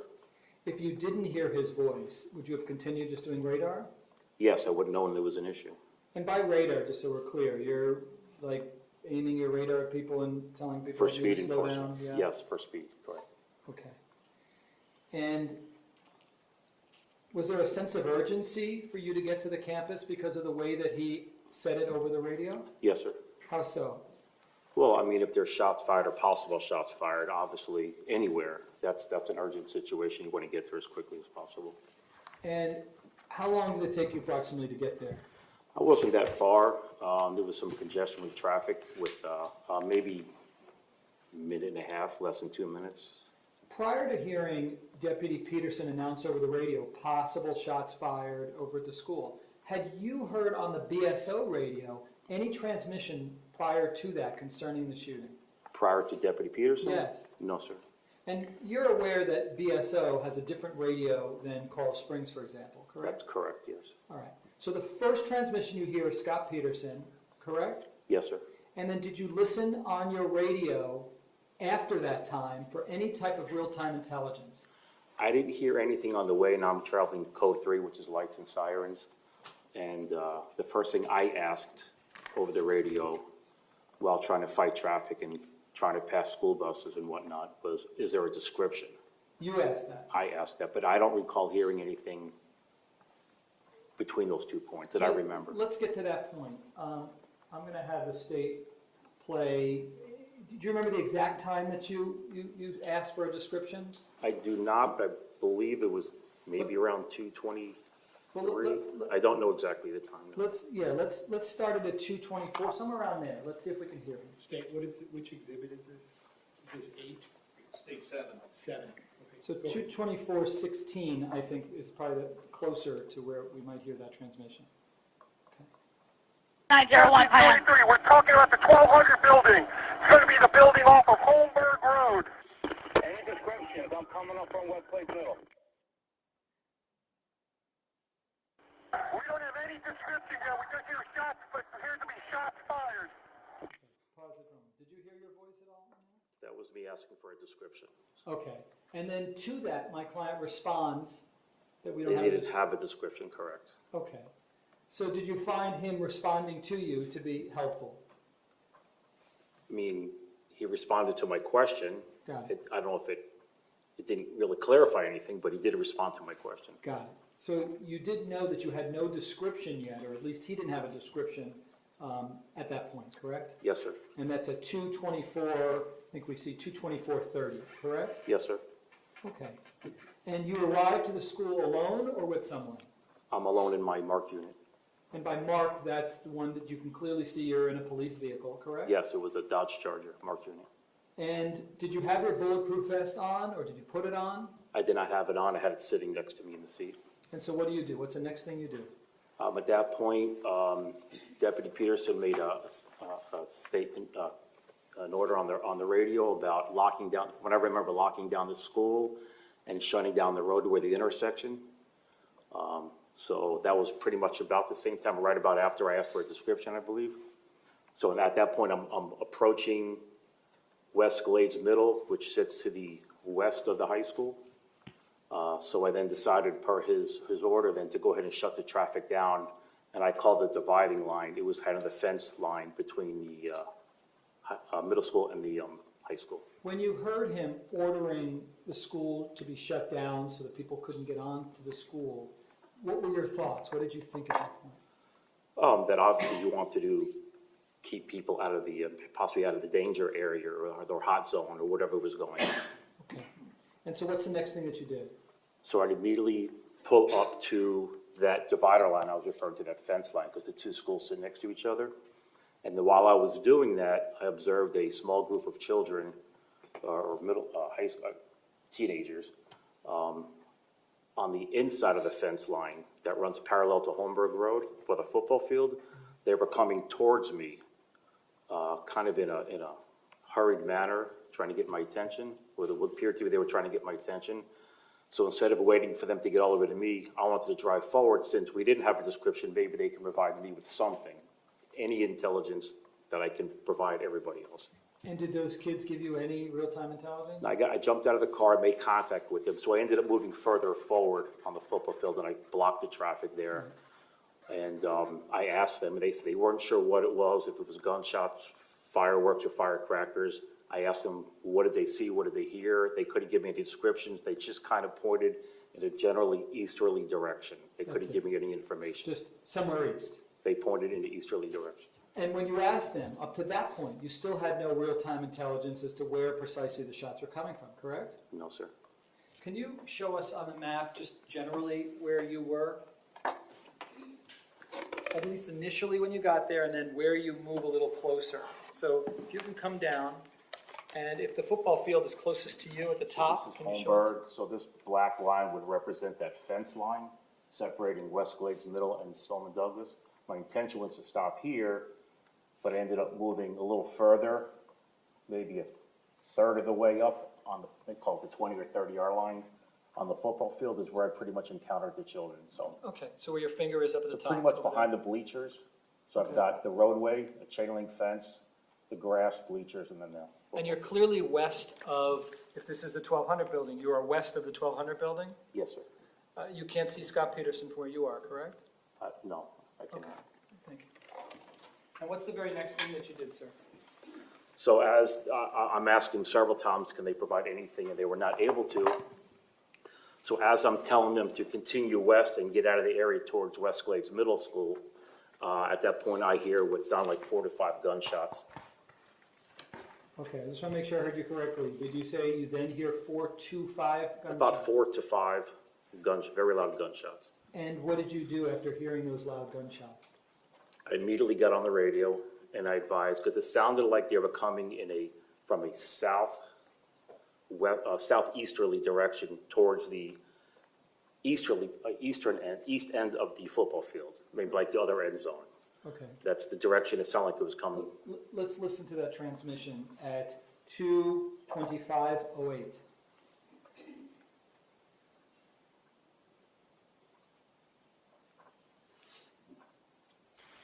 Tango 2, I hear shots fired by the football field. Shots fired by the football field.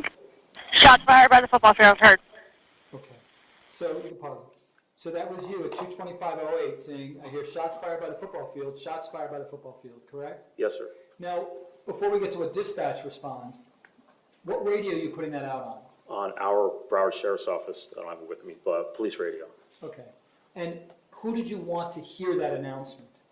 Anybody that was there, anybody responding there, anybody that needed to know. Did that include Deputy Peterson? Absolutely. And then dispatch responds, I think we heard, shots fired by the football field. And it sounded like they repeated what I said, correct? Okay. When you said that, what was your intention? What did you want to see happen when you said it like that? What did they want to see happen? Yeah, I mean, did you want to be believed? Oh, absolutely. I mean, I said it as I heard it, and that's what I believed at the time. That was my perception, what was going on. And when you said by the football field, what were you thinking in your head? Well, by the football field, I mean, I'm not on the football field, I'm on the roadway stopping the traffic, and I have school buses behind me now, 3 school buses, so I'm being mindful of that. And what I mean is, it sounded like it was coming in a southeasterly direction towards, so I'm at an angle on the roadway, so the football field would have been an angle, and that's the direction it sounded like it was coming from me, and they were very loud. Did you ever think that the shots were coming from inside a building? At that time, I didn't think so. I was focusing on the football field. Again, we had no description. I didn't know if there was 1 shooter, 2 shooters, 3 shooters. I didn't know if it was a man, a male, female, white, black, Asian, Hispanic. I know nothing. So at that point, I'm focused on what I heard. So it never came over the BSO radio that you were looking for somebody in a burgundy shirt? Not at that point, no. ROTC shirt, Not at that point. black pants, Not at that point. white male. Not at that point. That never came over BSO's radio, correct? No. And so when you say, I hear shots fired by the football field, shots fired by the football field's not indoors, it's an outdoor football field, correct? Yes, sir. In your mind, were you thinking that there was, you said that you didn't know if there was one or multiple shooters? I had no idea. And however many you thought there were, did you think that they were actually on the football field somewhere? Objection to leading, Your Honor.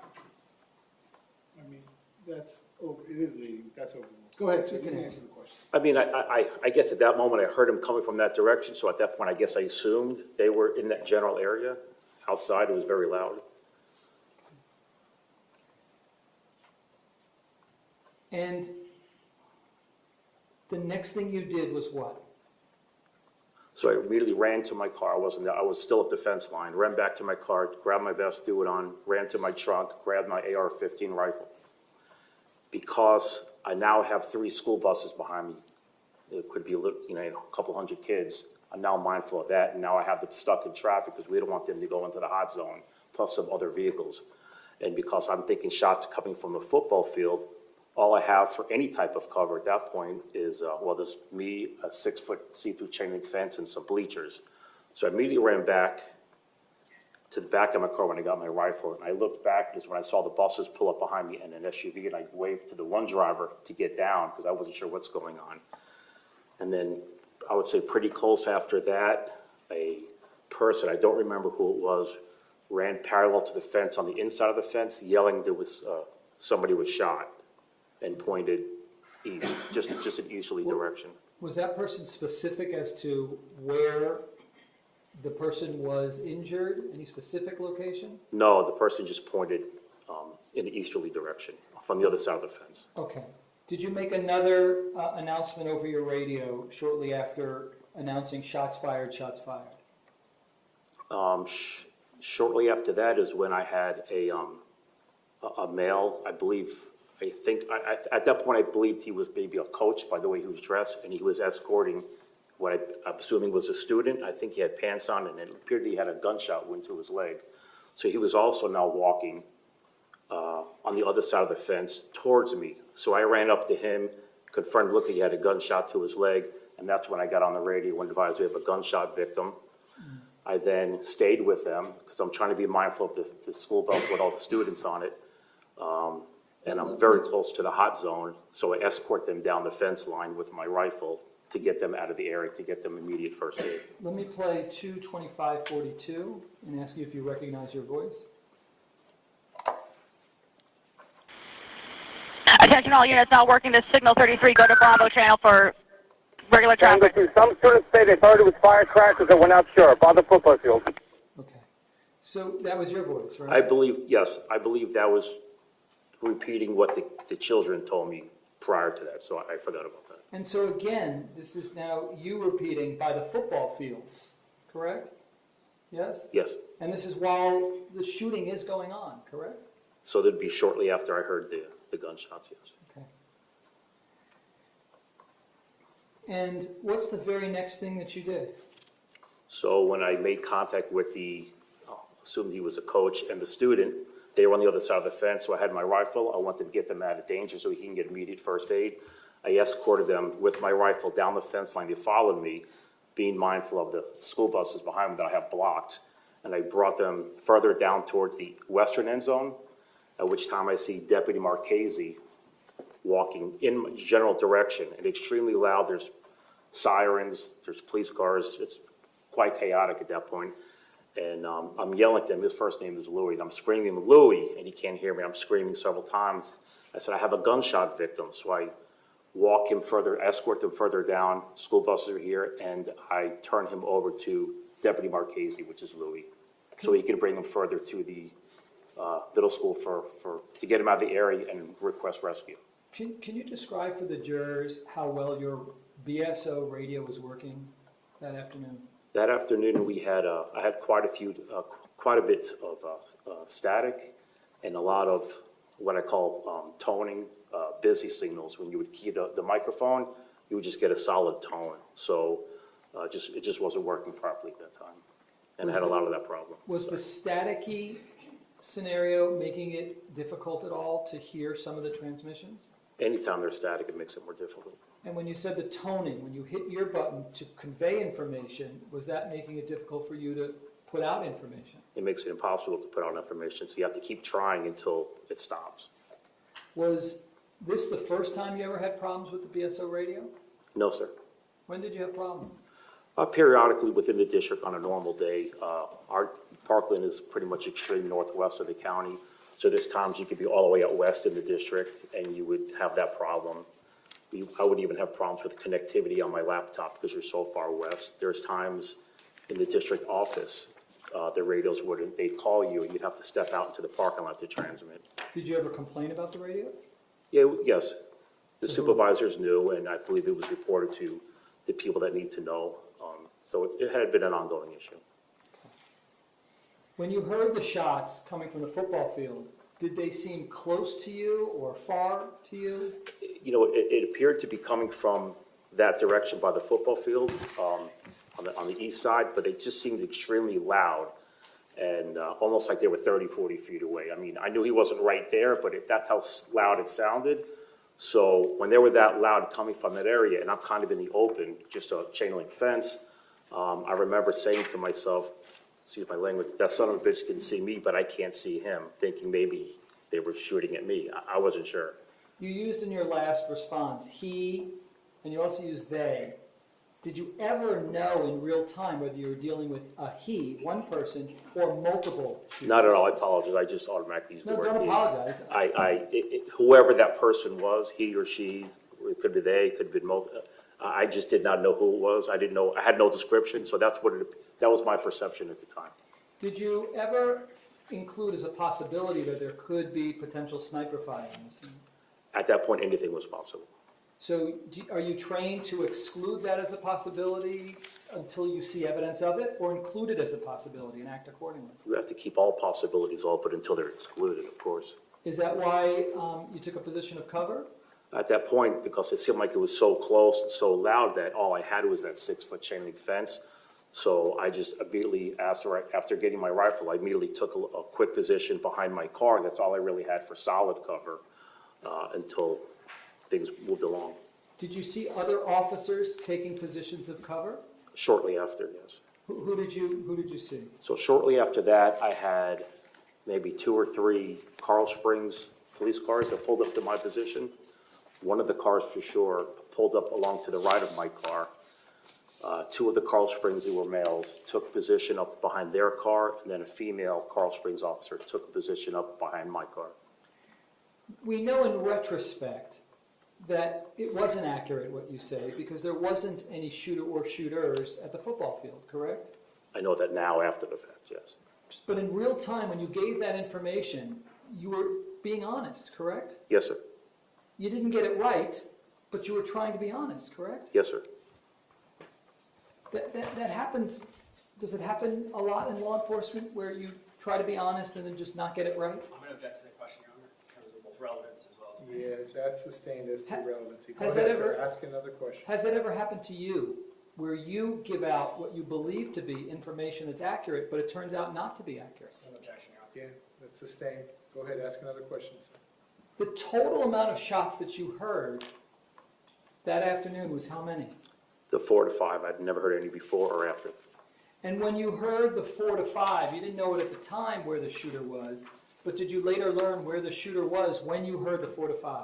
Through the investigation of the past 5.5 years, I've learned that he was up somewhere up pretty much on the 3rd floor, but at the time I did not know that. And did you know whether he had made his way yet to the teacher's lounge or whether he was in the middle of the 12th? The 3rd floor. Upon reviewing some of the timelines that were provided, it appeared that he was, I believe, somewhere about in the middle, somewhere. Okay. So when you heard the 4 to 5 shots, he had yet to start his shooting outside the teacher's lounge, correct? It appears so, yes.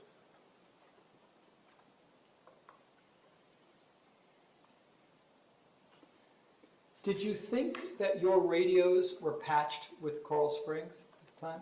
At that time, no, I did not believe that.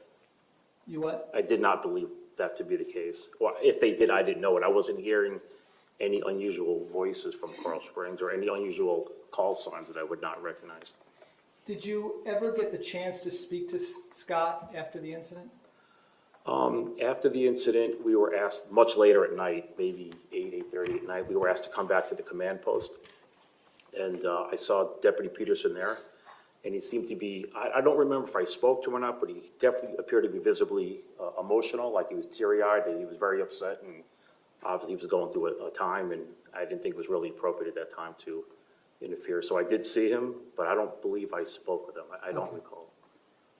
Deputy Kratz, thank you for your service. I appreciate it. Thank you, sir. Thank you, sir. Good to meet you. Cross-examination, go ahead.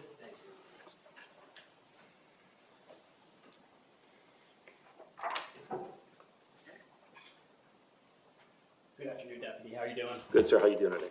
I tend to speak pretty quickly. If you need me to slow down at all, like the court reporter always wants me to, you just let me know. Okay? Thank you, sir. Appreciate it.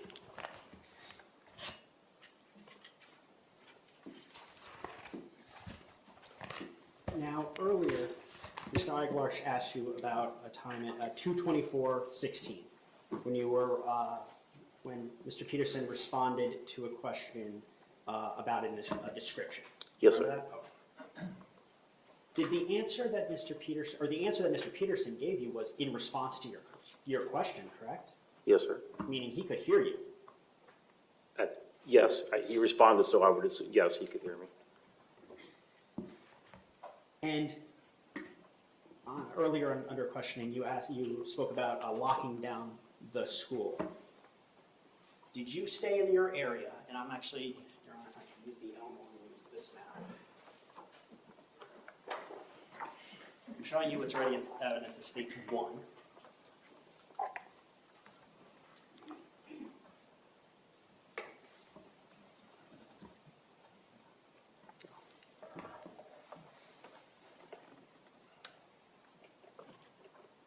Do you recognize this area?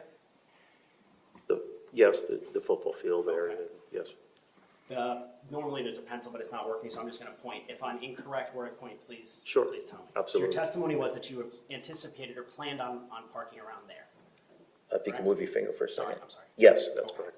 And you saw students coming from this area, Say about in the middle. about there? About, yes. Okay. And there's a fence that divides where the students were and where you were, correct? A chain link fence. Yes, sir. So from that area over there, you moved forward to gather intelligence from them, correct? Yes, sir. Okay. So once you moved forward, well, moving forward to gather intelligence in an active shooter situation is something you're trained to do, correct? Yes, sir.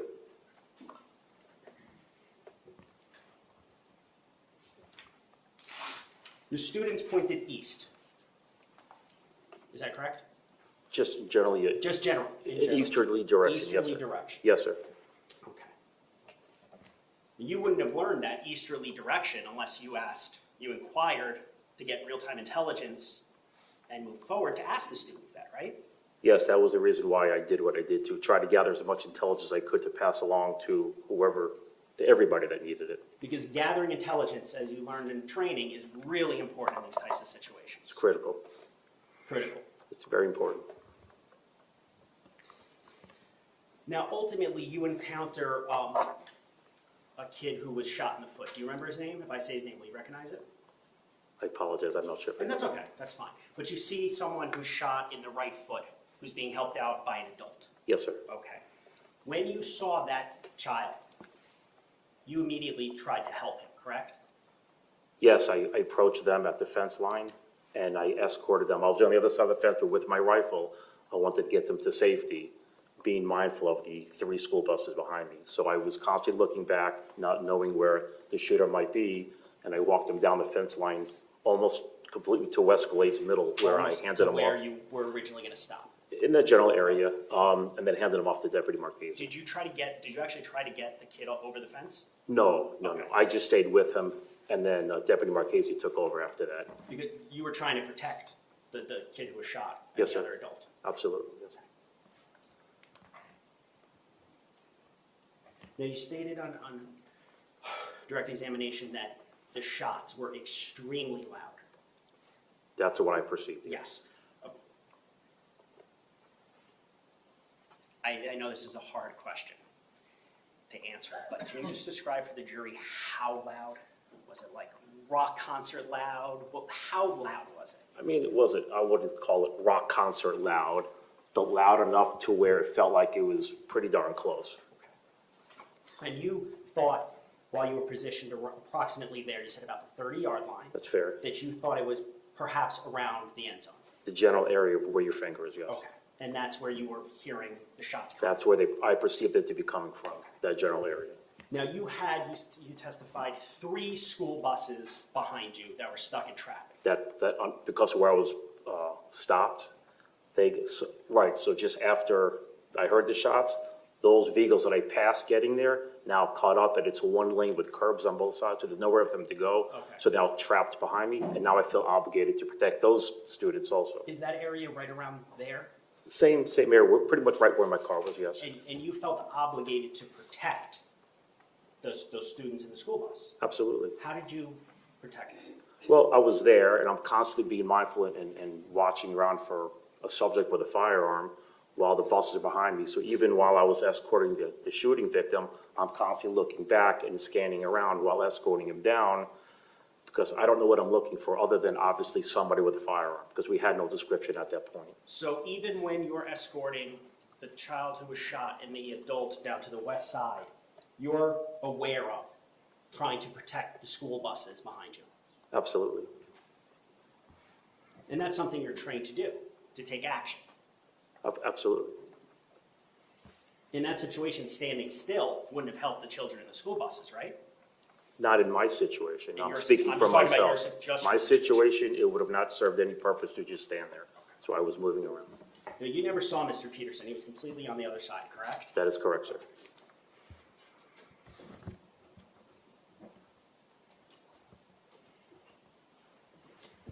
Now, the dispatches that were played, and I can play for them again if you would like me to.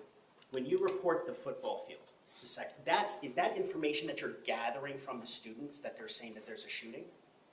No, that's from my perception of where I heard the gunshots.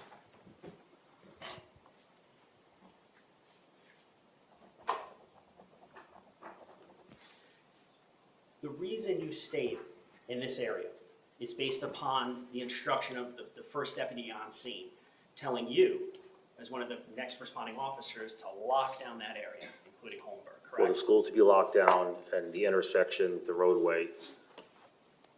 Yes, and then at one point, to keep everybody back about 500 feet. I believe there was a transmission about keeping people off the sidewalk area. So that's why you stayed in that area and didn't go towards what you perceived to be the sounds of gunshot. Yes, sir. If you had not heard that, testified about, the staticky radio, if you had not heard that, lock down the area or stay back 500 feet, you would have approached the areas where you thought the gunshots were coming from. I would have continued on trying to find exactly where Deputy Peterson was, and then continued on to assist on trying to find what was going on in the bad guy. Because your training is to go towards the sound of gunshots, correct? That's correct. And if you don't hear gunshots, your training is try to collect as much intelligence, as much stimuli as possible. Is that correct? That's correct. And standing in that position, if not already previously ordered to do so, wouldn't have accomplished that, correct? Correct.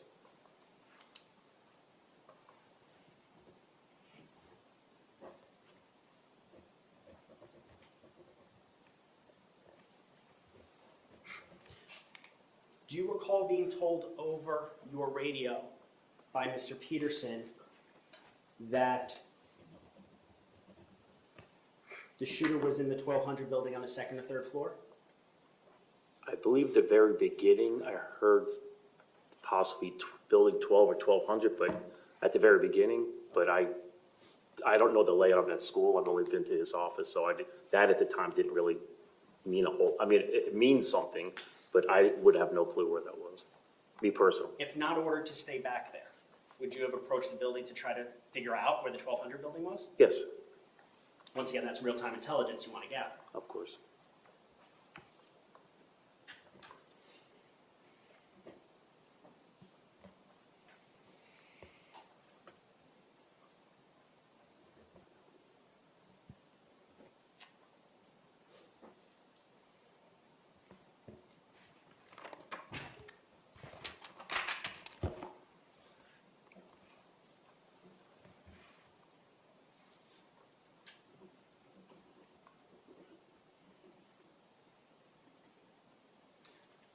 When the Coral Springs officers pulled up, were they in 3 separate cars, do you recall? If you don't, it's okay. I don't remember how many cars pulled up, but there was definitely 3 officers, 2 males, 1 female. And you were in a position of cover when they got out of their cars? Yes, and, I'm sorry. Yes, Yes, okay, so you saw them take a position of cover, you were already in a position of cover? yes, the 2 males took a position of cover behind their marked unit, and the female officer took position of cover behind my unit.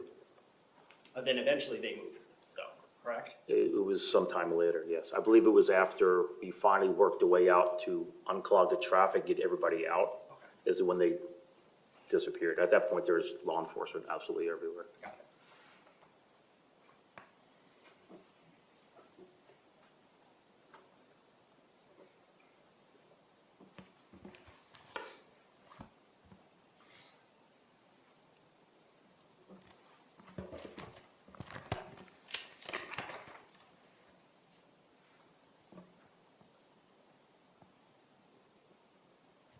Just one moment, Trevor.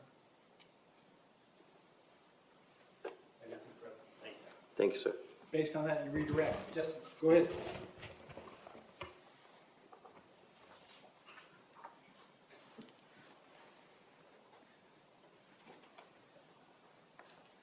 Just a few more questions, Deputy. Yes, sir.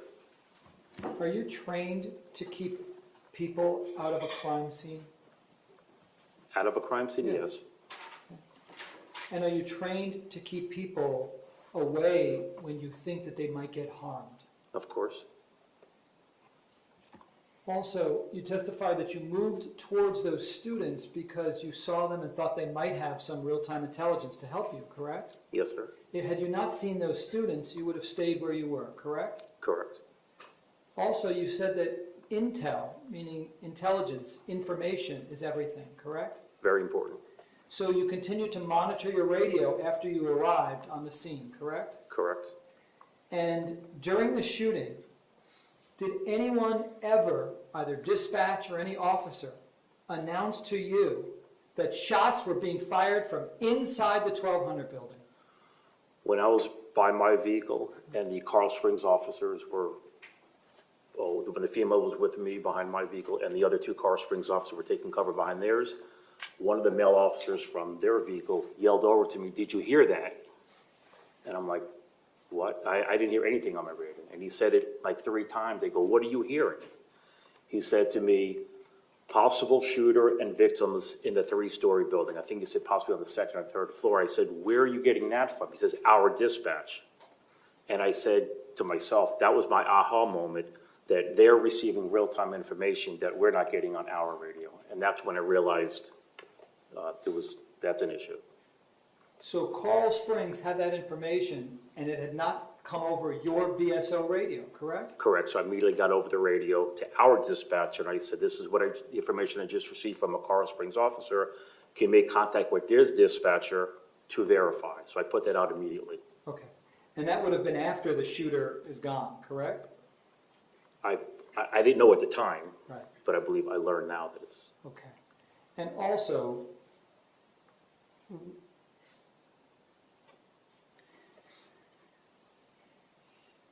at what point do you learn that the shooter is in custody? Where were you and what were you doing? We were pretty much still in that position, and I believe sometime later, another officer from another agency, after learning that he had already left the campus, he blended in with the children. They made contact with him at another location out in Coral Springs. When you heard that Coral Springs knew the specific location of where shots were coming from, is it at that moment that you learned that your radios had not been patched? Yes, I assume that because they were hearing it, and I never heard that information on my radio.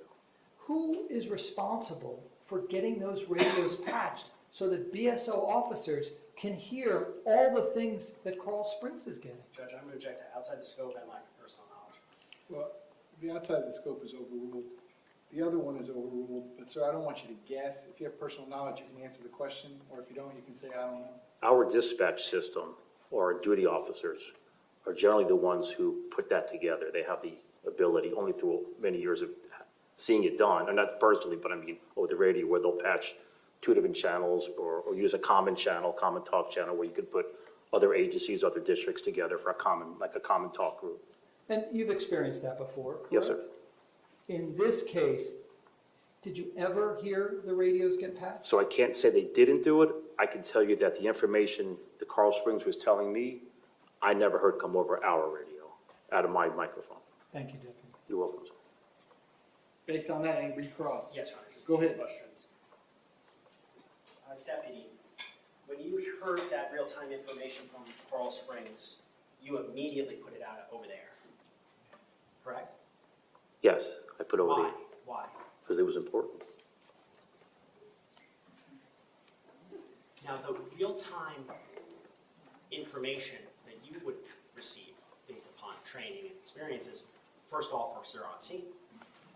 I apologize, could you repeat that, please? Based upon your training and experiences, it would be correct to say that a very good source of real-time information is from the first officer that arrives at a scene. First officer and whoever has the best advantage of seeing or hearing what's going on. Okay, nothing further, Your Honor, thank you. Okay, Mr. Agash is a witness excused. He is, sir. All right, sir, you may step down. Thank you, sir. very much. Have a good day. While he's doing that, defense, you may call your next witness.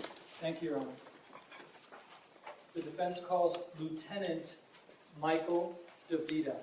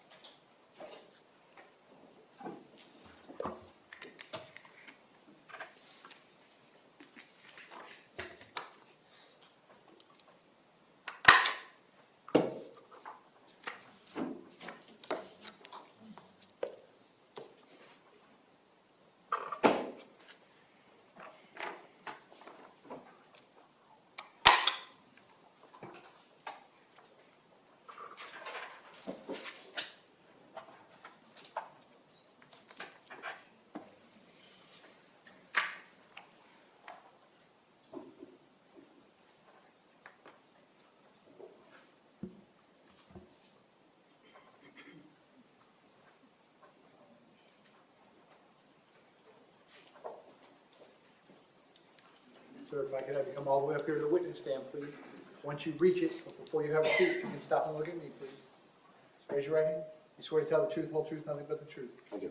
Please be seated. Sir, once you are seated, if I can get you to scoot that chair all the way forward as far as it will go, can you please state your full name and spell your full name? Michael, Michael, DeVita, Devita. Mr. Agash, you may inquire. Good afternoon, Mr. DeVita. And I say Mr. because you're no longer with the BSO, correct? That's correct. All right. At the time, however, of the shooting, you were, correct? That's correct.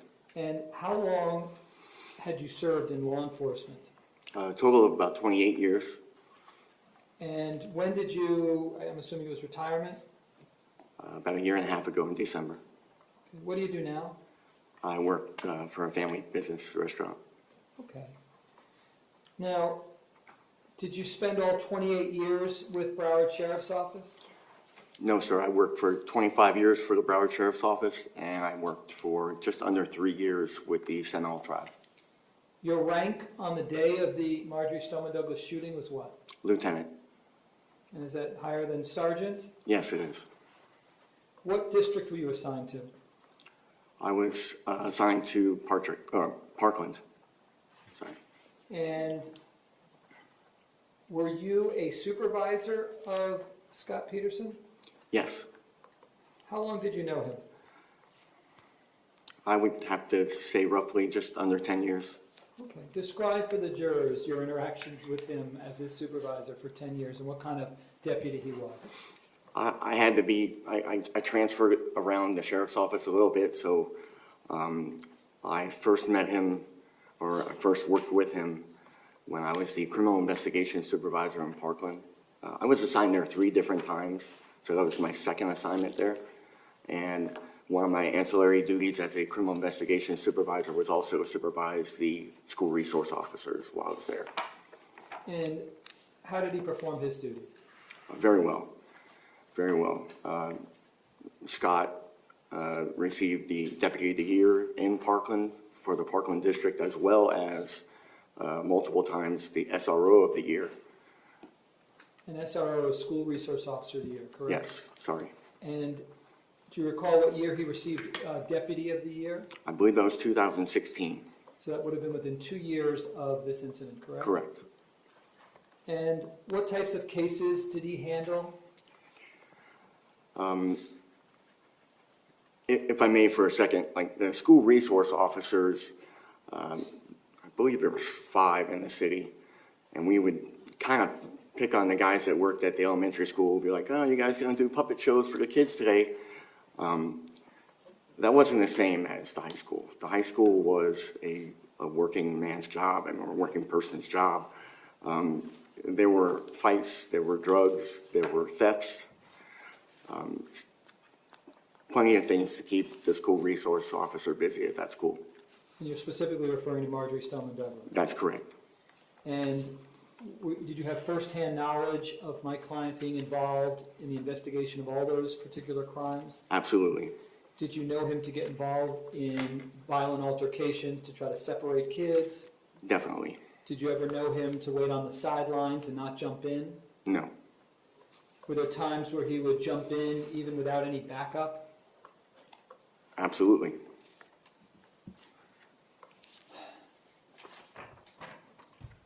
Let me take you back to February 14, 2018. How did you learn first that there was something going on at the school? I was on the phone at my desk taking a complaint from a citizen regarding an accident report, so I wasn't monitoring the radio or my computer. I looked down at my cellular phone on my desk and saw I had a text message that I didn't hear come in. And I took a look at it, and it was a fellow lieutenant who was then the SWAT commander asking me, his name is Chris McCoy, asking me what's going on at the school. So while I'm mid-sentence talking to the gentleman, I open my laptop and I observe every single deputy that I have assigned in the city is on a current call at the high school, and it says a shooting. So I immediately ended my phone call with the gentleman, so I have to go, and I hung up. And I alerted Captain Jordan that we have to get to the school. Okay. Did you have a BSO police radio with you? I did. And did you begin monitoring your police radio? I began to monitor it at that point because I was, ended my phone call, and I needed to try and hear what was going on. Prior to talking on the telephone, were you monitoring your police radio? I was not. So you began monitoring it at that point? Yes. And did you hear anything that indicated to you, where to go, where the shooter or shooters may be? At that time, nothing specific as far as where on campus. Are you familiar with the campus, by the way? Vaguely, yes. I didn't spend a lot of time there, but... You had visited the school? Yes. All right. And so what's the first thing that you hear on your police radio as you're monitoring it? I remember hearing deputies yelling, "Shots fired."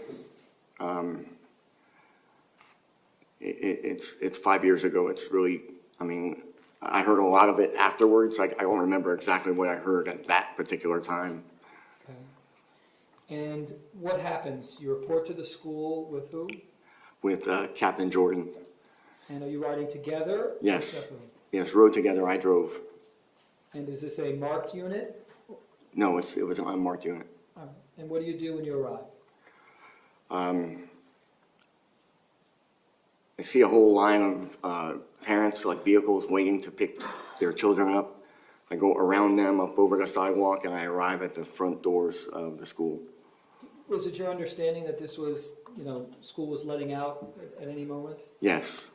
It was. That's why you saw parents there? Yes. It was roughly about 2:28, 2:29 that afternoon. And if there's a potential active shooter on campus, does your training tell you to allow the parents and kids to come into the school? No. Tell the jurors why that wouldn't be prudent. Well,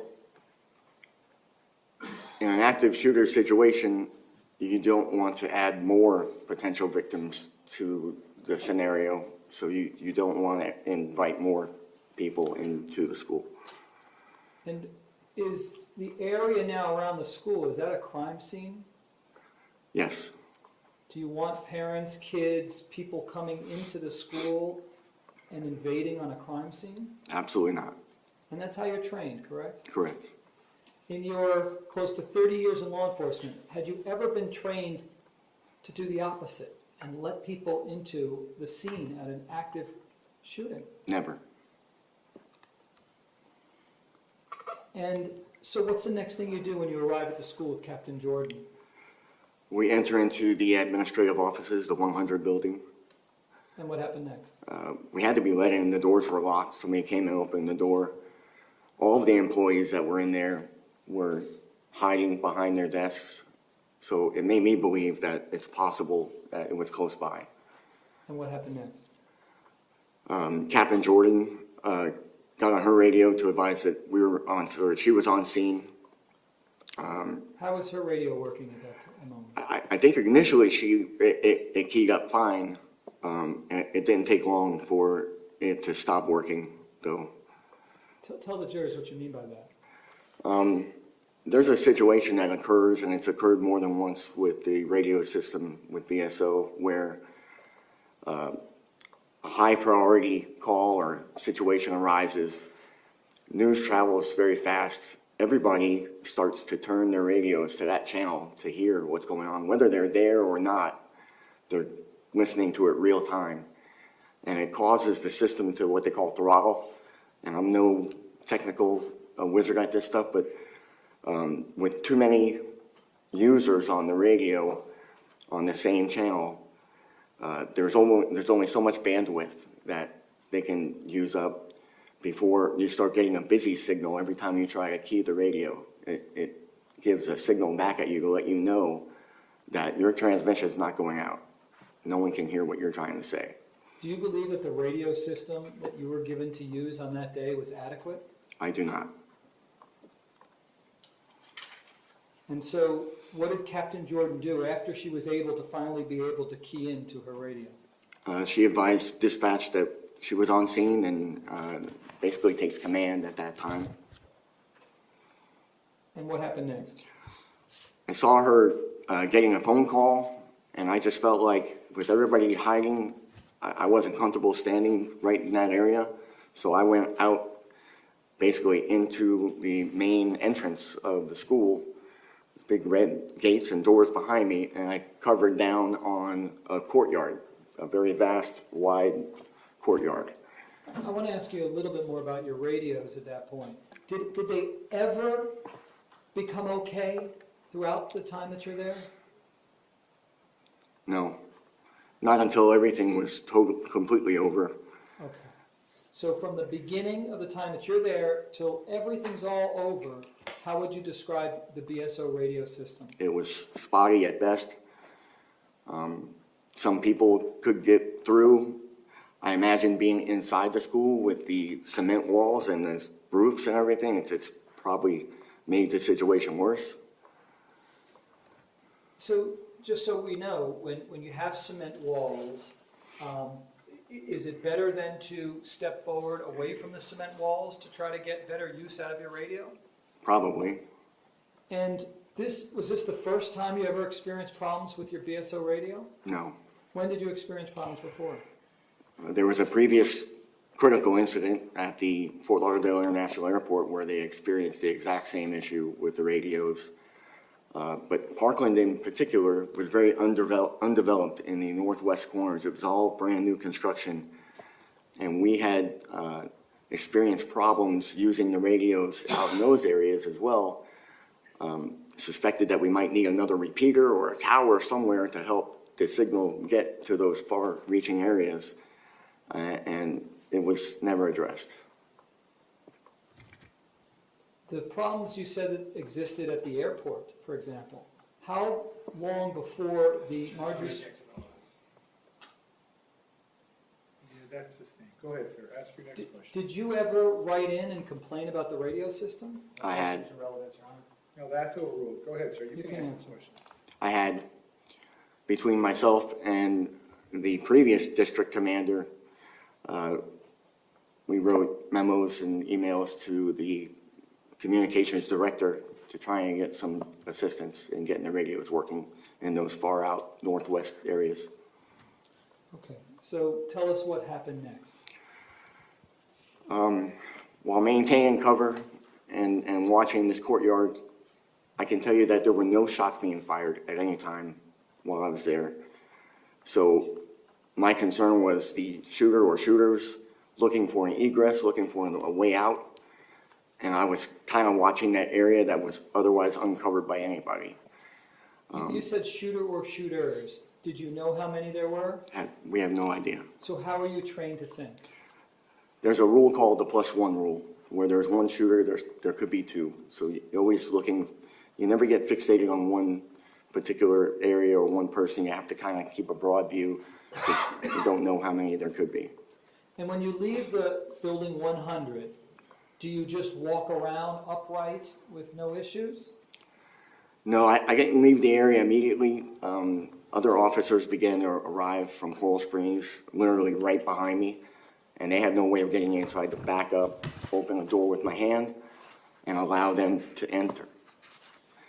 Were you concerned about getting shot at all? Of course. So what did you do to avoid that horrible scenario? Right up until I let those police officers in, I was positioned behind a big cement column, looking straight down the corridor, not the corridor, but the wide vestibule area. And Captain Jordan never turned to you and said, hey, let's go to the 1200 building because we know where the shooter's located? No. So did it seem like she also had no idea where the shooter or shooters might be located? Objection, speculation. Yeah, that's a sting. Did she ever gesture in any particular direction? No. And why do you take a tactical position of cover when you're at that school?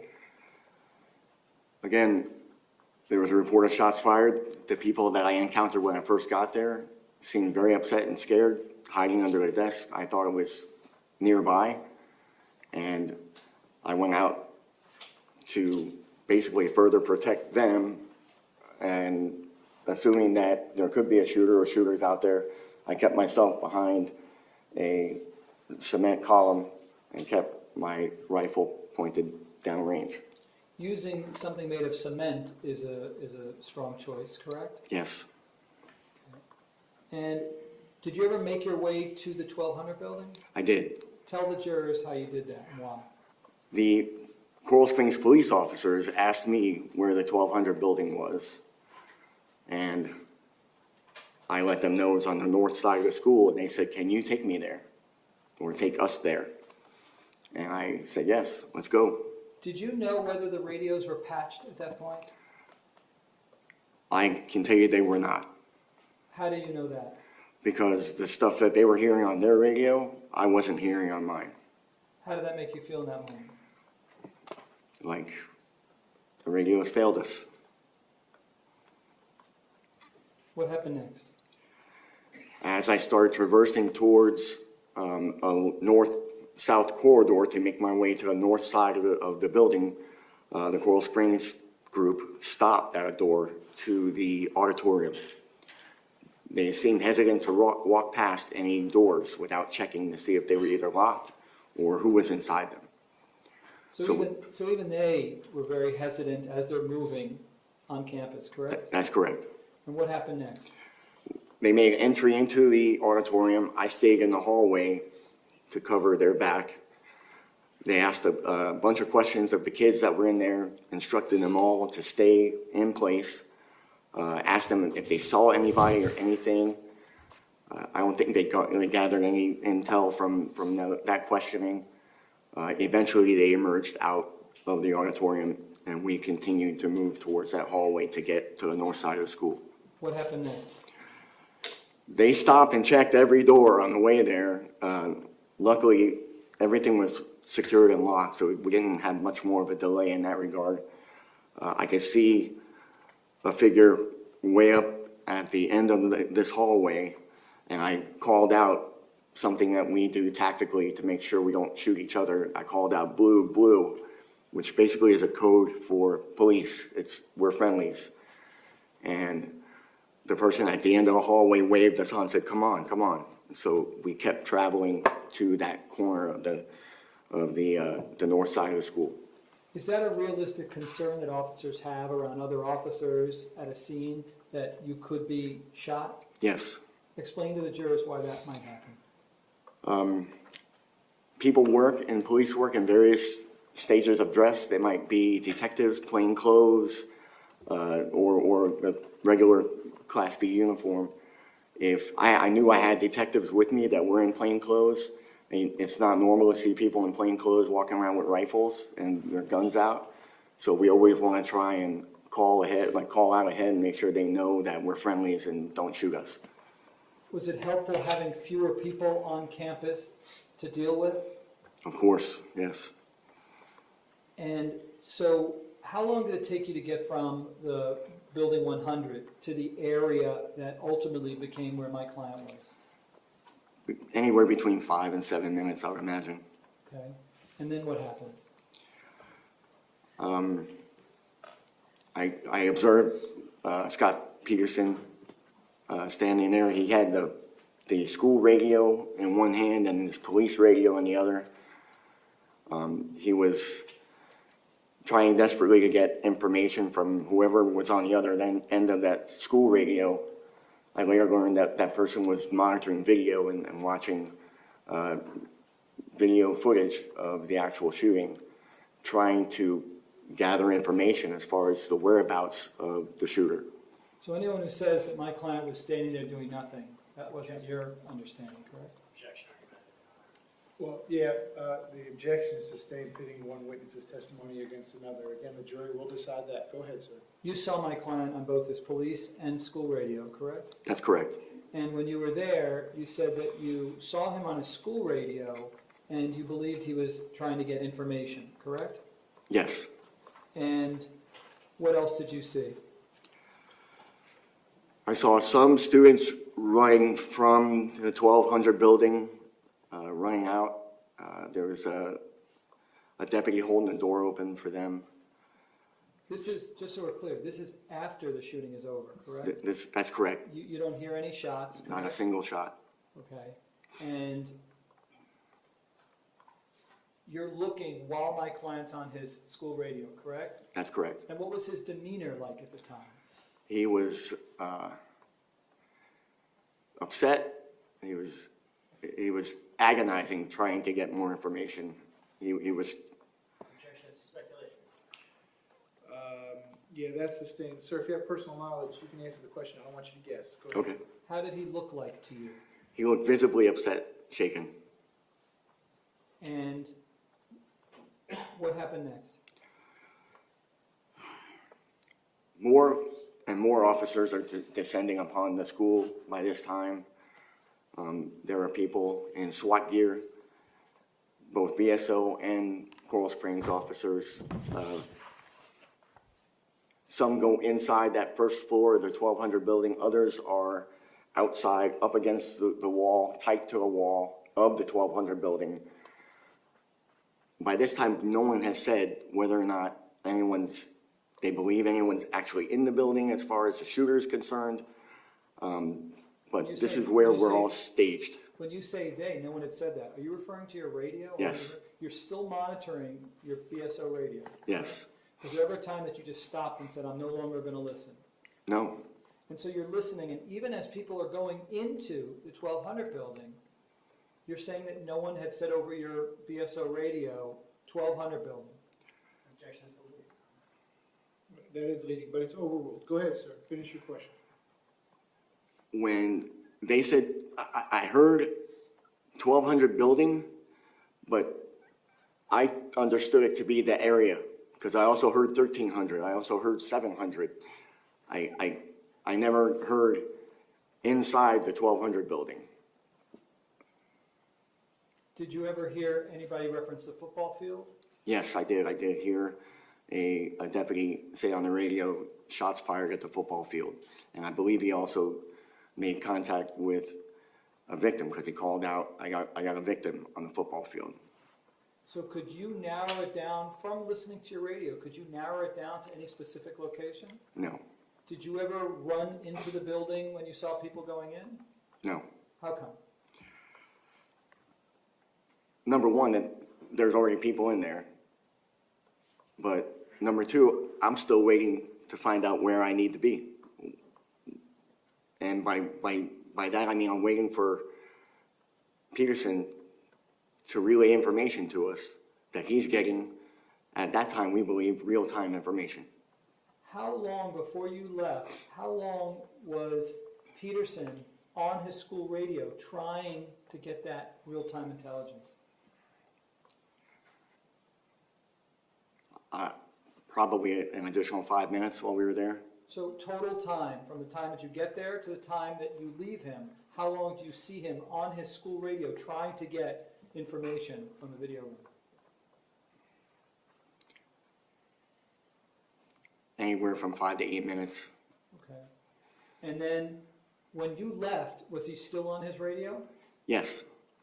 So you're not saying that that was the total time that he was trying to get information. That's all that you saw him Correct. for. When you leave, he's still on his school radio trying to get information from the video room, right? That's correct. And you understood that to be to find out where the shooter or shooters are located, correct? Correct. Does my client ever shout out anything while you're there?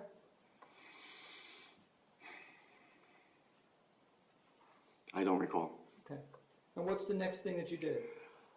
One of the SWAT members that was on the first floor called out to us and said he needs keys.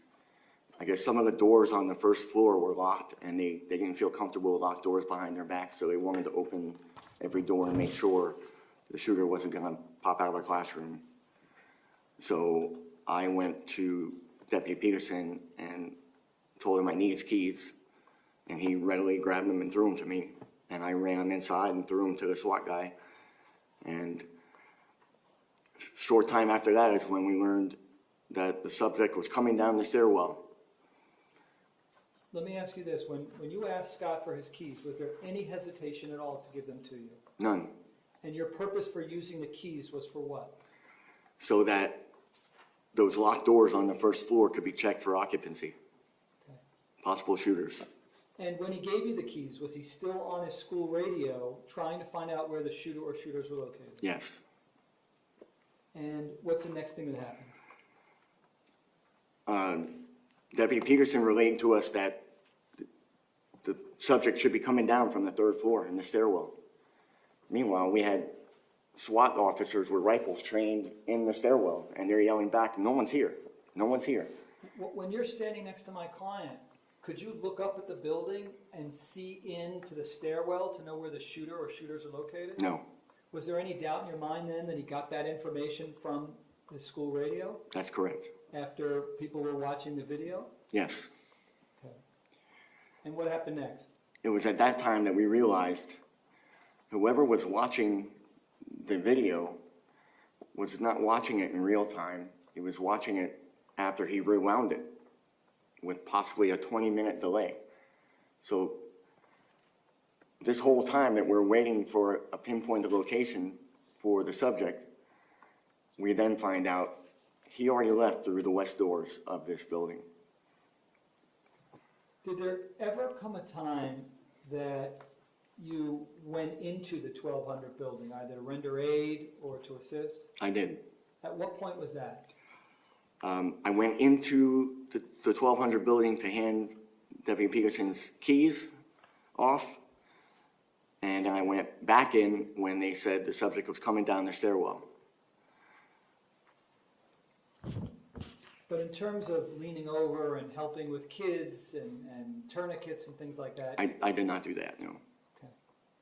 And did there ever come a time where you thought that my client really did know where the shooter or shooters were located and maybe was just faking it? No. Objection is speculation. Yeah, that's sustained. From what you saw, did it appear that my client was doing all that he could to assist? Yes. Thank you, sir. Okay, cross-examination, go ahead.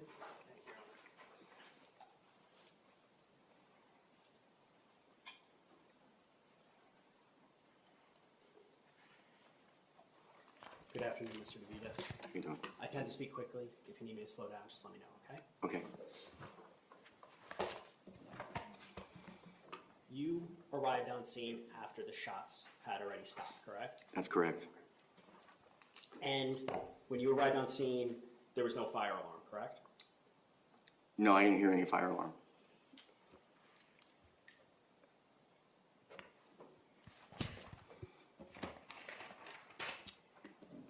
Now, going back to questioning about the deputy of the year and the SRO of the year, you actually nominated Mr. Peterson for one of those awards, correct? Yes. Which one, if you recall? I believe it was the SRO of the year. SRO of the year, meaning that he knows all of his responsibilities and does them as an SRO. Yes.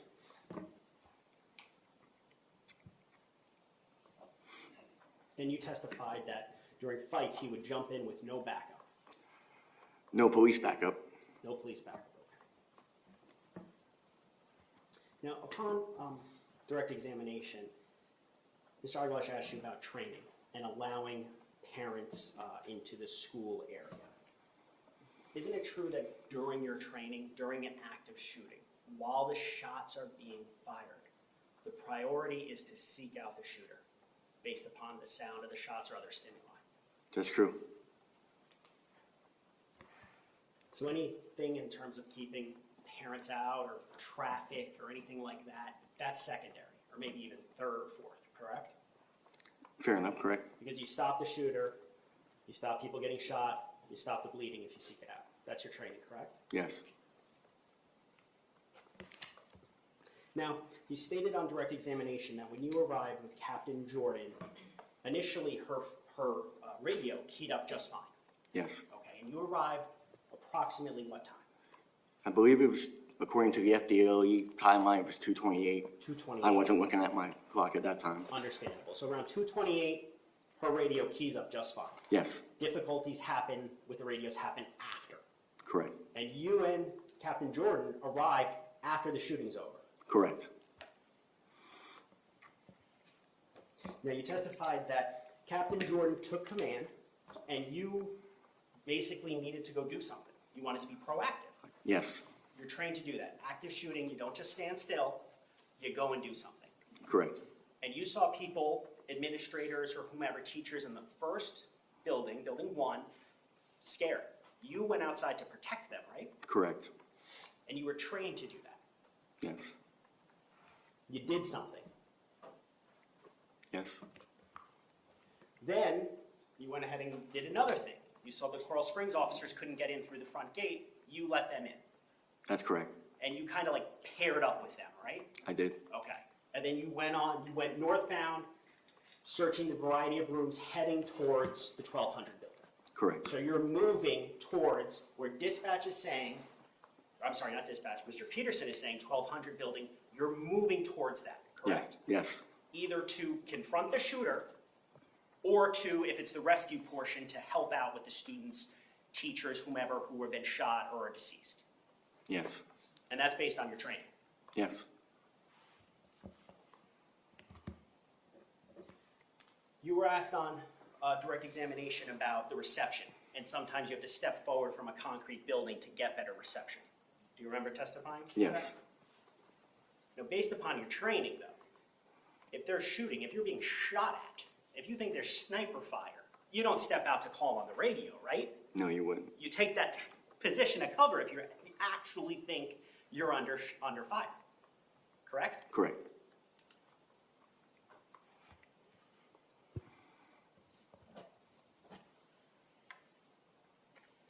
Now, you testified under direct that you were concerned about being shot. I mean, obviously, everybody there was, correct? Yes. But you still moved, correct? I did. You still went outside Building 1 to protect those teachers, correct? Yes. You still teamed up with Coral Springs to move towards the north side, correct? I did.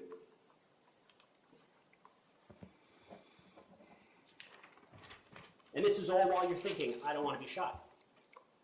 Definitely. But you still acted. Yes.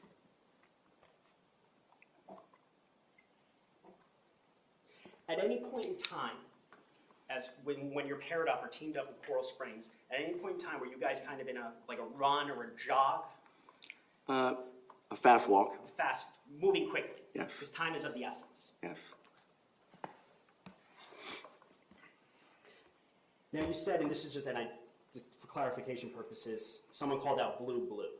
I did, You called it out. Was that to Mr. Peterson? yes. It was, okay. Now, when you called out blue, what did Mr. Peterson do? He said, come on up. He waved up. So that's a proper response, as if he heard you properly, correct? Yes, And he turned around, saw blue, and he saw you. yes, Because he's waving law enforcement forward. Because you're not going to wave teachers forward, right? right. You're not going to wave kids forward, right? No, Civilians aren't coming forward, it's law enforcement coming forward. yes. And what were you wearing that day? I was wearing my Class B green uniform. So like Yes, So you're dressed as an officer.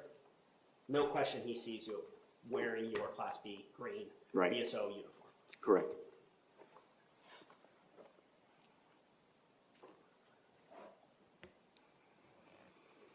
Now, you testified that you were still monitoring the radio, and when you heard 1200 multiple times, you thought it was the area of the 1200.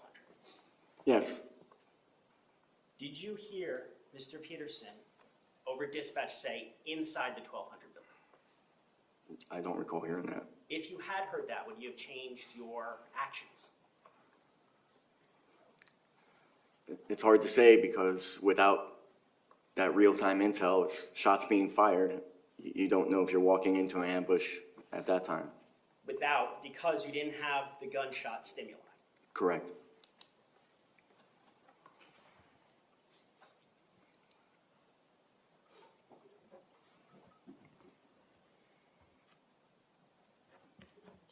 And you also said under direct that you didn't run in, people were in there, you were waiting for the defendant to relay information to us.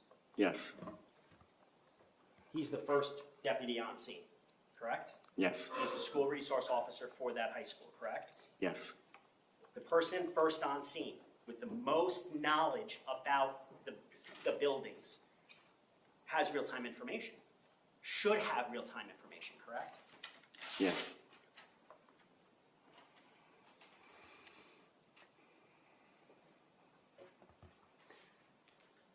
Now, you stated SWAT needed the keys. You ran out to Mr. Peterson, he threw them to you, right? Yes, Do you recall him throwing them to you? I do. You run them up to the 1200 building, Correct. and you throw them to Seward? Do you No, recall that? I don't recall if it was to Seward or one of the SWAT gentlemen that needed it. I'm not sure. Fair enough, but you were inside the building, you could see Yes, deceased individuals. I did.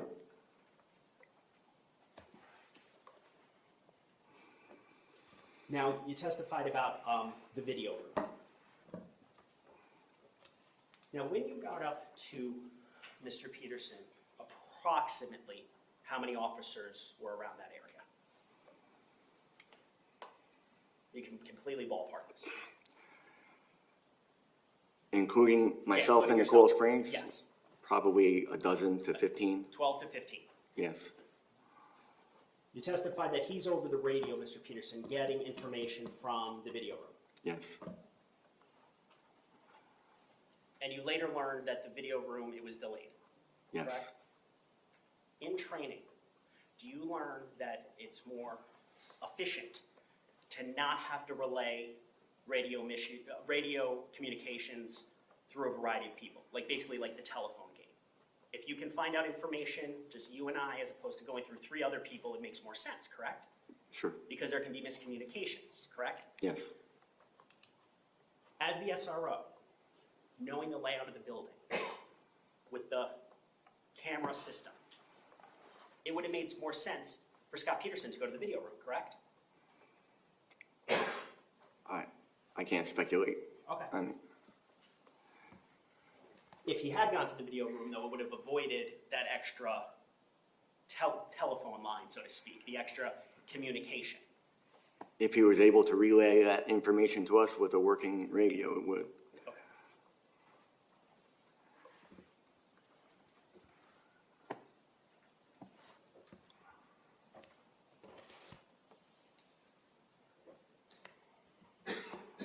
Now, after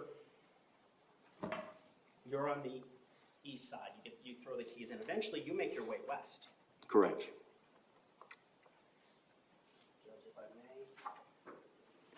Mr. Vito, I'm showing you what's already in evidence as Can this states be, one. Yes, it can be shown. Yes, Your Honor, I apologize.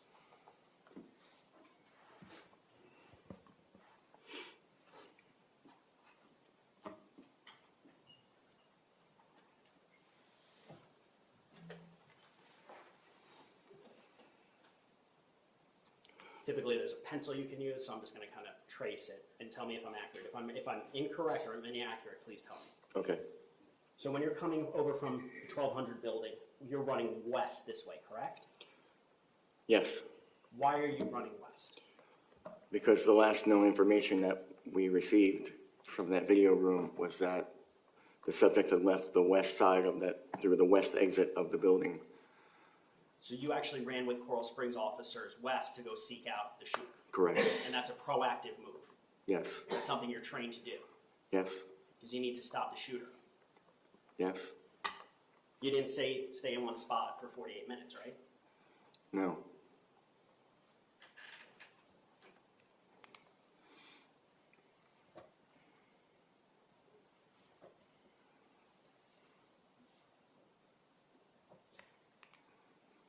You were around Mr. Peterson 5 to 8 minutes, I think you said? About that, Approximately. yes. During those 5 to 8 minutes, did you see anything that struck you as strange from Mr. Peterson?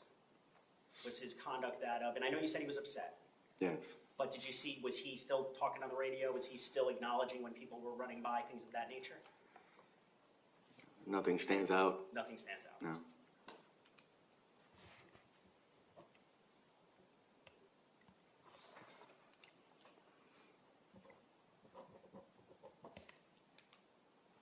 You heard the defendant call out over dispatch, stay back 500 feet, correct?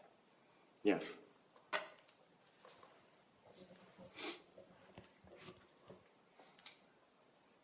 Based on your experience and training, that's not taught, right?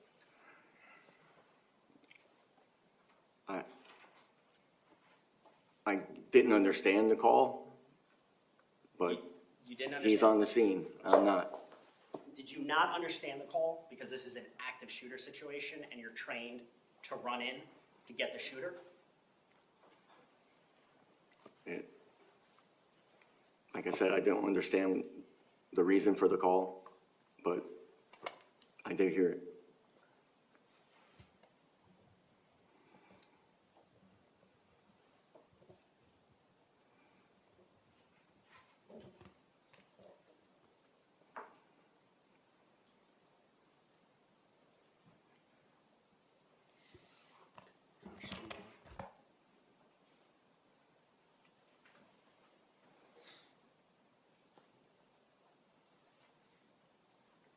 I have nothing further, Your Honor. Thank you, sir. Hey, redirect. Yes, ma'am. Go ahead, sir.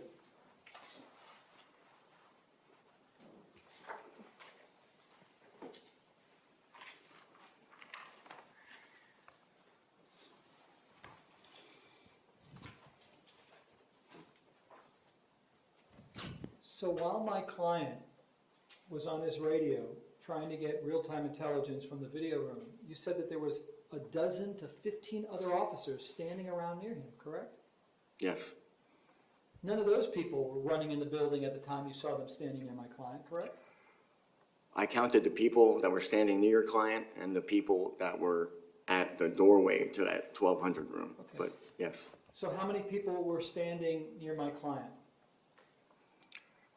I think it was just me and the 4 or 5 Coral Springs officers that just walked up. Okay. And how were you feeling at the time?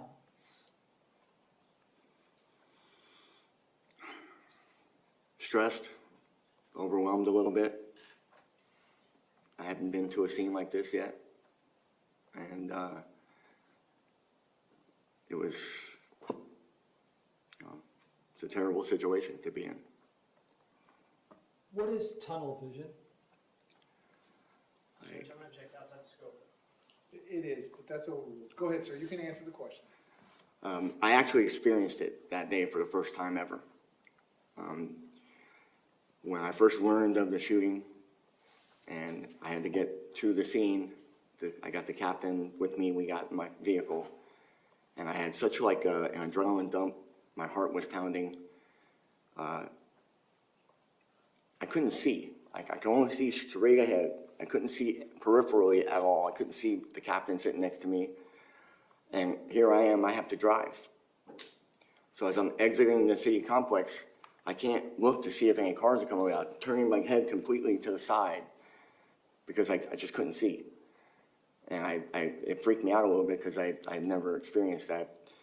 I remember hearing the captain at one point telling me to slow down, you're gonna get us both killed. It was probably a 30 to 45 second drive. It might have taken a little longer, but that's how quick it felt like we got there. And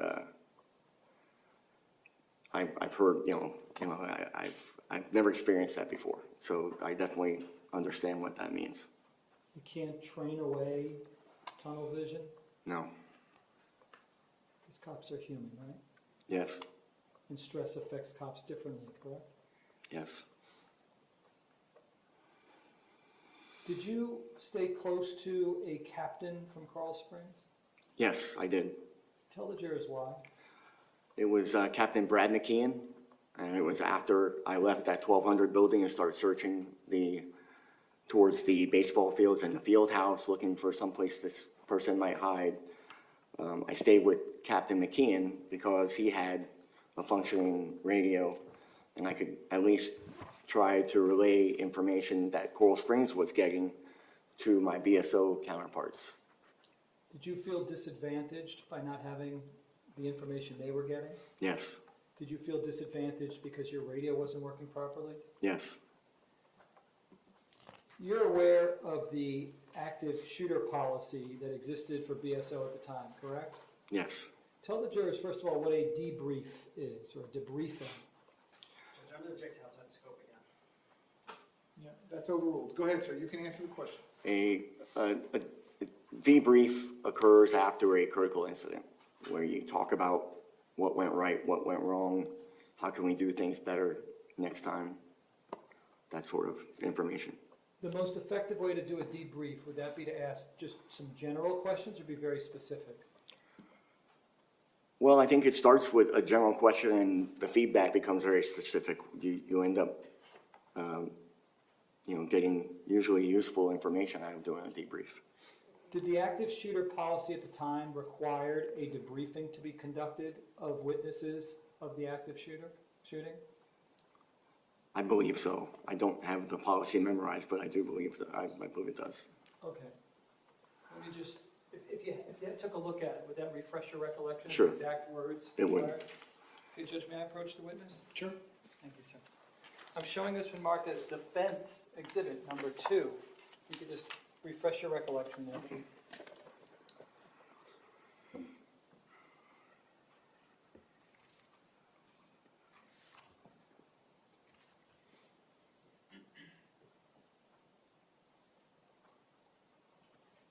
Yes, okay. So is a debriefing required of people who are witnesses to the active shooter? Judge, I'm going to object to opinion outside the scope, not an expert witness. No, that's overruled as to both. They're not asking his opinion. He's asking, sir, if you have personal knowledge, you can answer the question. Both objections are overruled. Go ahead, sir. Yes, it is required according to policy. And who is the person who's supposed to conduct that debriefing? The incident commander. And by the way, that would have included Scot Peterson, a debriefing of Scot Peterson, correct? Correct. And the incident commander, is that the highest ranking person on the scene? Yes. That wouldn't have been you as lieutenant, correct? No, it wouldn't have been. Who was the highest ranking person on the scene? I believe it was Colonel James Pullman. Do you know if Colonel James Poland ever conducted a debriefing of my client? I do not know. And if Colonel Poland does not conduct a debriefing of my client, who ultimately is responsible to ensure that that gets done? Judge, I'm going to object to relevance. Yeah, at this point, that's his thing. Go ahead, sir. Ask your next question. Judge, if we can just go cyber on that one point.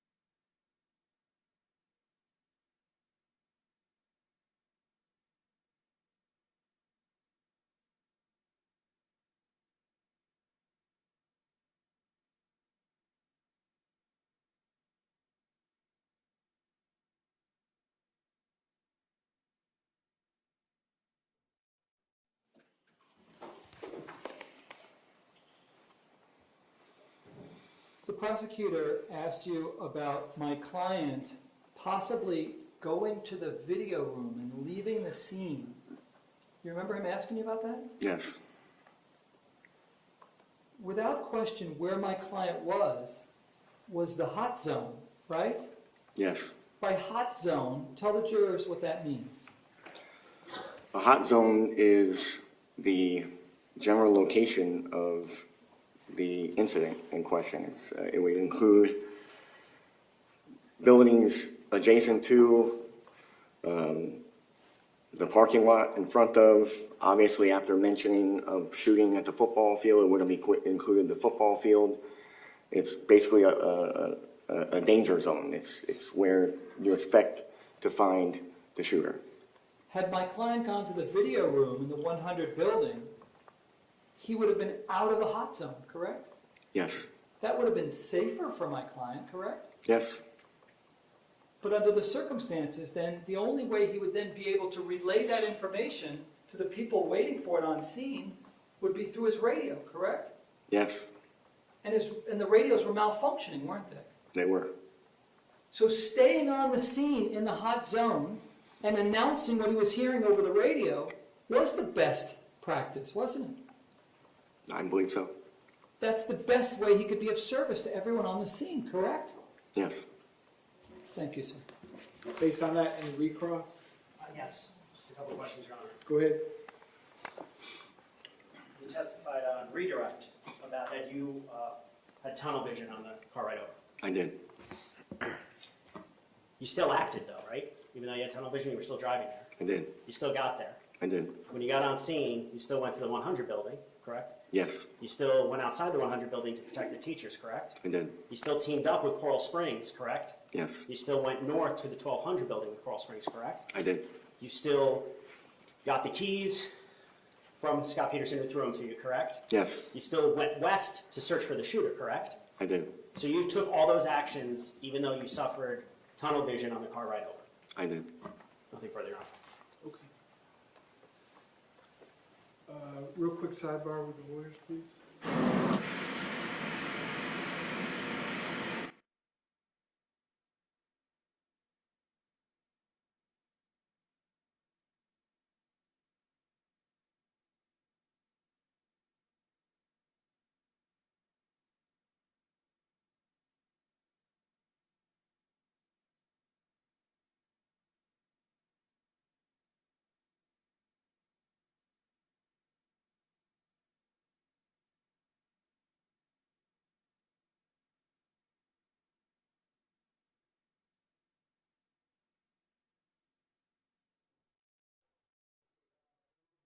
We're going to press pause on the trial at this point. Again, that schedule, just so we can update, that schedule estimation that I told you on Tuesday seems to be holding true. So again, number one, big picture, we're way ahead of the original schedule that I gave you, way ahead. Number two, the trial is not going to be in session tomorrow. So even though it was on the schedule for tomorrow, which is Friday, June 16th, I'm not going to need you here Friday, June 16th. Okay? You can go back to your normal lives tomorrow. Likewise, remember on Monday, the schedule, we were never going to be here on Monday. Monday is a court holiday. The courthouse is closed. So the trial is going to resume on Tuesday, June 20th. I'm going to ask you to be at the jury room at 9:15 a.m. 9:15 a.m. on Tuesday, June 20th.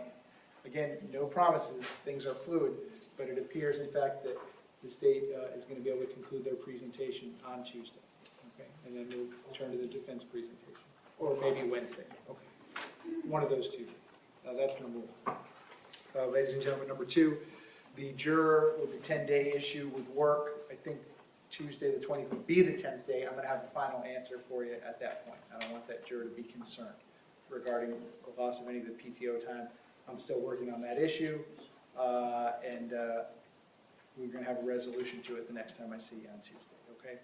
Ladies and gentlemen, since I'm not going to see you for Friday, Saturday, Sunday, or Monday, let me emphasize again, please, the same admonition as always.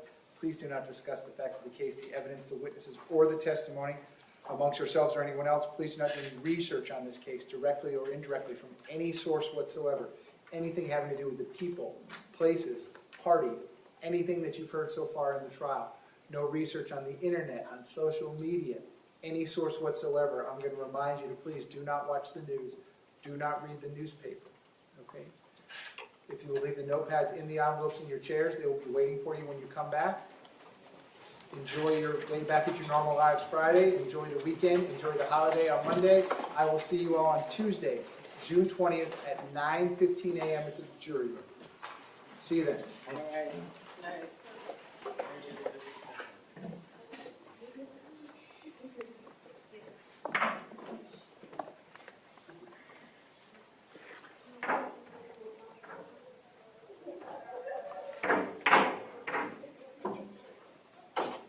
Okay, we're outside the presence of the jury. Everyone can be seated.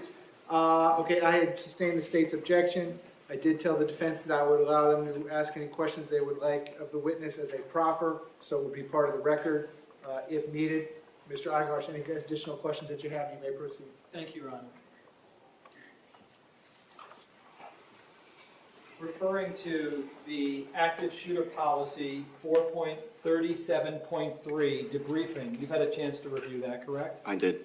And it is a requirement that the incident commander be responsible for conducting a debriefing, correct? Yes. And the timing of that, it says in a timely manner, correct? Yes. Your understanding of a timely manner means what? As soon as practical. Okay. So, to be conducted the very day of the shooting would be the ideal scenario, correct? Yes. Because memories don't get better with age like wine, correct? Right. And if for some reason a debriefing is not conducted by Corporal or Colonel Poland, who ultimately is his supervisor? Sheriff Scott Israel at that time. Would it have been Sheriff Scott Israel's obligation to ensure that Colonel Poland did his job and conducted the debriefing if he doesn't do it? I would assume so. And if the debriefing would have taken place, there would be a written record of precisely what it is that my client was thinking and doing during the shooting, correct? Yes. And that would be part of the record, correct? It would. And some of the questions that would have been asked would have been, why didn't you go into the 1200 building, correct? Yes. Nothing further. State, do you have any questions? I did not. Okay, sir, you may step down. Thank you very much. Thank you, Your Honor. All right, State, is there anything else that you need me to address before we recess the trial until Tuesday, June 20th at 9:30? No, Your Honor. Defense, anything else you need me to address before we recess the trial? Just to renew my objection, ask that the court allow that testimony to be admitted. I'm assuming the court's ruling, if the court's ruling stays the same, then I would simply renew my objection and preserve that issue. Yeah, the objection, I'm going to stick with the same ruling. I don't find it to be relevant. It's nothing this jury's going to be asked to decide, but it is over the defense objection. Nothing from the defense. I'm going to be in recess until Tuesday, 20th